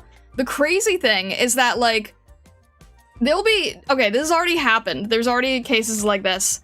Two companies. One does, housing rentals, and the other does, you know, data center AI stuff. Person who wants to do, like, you know, housing rentals, they'll say, we will pay X much money for this land, and the data center people will say, we'll pay X times 10 for that land.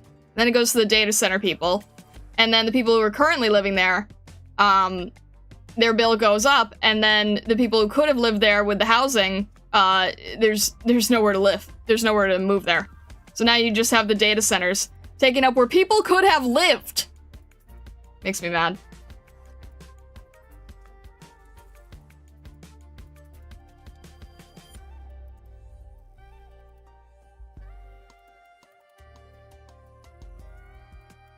I agree with Hank Green on this. Right now it's a concern. We're in the scaling phase of a large number of electricity developments that in a few decades will have near limitless clean power. Are you thinking of, like, the Japanese footstep thing?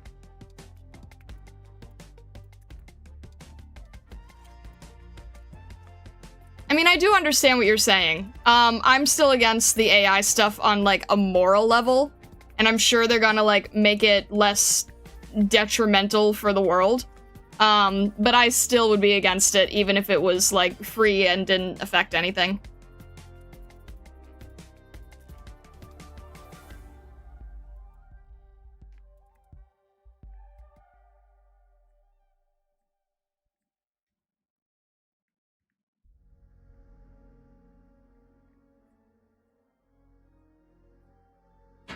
That's the other thing, right? Like, I don't think anyone would watch a streamer who just generated prompts all day. I mean, I don't know, maybe you would, but I personally don't see that that would make any sense. I just want cheaper graphics cards? Yeah, very fair. You can be in the Northeast and already have a high bill to begin with. Convenient how suddenly nuclear is seen as the good option. It's been the whole time again. I know, right? AI has so many problems, but the electricity one isn't the one we should be focused on. No, that's true. I think at this point, you kind of just have to, like, throw up a lot of different ways that it's problems to get, like, anyone to listen to you. Because if you just say, like, oh, it steals from artists, that is the least compelling argument, unfortunately. As sad as that is to say, that is the argument people care about the absolute least. So you have to go with something else where it's still affecting people.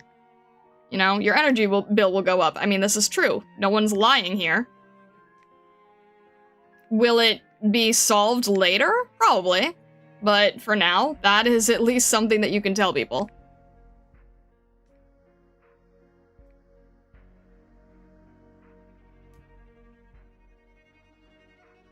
The issue is electric car adoption was also hammering the grid anyway before this, so now it's getting double slammed. True. Lots of advancements in geothermal and wave generation. That's good.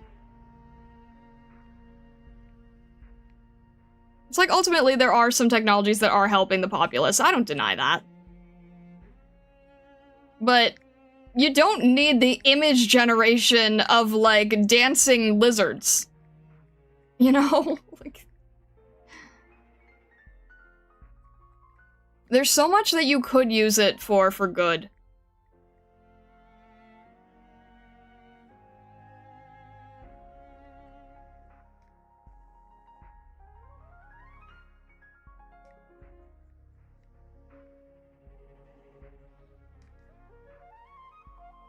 It'd be a lot more open if it was just used for, like, you know, medical advancement or something.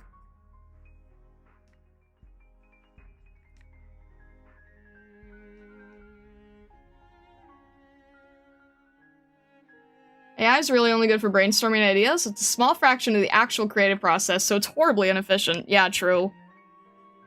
I know they're trying to replace concept artists with the AI because of the brainstorming thing. And the thing is, like, the AI can generate a bunch of ideas, but it can't curate good ideas.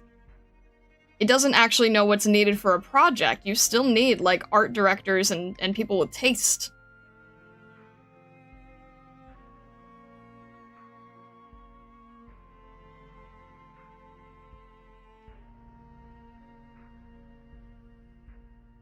Because it only knows how to, like, regurgitate existing concepts, right? It's just gonna slap together existing ideas.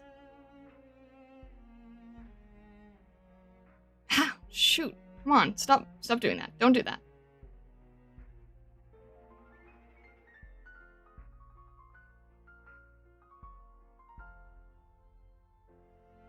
The general populace would disagree that you need people with taste. Ah, fair enough.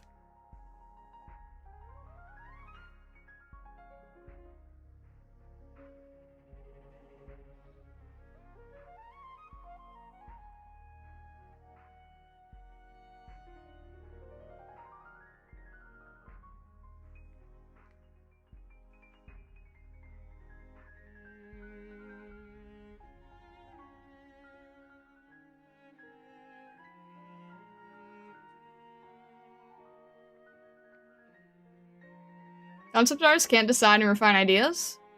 Plus, concept artists derive concepts from people who can't describe what they want. AI can't do that. Huh? You mean can decide? Derive concepts from people who can't describe what they want. Yeah, true.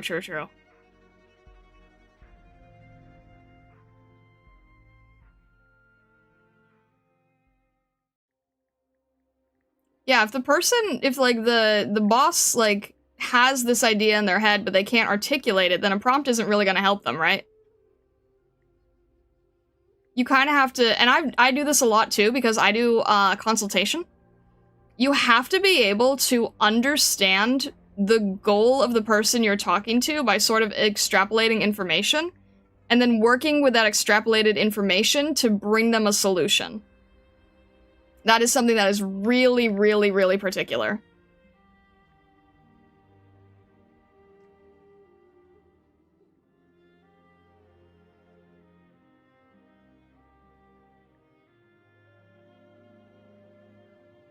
I feel like I did not keep this soft like I did on the other side, so we'll have to simplify that a little.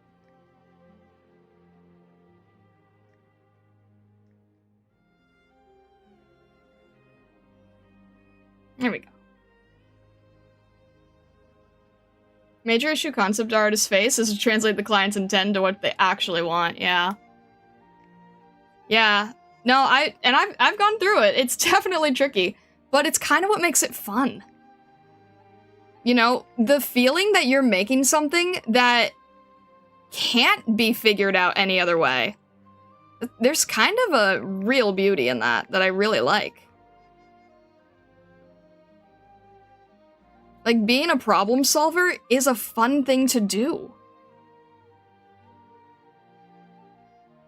Makes you feel really good that you can figure these kinds of things out. It's like you're kind of figuring out how to diagnose the issue, but the issue is a creative one. There's something really great about that.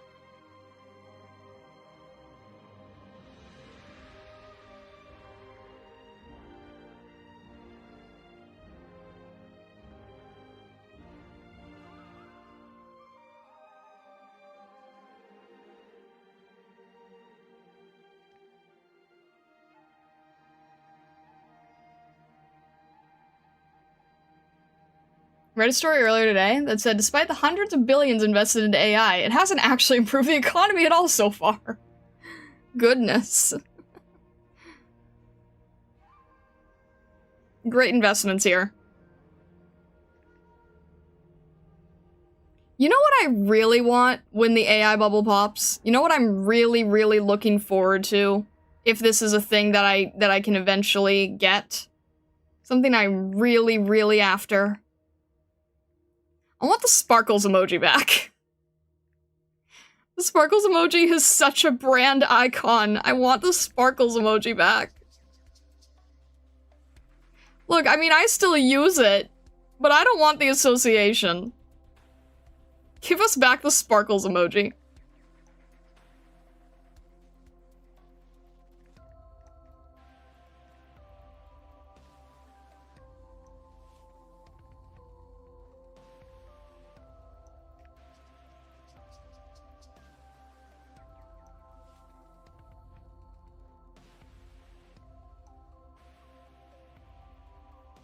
AI companies investing in chips and power, those companies investing AI, no actual profit. It's crazy.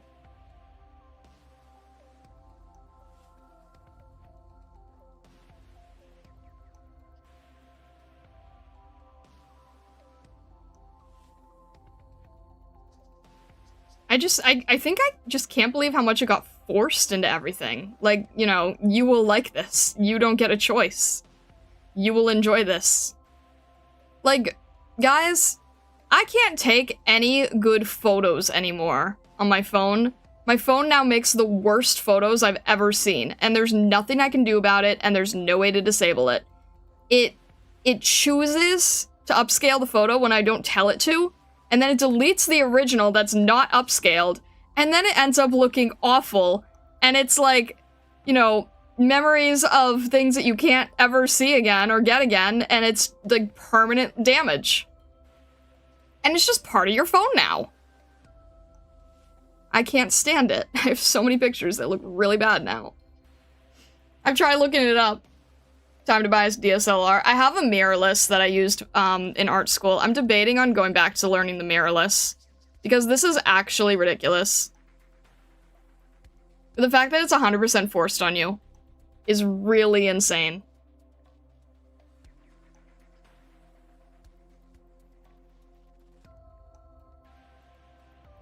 I might go back to learning the mirrorless, which is crazy. I like the convenience of it being on a phone, but not when it actively destroys everything you have.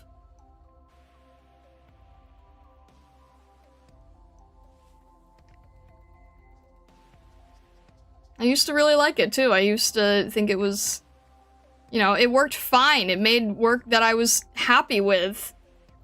And now, because I had the washing machine incident, the newer phones just make every photo look like actual garbage. No way to turn it off, no way to disable it. I've looked. I've spent weeks looking to see if there's any way to turn these off, get rid of them, change it, disable it. There isn't. There just straight up isn't.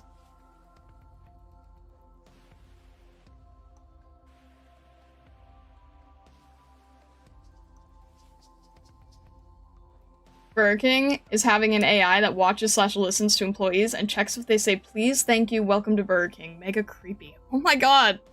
I hate that. It's bad enough that McDonald's doesn't even have real people in most locations.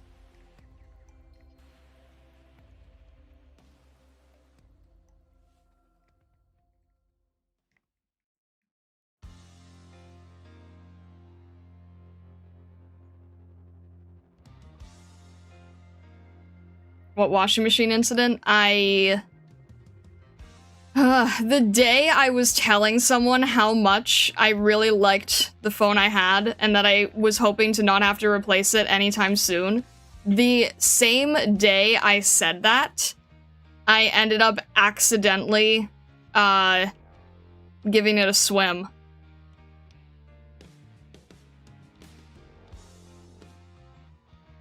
That was genuinely traumatic. I still miss it.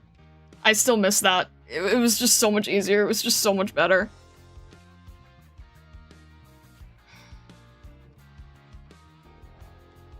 It was just so disturbingly, like, timely in the worst way.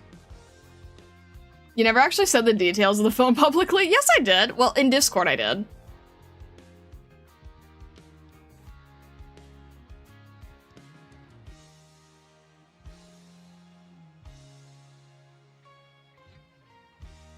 Yeah, it was not good. I'm still sad about it. I got a replacement, and then the replacement's awful. I'm still sad about it. I mean, the thing is, it's actually like a really good replacement. Like, it's a flagship. It's not a bad phone. It's like a really good one. But I just hate phones nowadays. They're all really terrible. Yeah, that's the other thing with the sparkle thing, right? Because I'm constantly using that emote, there's a button on the keyboard that I accidentally press at least like 10 times a day. I should just see if I can download a different keyboard, honestly. And it has a sparkle emoji on it, so I keep like hitting it out of habit, and it's the use AI button. And I hate everything.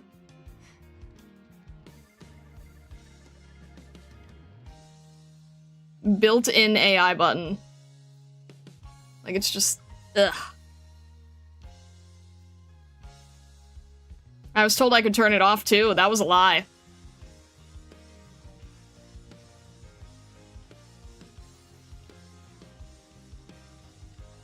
It's not how you clean your phone of viruses. Okay. The way that happened, if you really want to know the whole story, the way that happened is, I woke up to really, really awful spider bites. I grabbed everything I had on me. I threw everything in the wash. I had forgotten that the phone was in one of the pockets of one of the clothing pieces. I was in pain, I was angry, and I was just trying to fix everything. And yeah, that's how that happened.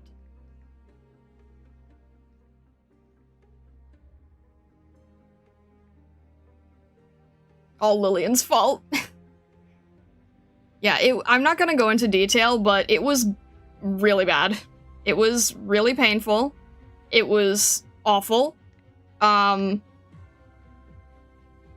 I even showed it to the, like, to the person, like, trying to help me find a new phone, and she's like, oh dear God. Because I was just really angry, really miserable.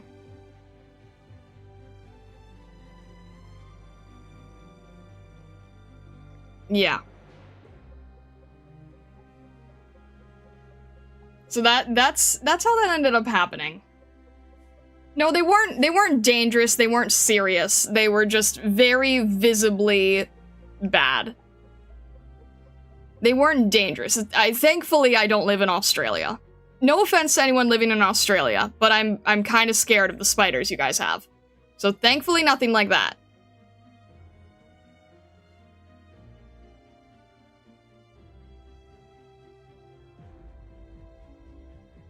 But it was still not good, and I still was trying to fix things in a panic, and that's still how it happened. Yeah, no poison, just big ouchies. And that lasted, oh my gosh, those spider bites lasted for like 2 weeks.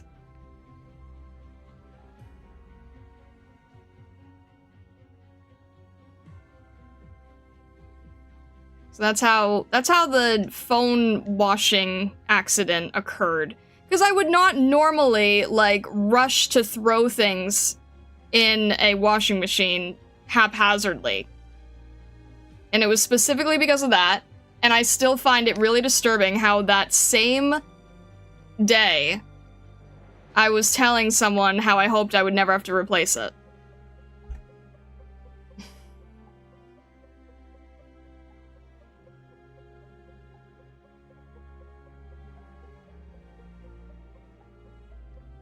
So, TLDR, that is my big rant on new phones. New phones that none of us wanted.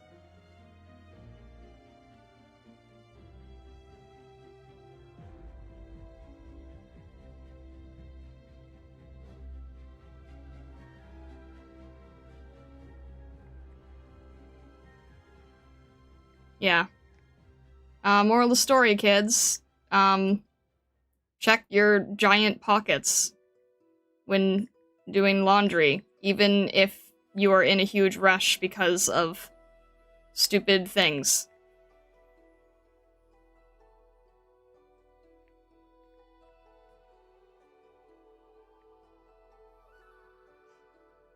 You gotta go take the trash out? Don't end stream yet? Okay.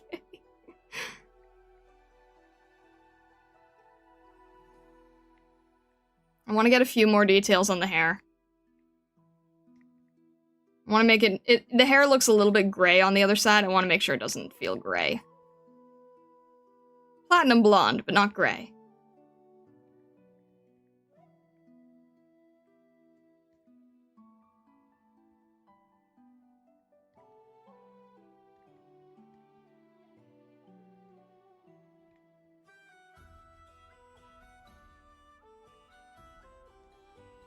Hair takes a long time to render because of all the line art that you kind of have to either paint over or decide what you're leaving or not leaving.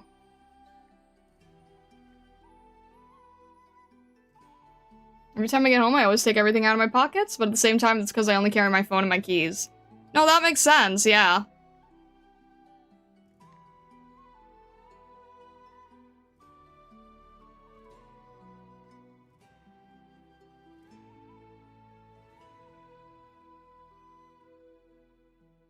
Do you have any recommendations for beginners for digital art programs? Sorry if it's answered in the Discord, I can check later. Like, digital art program to start with in general? I use one called Clip Studio Paint. For free, you can try one called Krita, or, what are the free ones? Metabang? People don't really use Metabang anymore. I would say Krita or Ibis Paint are the free ones that a lot of people start out with now. Ibis, I-B-I-S, like the bird. That, I believe, is free, but a lot of the free programs now are only free on a mobile device. So it won't get you as far as, saying, doing dedicated tablet work. But the program I'm using, Clip Studio Paint, it goes on sale very frequently and is only like $20. You can buy perpetual or subscription, and I normally hate subscription, but because of how often I use this, I don't mind this subscription.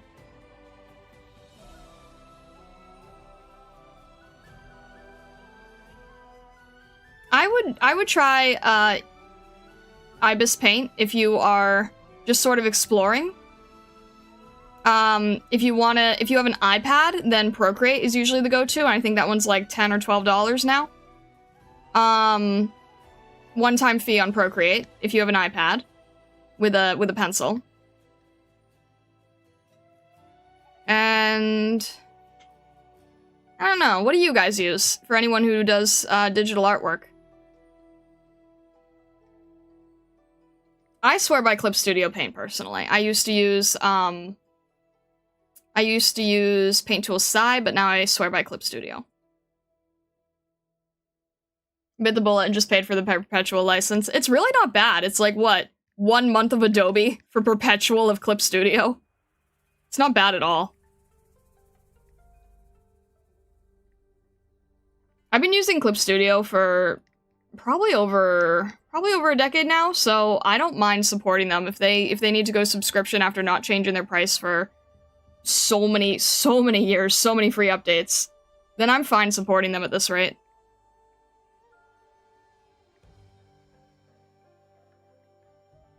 Thanks, we'll check those out. Ibis and Clip Studio, yeah. Clip Studio I really like, personally.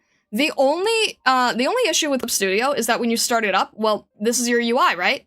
So a lot of people get really, really intimidated by all the different tools and menus and stuff like that when you're used to something like Procreate where all of that is very hidden.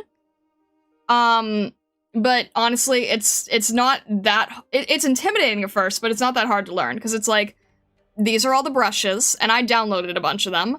These are like, you know, make the brush larger, make the brush more see-through. A lot of it you can even ignore, too. CSP Perpetual license being only 60 is like a normal game nowadays. Yeah. Except you can use it for so many other things. Use it to make art that you would use in a game.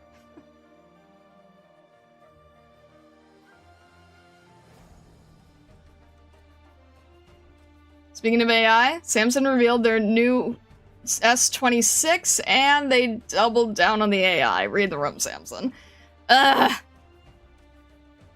Alright, you want to know what I ended up getting? I have an S25. You want to know why I have an S25? Because it was the only thing that was close to what I had. Because the reason that I had the phone that I did at first is because it came with a stylus.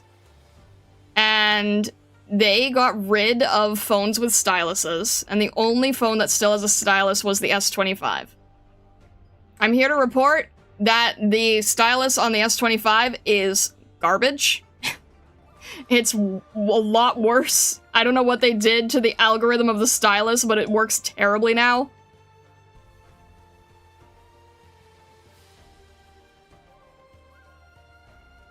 Yeah, I had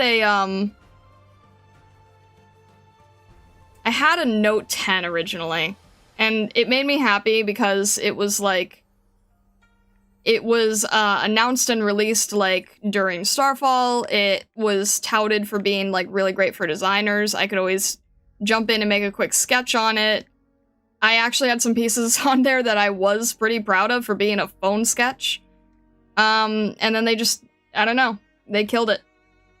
I don't know what they did to it, but it's not the same experience at all.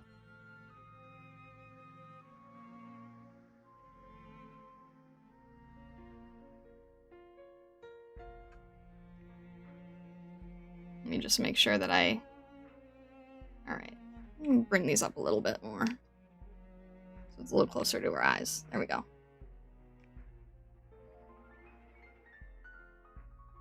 Oof. Alright, where's the... Dang, that makes a difference. Where's my hair overpaint? I need to label these better. Is this? No.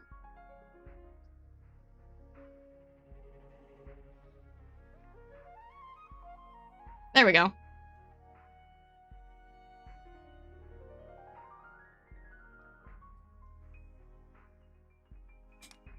It's designed to mimic Adobe Photoshop, which is just as complex on startup. True. I was not too happy with the S24 myself. I did like writing notes with the styluses, but it stinks now. Yeah. AK plays without a problem. Silver lining. Yeah, read is no issue. That's true. That's true.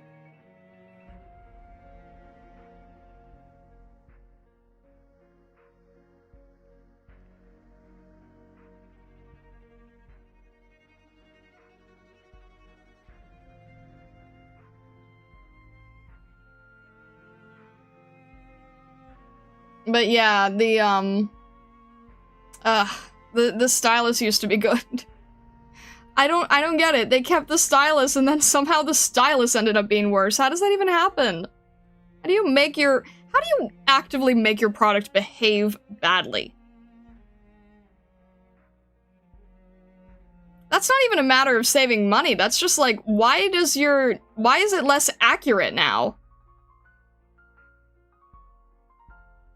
How did that end up happening?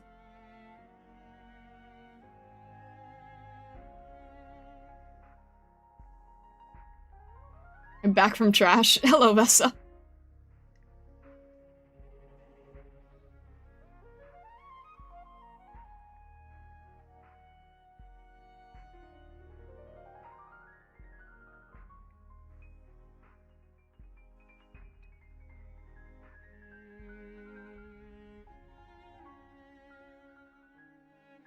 Alright, let's just clean up some of these sides here. All the little squiggle areas here.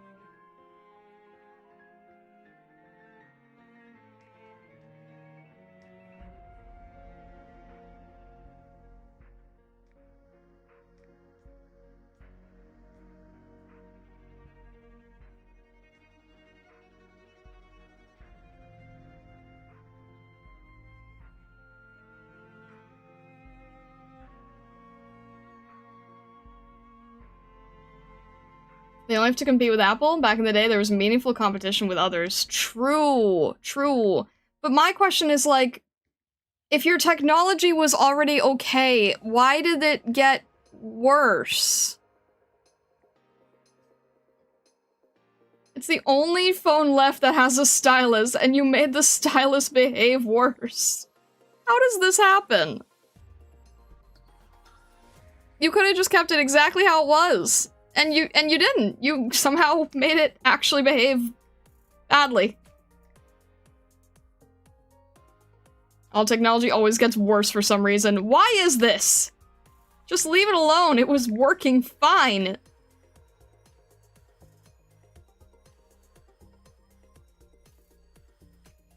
No need to innovate. That else people are gonna buy.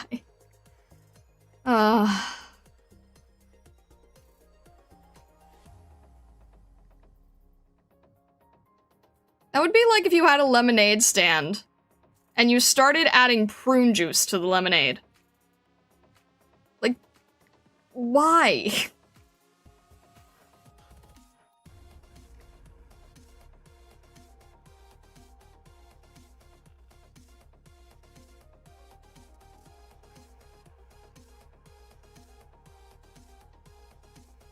No, I understand what you mean, Vessa.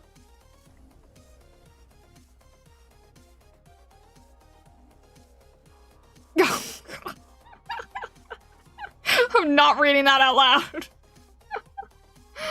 Oh my gosh. Help me.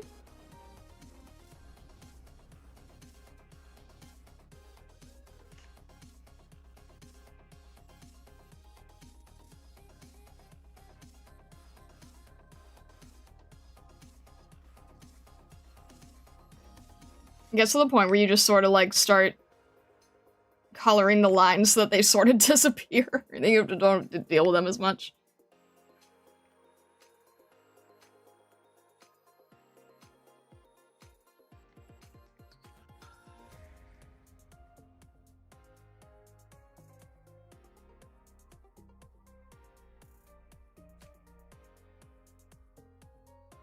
It's so weird. Like, I try to make hair detailed, and then I end up wanting- and then it ends up looking, like, too detailed, and that doesn't have, like, the crispness that other people know how to do. So, I think it's fine for this, but I want to learn how to, like, find the balance of hair design.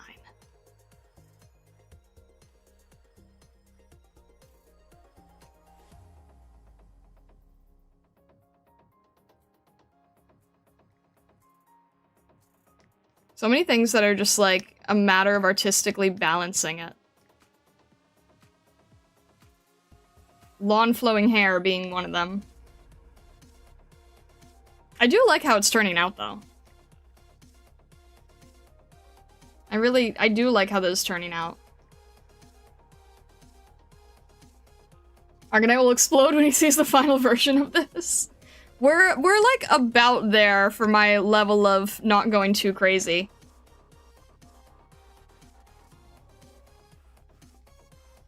I really hope he likes it though.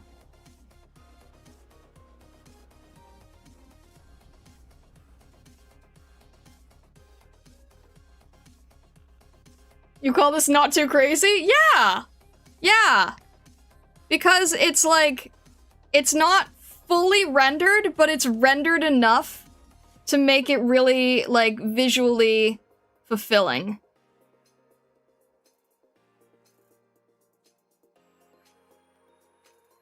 It's like, it's rendered enough to be a finished piece, but it's not rendered to the point that it hurts the amount of hours. You know what I mean? It's like, it's rendered enough to be very satisfying. It's a good balance that I'm getting better at hitting.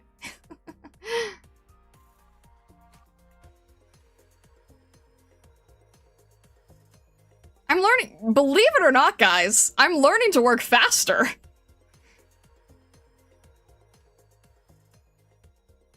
Believe it or not, this is actually really fast for me. Like, really fast.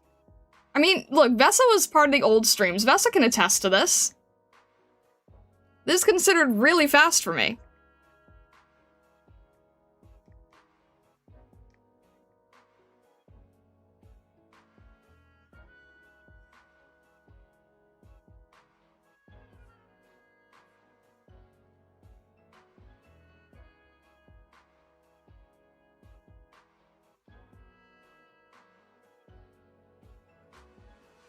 You know what would transcend you to a higher state of being, Raoul? Commission star withdrawing an actual long-haired aroma.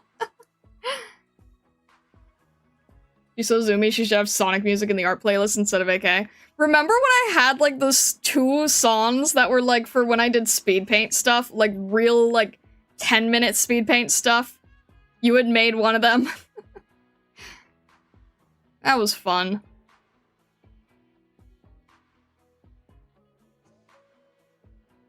Do you like the splashes of blue Blemi has in her design? Barely noticeable, but really cool when you see it. Yeah. Yeah. Thank you. Yeah, just tiny little additions of... Oh, you know what? A tiny bit in the eye might look good. Just a really light.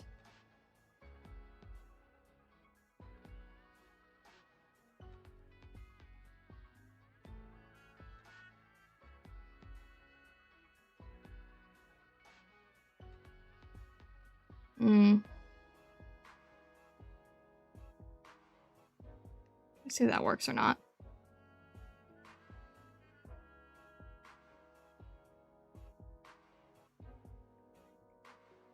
Doesn't really add much. Add the song I made into your playlist randomly just to jump scare stargazers.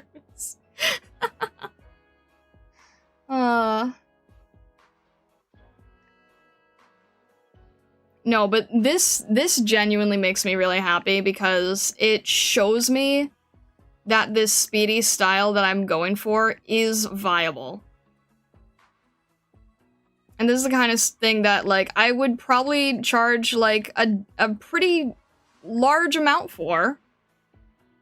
But I want to get to the point where I can justify that it's rough, but it's, like, it's good rough.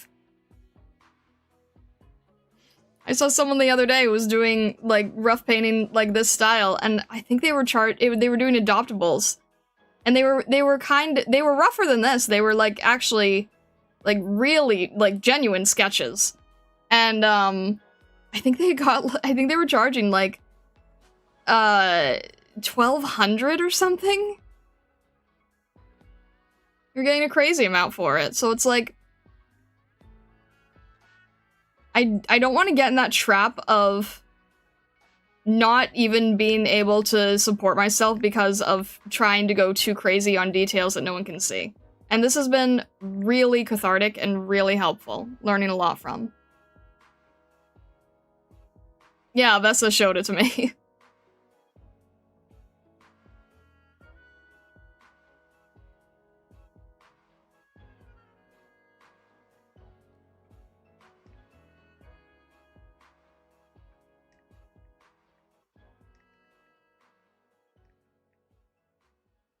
Yeah, you showed me the one who was getting, like, crazy money with the detailed...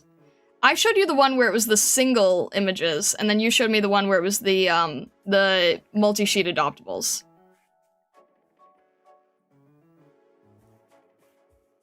And to be fair, the multi-sheet adoptables were definitely more work.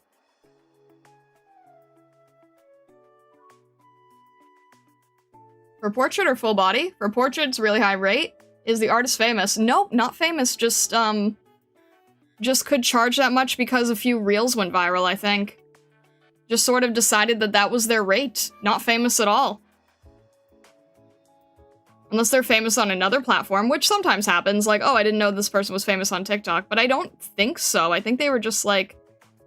I think they just had a few reels go viral, and then they were like, well, I can justify charging this much now. And the reels were all, like, if I remember correctly, I think the reels were all, like, very memey. But, yeah, some people have more, gutso.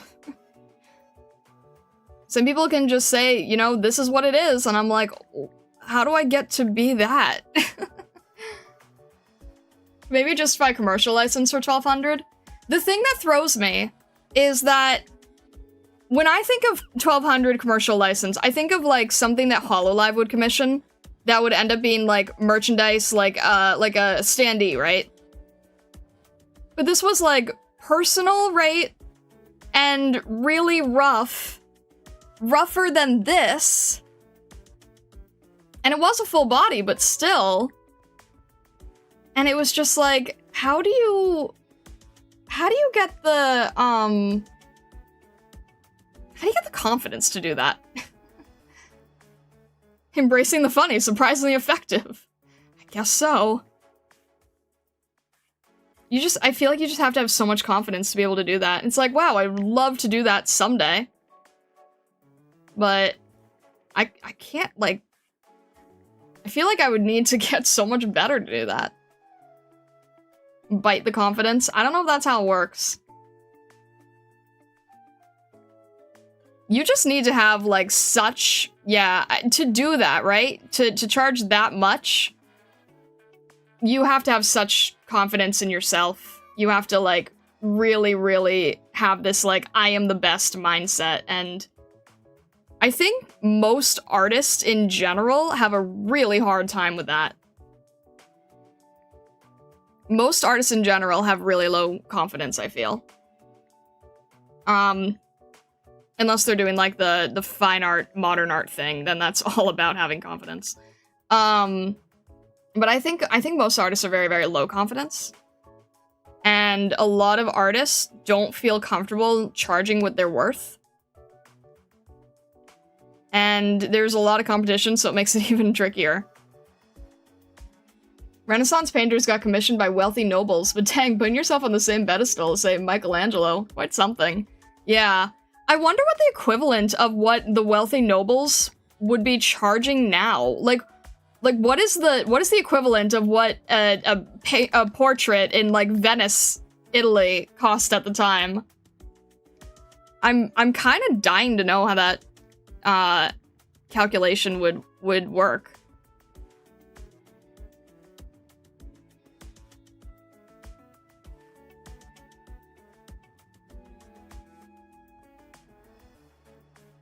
It's like, yeah, we are basically painting the same, but instead of it being your son, it's your waifu.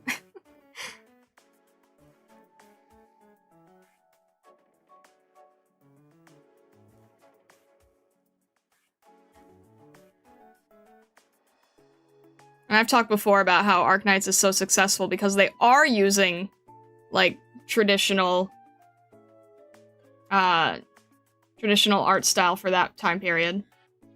Like, everything is so Renaissance-based.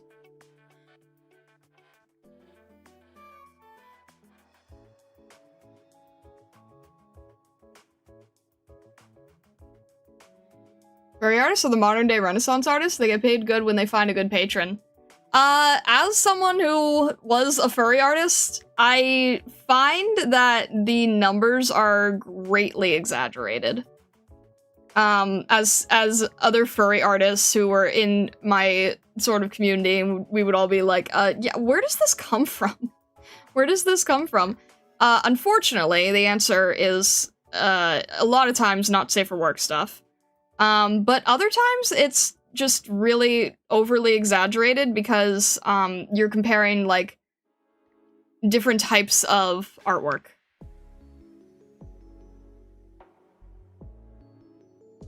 I think it comes from the other side. Yeah, that's a big part of it. But truthfully, you could say the same thing about anime, right? Who was the largest Patreon artist who was doing anime fan art? She was like the most Sakamichi. Oh my gosh, most successful Patreon artist by far. And her whole direction was on the was on that side. Yeah. Yes, exactly, Vessa. No, you got that exactly. Sakimichi doesn't do any furry art whatsoever, but a disturbingly large amount of support for pinup fan art.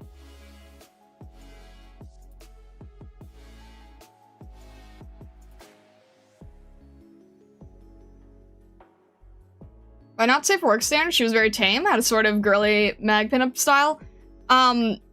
She had tears. She had tears of pinup art. So I'm not sure if you saw the other tiers.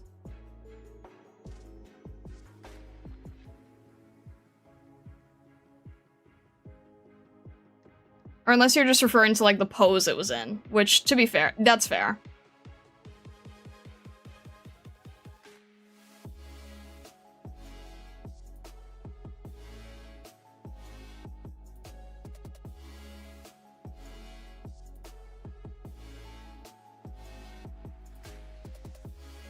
Thought it was more of the nudie stuff, not hard, not safe for work. I'm not really sure. I didn't, like, super do much research on that end. I was only looking at the safe for work stuff at the time. So I don't entirely know what the other tiers entailed.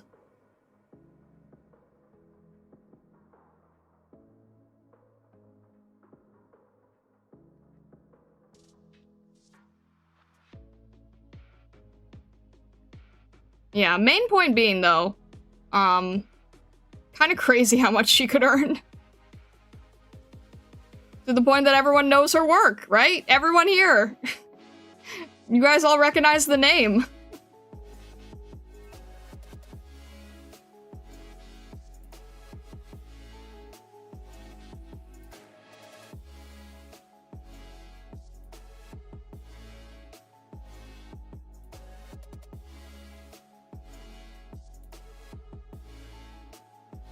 Not my style taste, but pretty decent. Though that's insane that she earned that much. Yeah, honestly.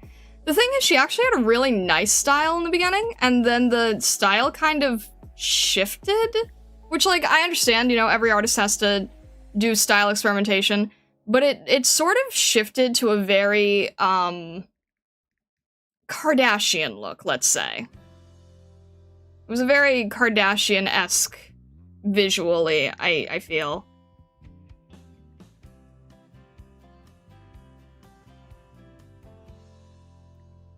They definitely did good rendering, though. You know, can't deny that. They knew how to render.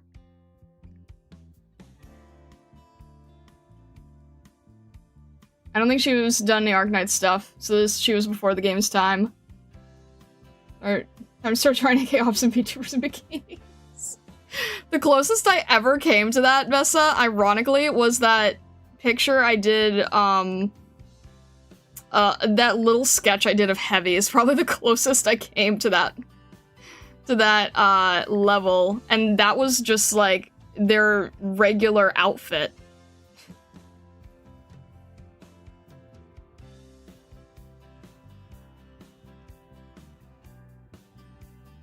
It's hard to be a safer work artist, though, and see that kind of stuff and not feel like you're missing out on opportunity.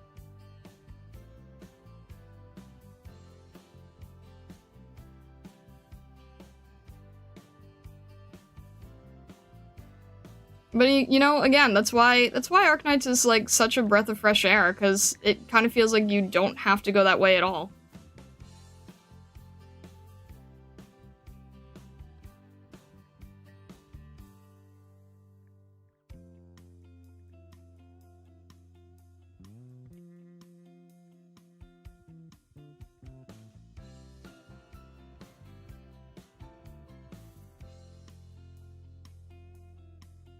Drew me in a swimsuit before too, but it was basically trunks and a flat top, so it barely counts. I was also far away and falling.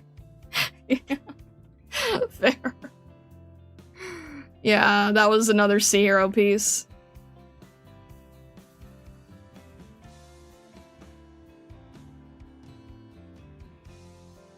I'm gonna be working on another Sea Hero piece soon, too. Avessa is also in, apparently.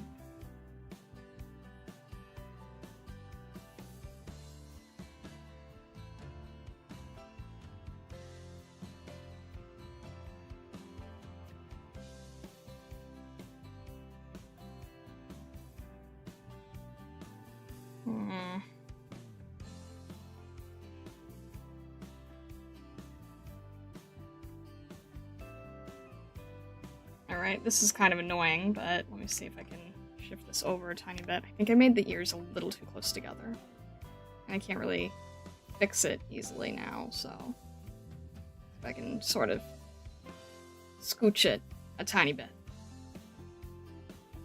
Scooch it. Tiny bit. I don't know if that's gonna work. Yeah, okay, that makes... yeah, that's worth making a little difference.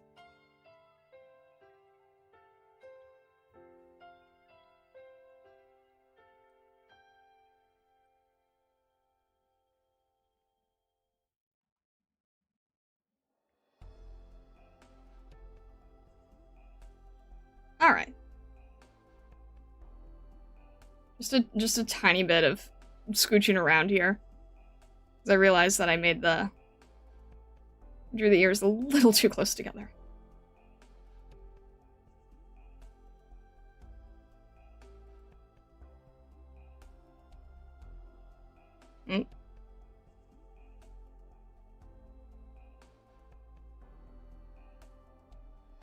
Start studying Arknights summer skins would be a good way to warm the waters for tasteful fan service.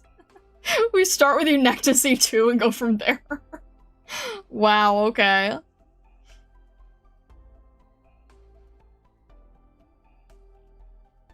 Why does this character look like a mix of Uma from Uma Musume and that of Vittorio Saber Lily from FGO? Not saying it's a bad thing, I'm just not familiar with that of Arknights, so I don't know this character, if this is a character.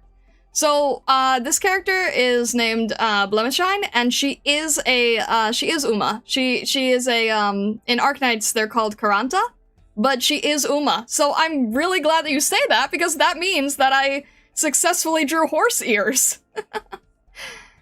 Yeah, she's a, she is basically, Uma Knight. So if you're thinking of Saber, and you're thinking of Uma Musume, that's pretty much it, yeah. That means I'm communicating the right idea.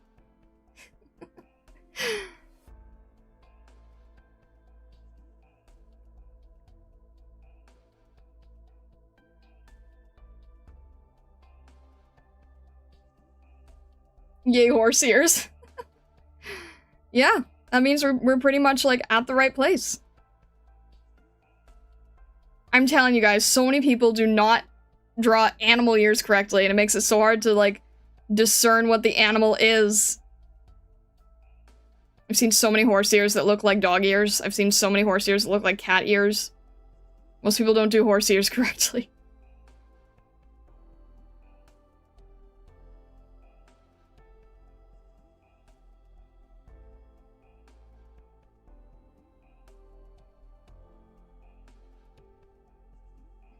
Alright, I think I'm happy with how the hair turned out.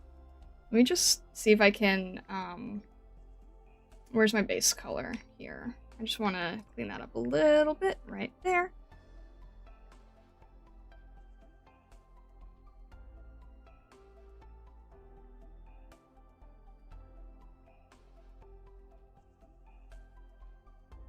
Alright.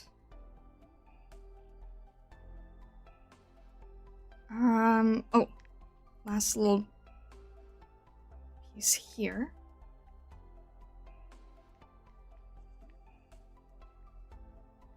Actually, I went a little too far on this side.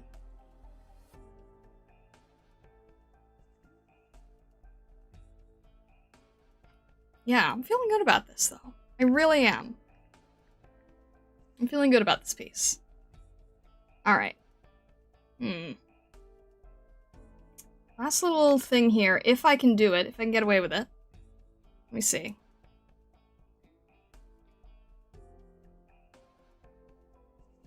What?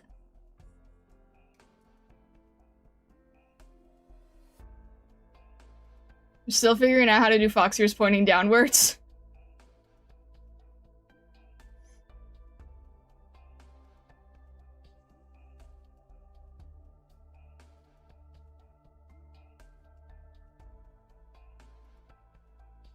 Does that work?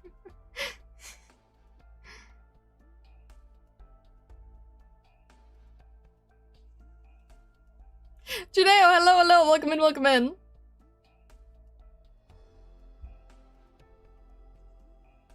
It's like stacking Doritos to the side of the girl's head. Ah! Again with the Dorito talk! Oh my gosh. We're back to the Dorito talk.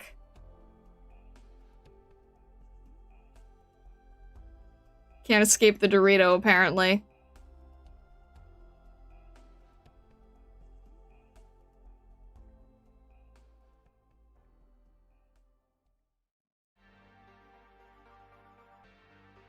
I'm sort of trying to soften these highlights because I think this ribbon is supposed to be satin and not a gloss.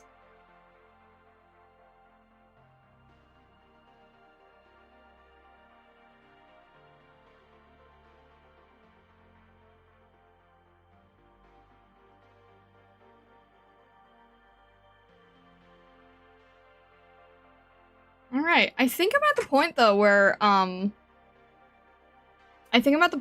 this could be a portfolio piece. Like, it's refined enough to work for a portfolio.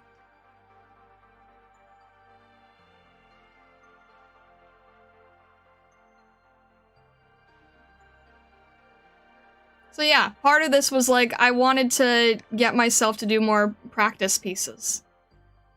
I think we did a good job here. Got it? Again, don't play Arknights, even though I'm gacha addict, having taken up and dropped multiple. Currently, two main gachas are Last Claudia, Pixel Art Action RPG gacha, and FGO. Where, and I hope this is not a hot take, my wife in the game is, Vargas. Let me muscle night mom, sweetheart, that could end me with a hug.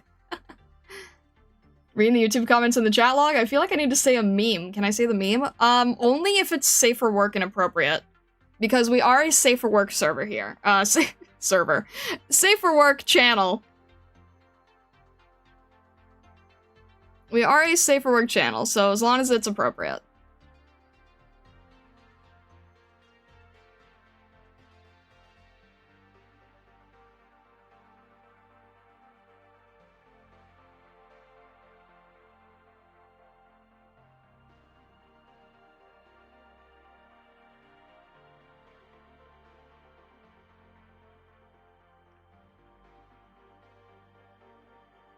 Star confirmed, not a gamer. How can you be disappointed by Doritos? No, it's not that. It's Delphox. It's Delphox. My poor fox Pokemon turned into a Dorito.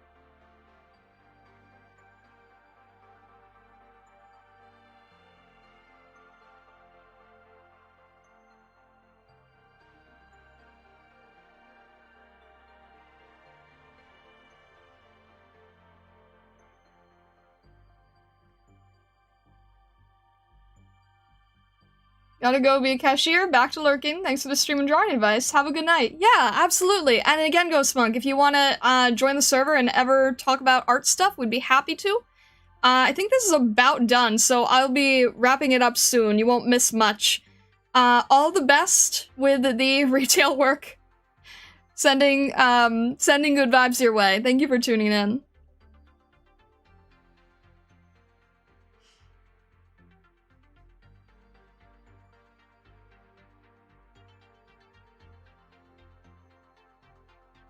Let me just clean up a few more strands here. I realized I did not clean this up.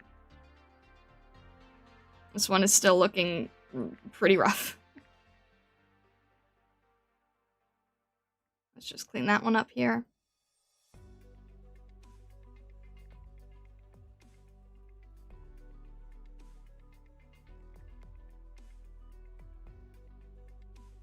Alright, guys. How should I do this? I don't want to just make the... I know this wouldn't be super fitting, but here's a thought that I'm having. If the background has, like... Maybe if I use, like, a little quick cherry blossom brush, would that work? Or is that not flitting for a Polish horse?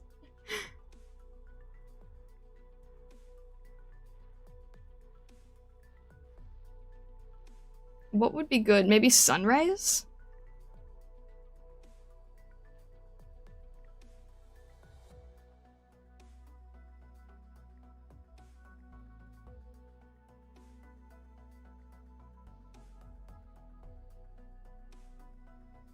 Answer my last question? What?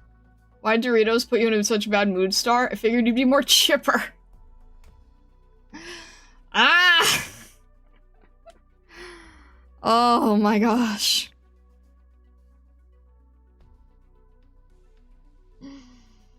It's like that's like the stream equivalent of the Pac-Man face, the V face, but the only one you can use here. Like, I feel the energy of it.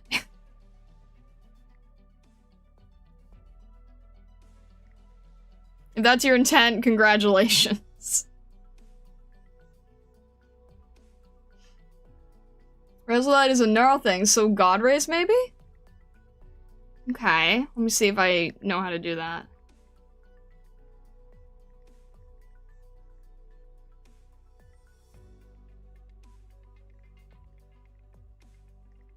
I get so confused when I hear Neural, because I know it's a family name, but it's also the name an operator chose, who's from that family. So, like, that's confusing, isn't it? It's like having the Durin named Durin.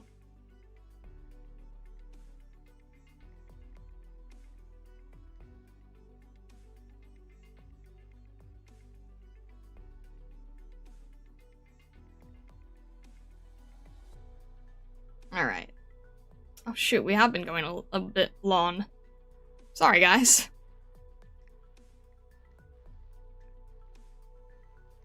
Alright, let's... Okay, we finished that, I'm just looking around, making sure everything's okay. Checking everything, Yeah, alright. We did go a bit out of the way in cleaning this up, but you know what? I think it was worth it. I think it was worth it.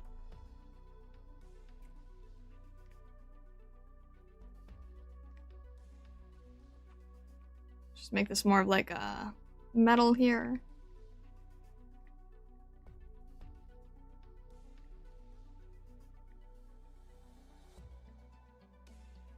For Blemi, it's worth it. Alright. See how I'm gonna do this. This may work, it may not, I don't know. We're just gonna have to try it out. Hopefully I colored this enough so it won't be really awkward. Let's just try it. It's gonna look really awkward in the beginning, just bear with me a sec. Make a new layer just to make sure here. Okay, that's not too bad. It'll look fine when we do the rays, I think. See, it's not like quite over the edge, it's not quite right, so let's see here. We do this. Get to the point where it's almost white, so it does seem like it's blending a little bit more.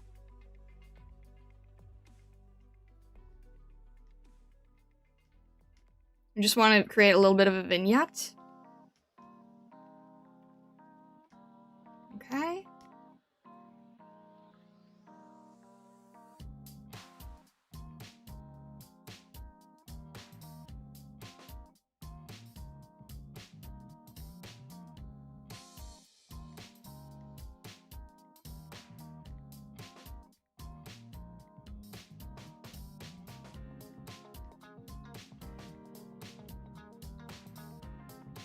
Is that working?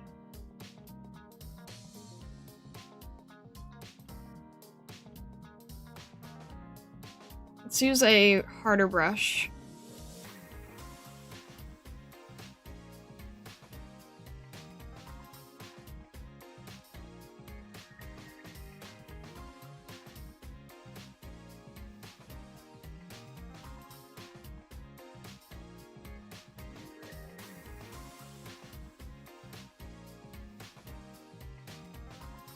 I almost don't trust myself enough to do this by hand.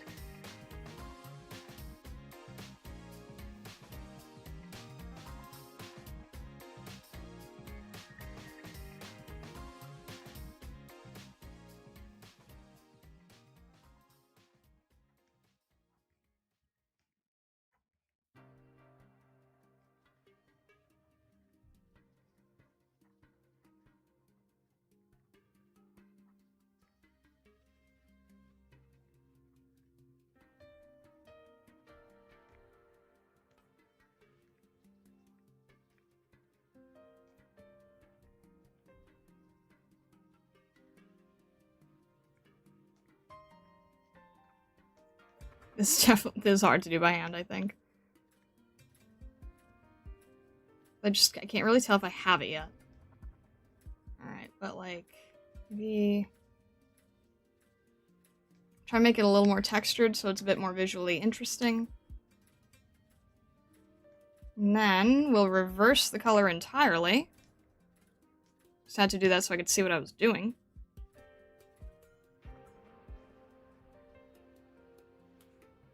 Alright. Let's blur... Ooh, you know what? Wait, maybe this will look really good. Let me try. Let me do a few overpasses really quickly. Oh, that's not what I wanted. Let me just do a few overpasses here. Maybe make that a little more intense. Reduce that a little so it's not super intense, just enough to warm it up. Make it feel all nice and cozy. And then for this, let's make this less saturated, I think. Actually, yeah, I'm kind of liking that more. Yeah, a little less cartoony, I think. A little less cartoony with the darker color.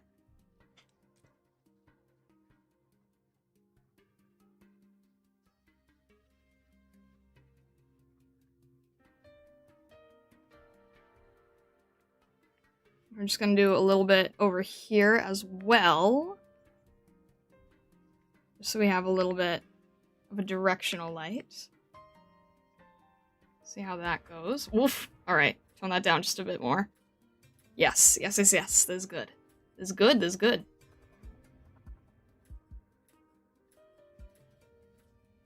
See if it needs to brighten the face at all. Just a tiny bit there. Yep, that's good. For a second, I feel like the poor cat in the ring video. Sorry.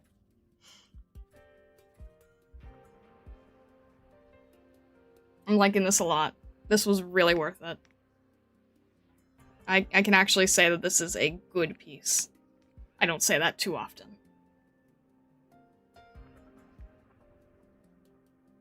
Let's get a little bit more highlight in the eyes here.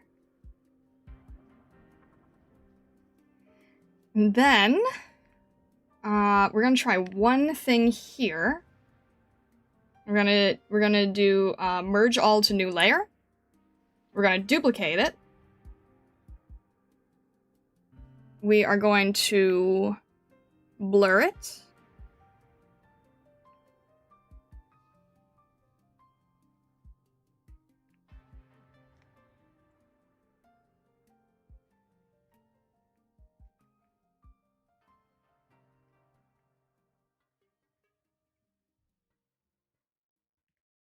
Makes it a little softer. And then do same thing that we were doing on the previous Perlin noise. Make it really large, really small here. Good.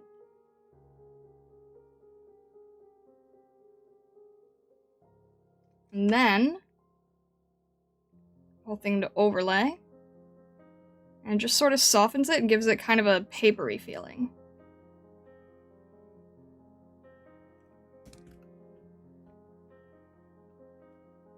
This is what it's like being on the receiving end of Blemi S2.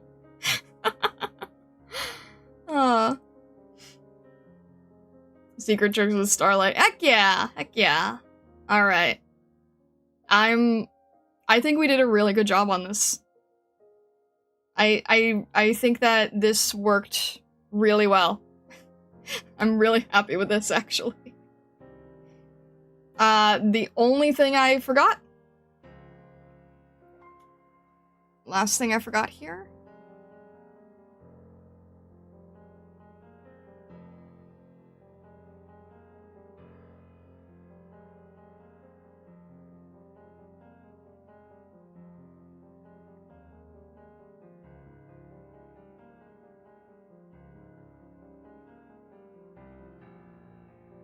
Here.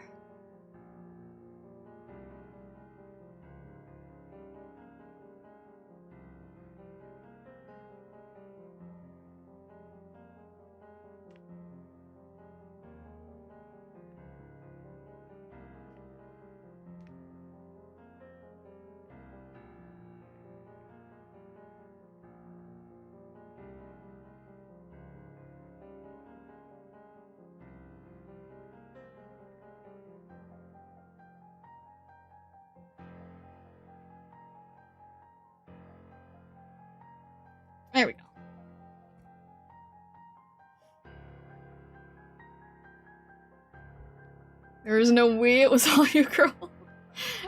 Look, you guys give me strength, okay? You guys give me strength. I would not be able to do this without you. Genuinely.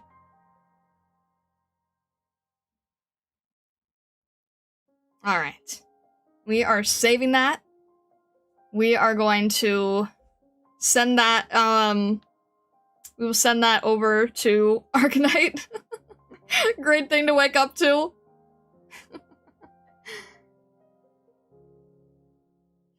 Alright.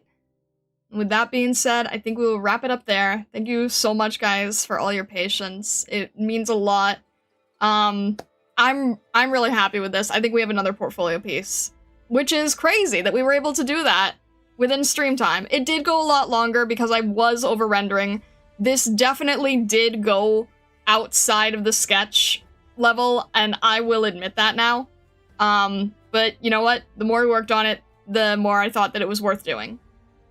So, with that being said, I will see you guys Saturday, where we will say hi to Blemi again.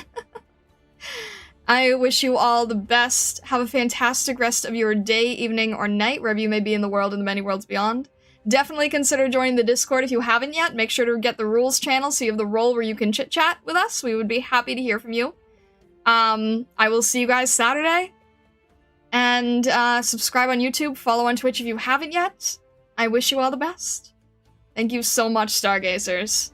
Have a great rest of your day.